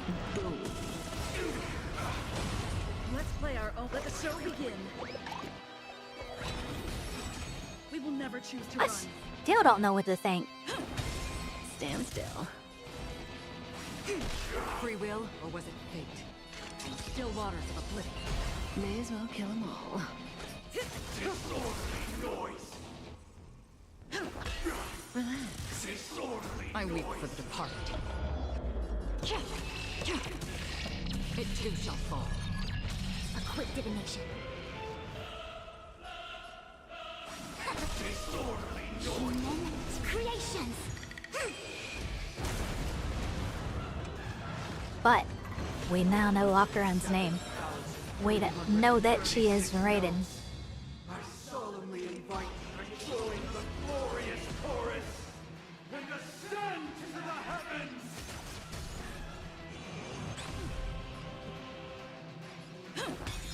Stand still. With wisdom comes protection. Again? I see through. Oh, nice shield you had on yourself there, buddy. Be a shame if I just deleted it in like 1 or 2 casts. As one.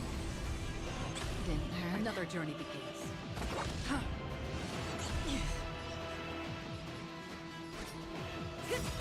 Noisy. Good times. Time to say bye. Boom.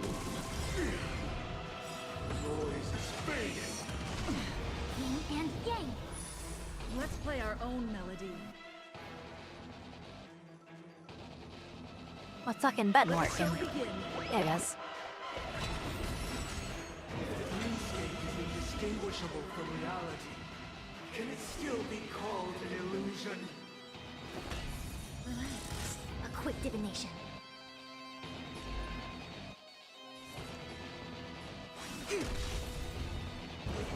Perfect melody I command. Recreate paradise anew.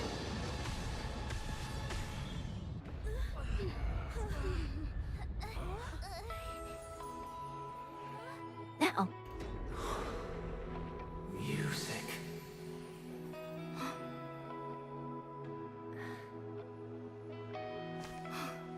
There seems to be another kind of sound coming into the Order's symphony.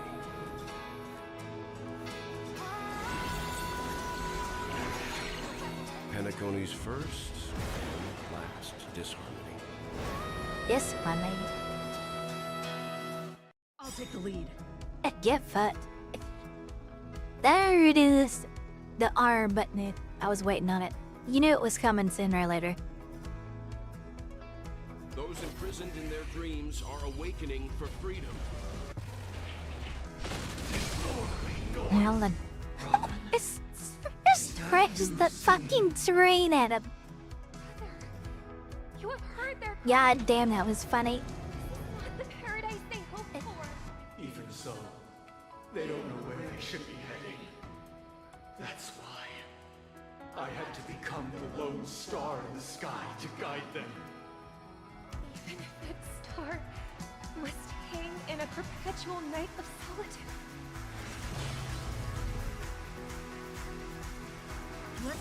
Let the show begin. Oh, God damn it. Good times. Time to say bye. Boom. I weep for the departed.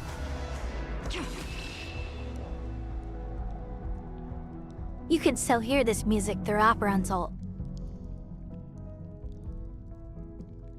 It's muted, but it's there.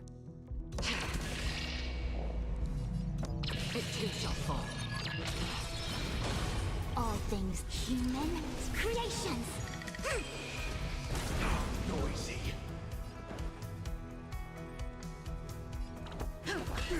Free will or was destined for oblivion.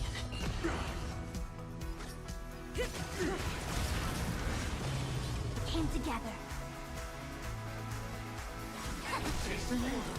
I'll take the lead. Listen up. Another still water. Converge and awaken. Here, have another train. Humanity cannot be redeemed by others.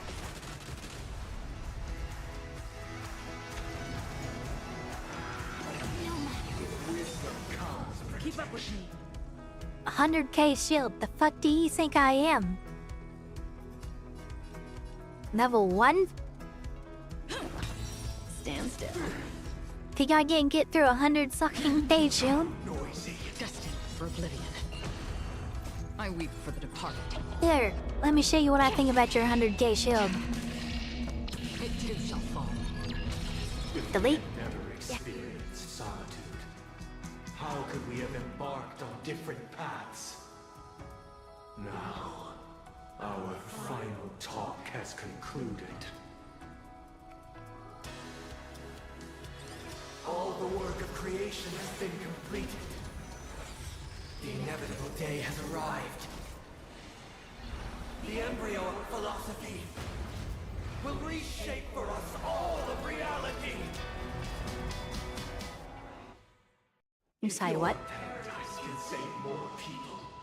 Sever my path with your hands. A quick divination. 9 powers of toughness.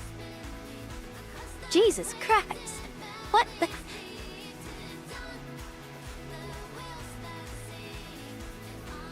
Hesitation only.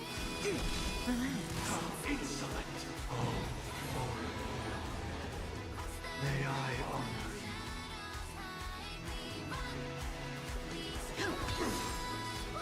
I swear on words.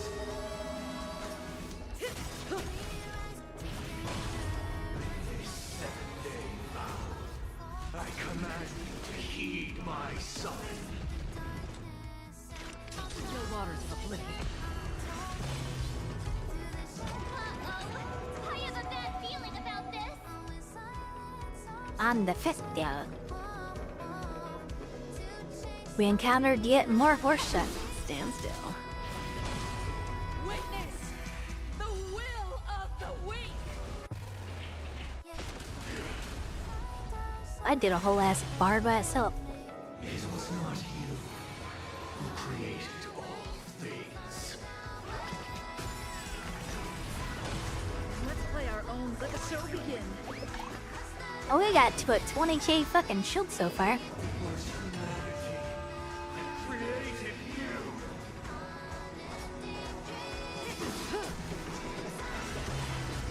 Divine beings become the foundation of our paradise. If it break the shield, get All fucked. things human creations. Oh shit. Let's go, points. A quick divination.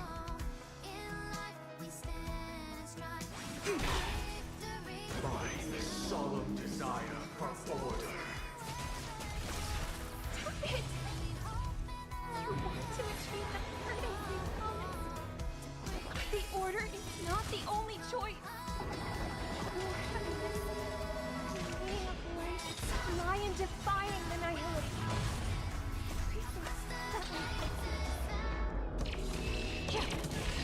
It too shall fall. Came together. Together as one. Here, have a train. Have a train, bitch. We won't escape from it. May as well kill them all. Time to say bye. Boom.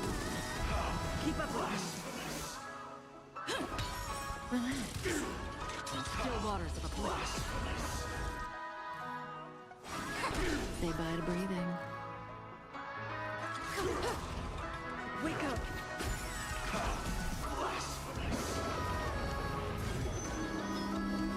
Another journey begins. Just To that shield you have there. It'd be a shame if I just killed you through it. Have a noble soul. Don't be shackled by the past. Insolent. It's only. And then it's Monday. Ah! That's a. Ah, damn it. So, why does life slumber?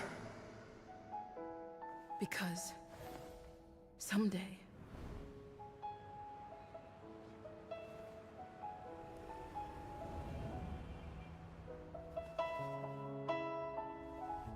we will wake up from our dreams.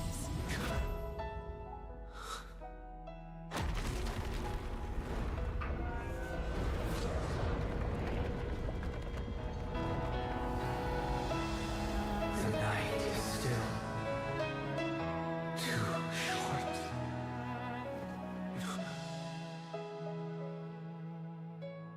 Brother, the dream is over.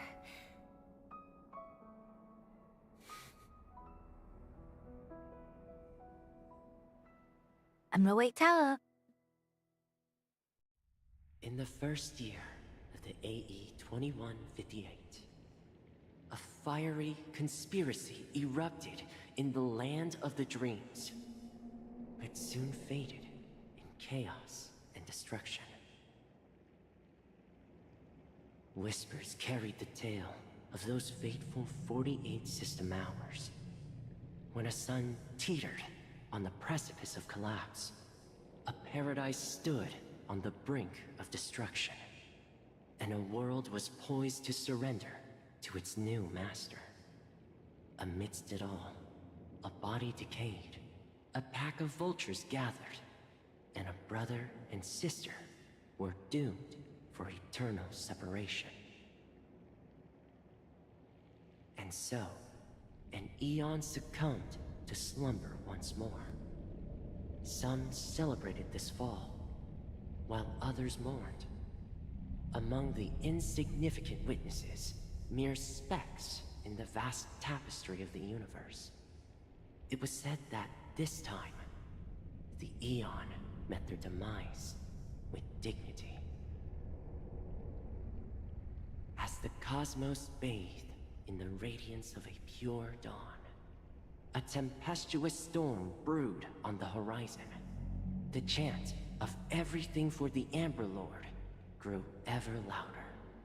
Yet, no matter how one contemplated, time inexorably swings Klapot's colossal hammer in eternal cycles.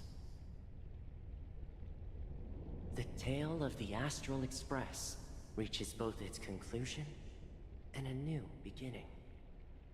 Time marches forward, heralding the arrival of a new chapter in the history of trailblazing expeditions.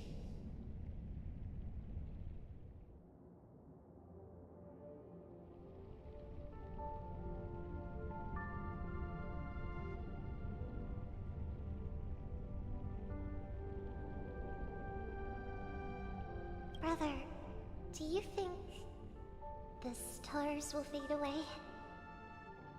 Where did that come all of a sudden?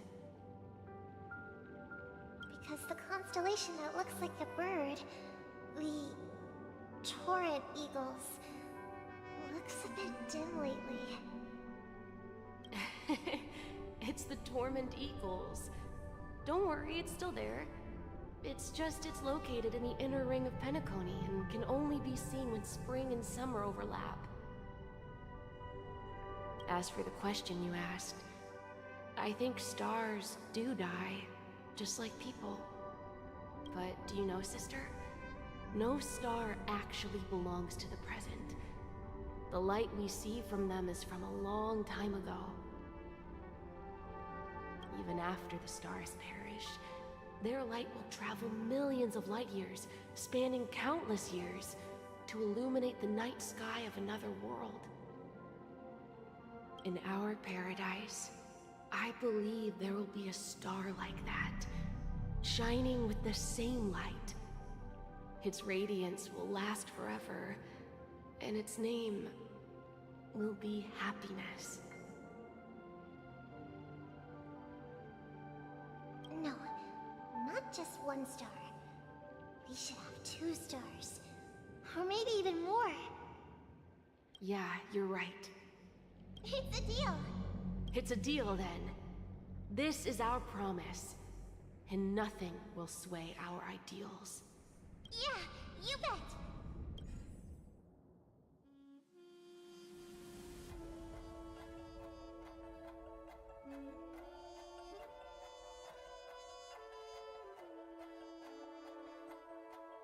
Let's share again.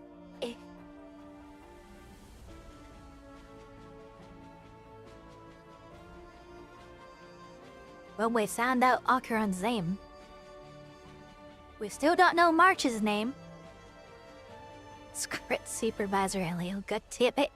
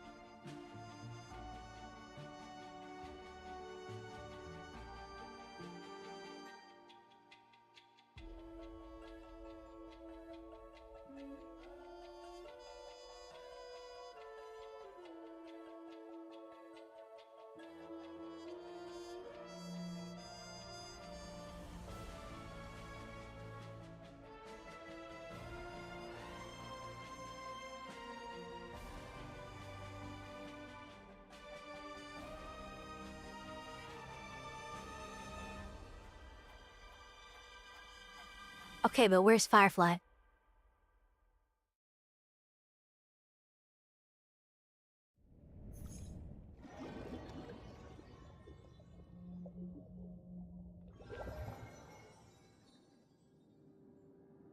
It's a pleasure to hear your voice again. Congratulations. You've become the biggest winner of this festival. Are you calling just to poke fun at me? No. I'm just impressed. Not only did you venture alone into Penacony and discover the truth of Dreamflux Reef, but you also managed to escape with the help of that Knight of Beauty. Remember the recording you received from your Trailblaze friend? It's now the most valuable chip in this game. However, this came at a high cost. Losing a cornerstone is a hefty price to pay. Diamond just called a meeting to discuss what to do with you. Just as I expected. So is Diamond planning to demote me? Or kick me out of the 10 Stonehearts? Why don't you take a wild guess? Well, alright. Then I'll guess. He's going to promote me to P46? Alright. What will you wager? Are we talking about a real bet here? I don't want to wager anything just to escape your clutches. But if it's just a friendly bet, I'll put on the line what I did when we first met. I'll bet my life, ma'am. Interesting. But since it's Diamond's call, no one can predict the outcome. I'm on my way to Penacony. Once everyone is settled, we'll return to Pier Point for the final showdown. Sounds like I'll be out of the action for a while. Finally, a chance to kick back and relax. Yeah. Leave everything to me and Topaz, child. Thanks to you, as soon as the Jade Stone was delivered to the family's compound, we finished up our preparations. The seeds we planted have taken root. Soon, it'll be time to reap the rewards. Huh?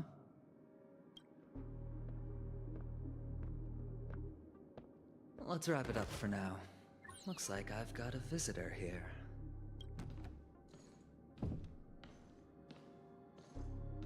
Oh, so many surprises today. Didn't expect a Galaxy Ranger and wanted criminal to show up here. One who managed to take out 2 IPC members under the noses of our fleet. Do you understand what that means? Screw Wubba Boo, I just put him to sleep. Don't try to intimidate me with that nonsense. Besides, I've taken down more IPC lackeys than the residual value you squeezed. And I don't mind adding a few more zeros to my wanted poster. I have a question for you. Be honest, or I don't mind putting a bullet into your head. Tell me, where is Oswaldo Snyder? Who the fuck is that?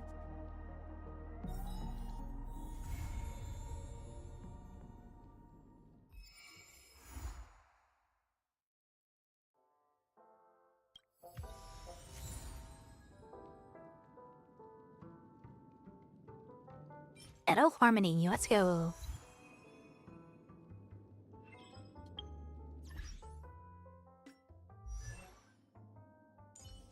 Let's just go ahead and put that in right now.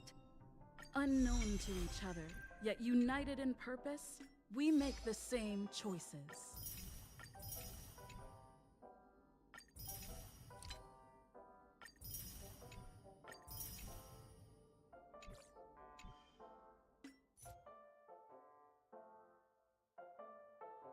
Where is Firefly?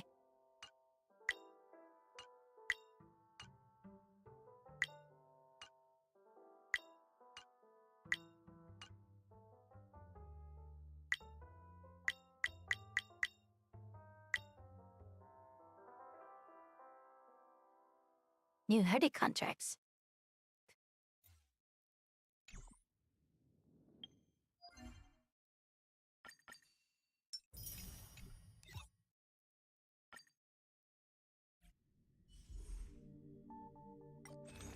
Where is Firefly? I need to know.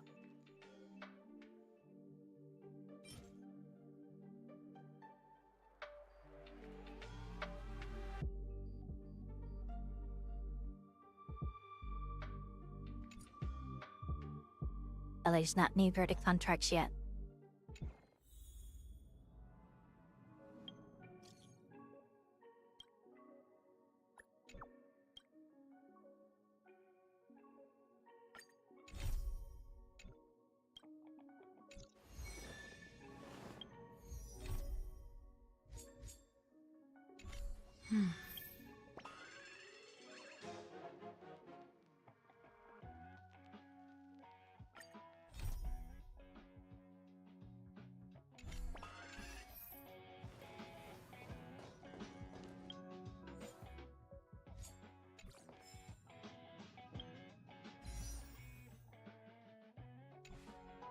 Well, I know where Firefly is.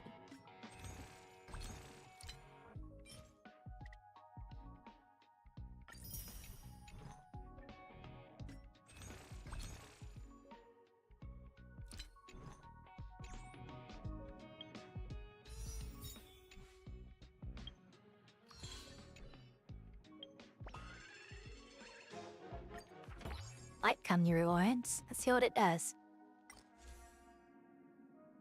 Increases warriors attack by 16%. After the raises, their ultimate increases their damage dealt by 18%. So I'll sudden week with that on Robin. And then the usual shit ton of full currency from rewards. Nice. We will do that another time. This was 13 hours of streaming. I think that's long enough.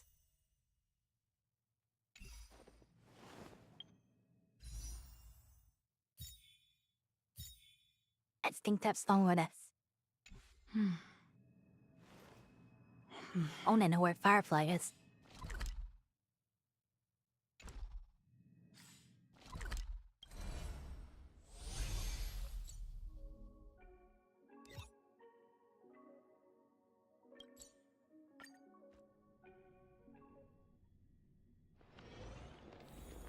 I don't like this thing where they insinuated that Firefly's dead.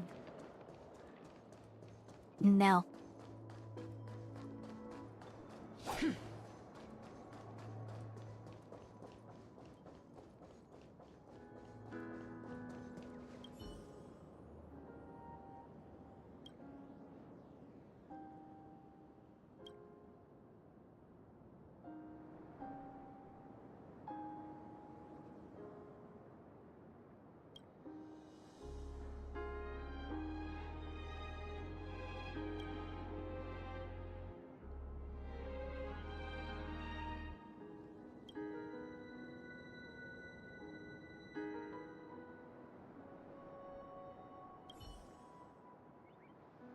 As long as we get to see her again.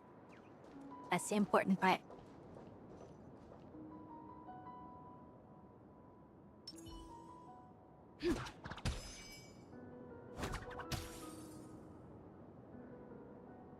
Please stay tuned. Oh, that is falls with it to see Firefly again. No, guys. I think it's time for me to call it a day. 13 hours of streaming. I think it's long enough.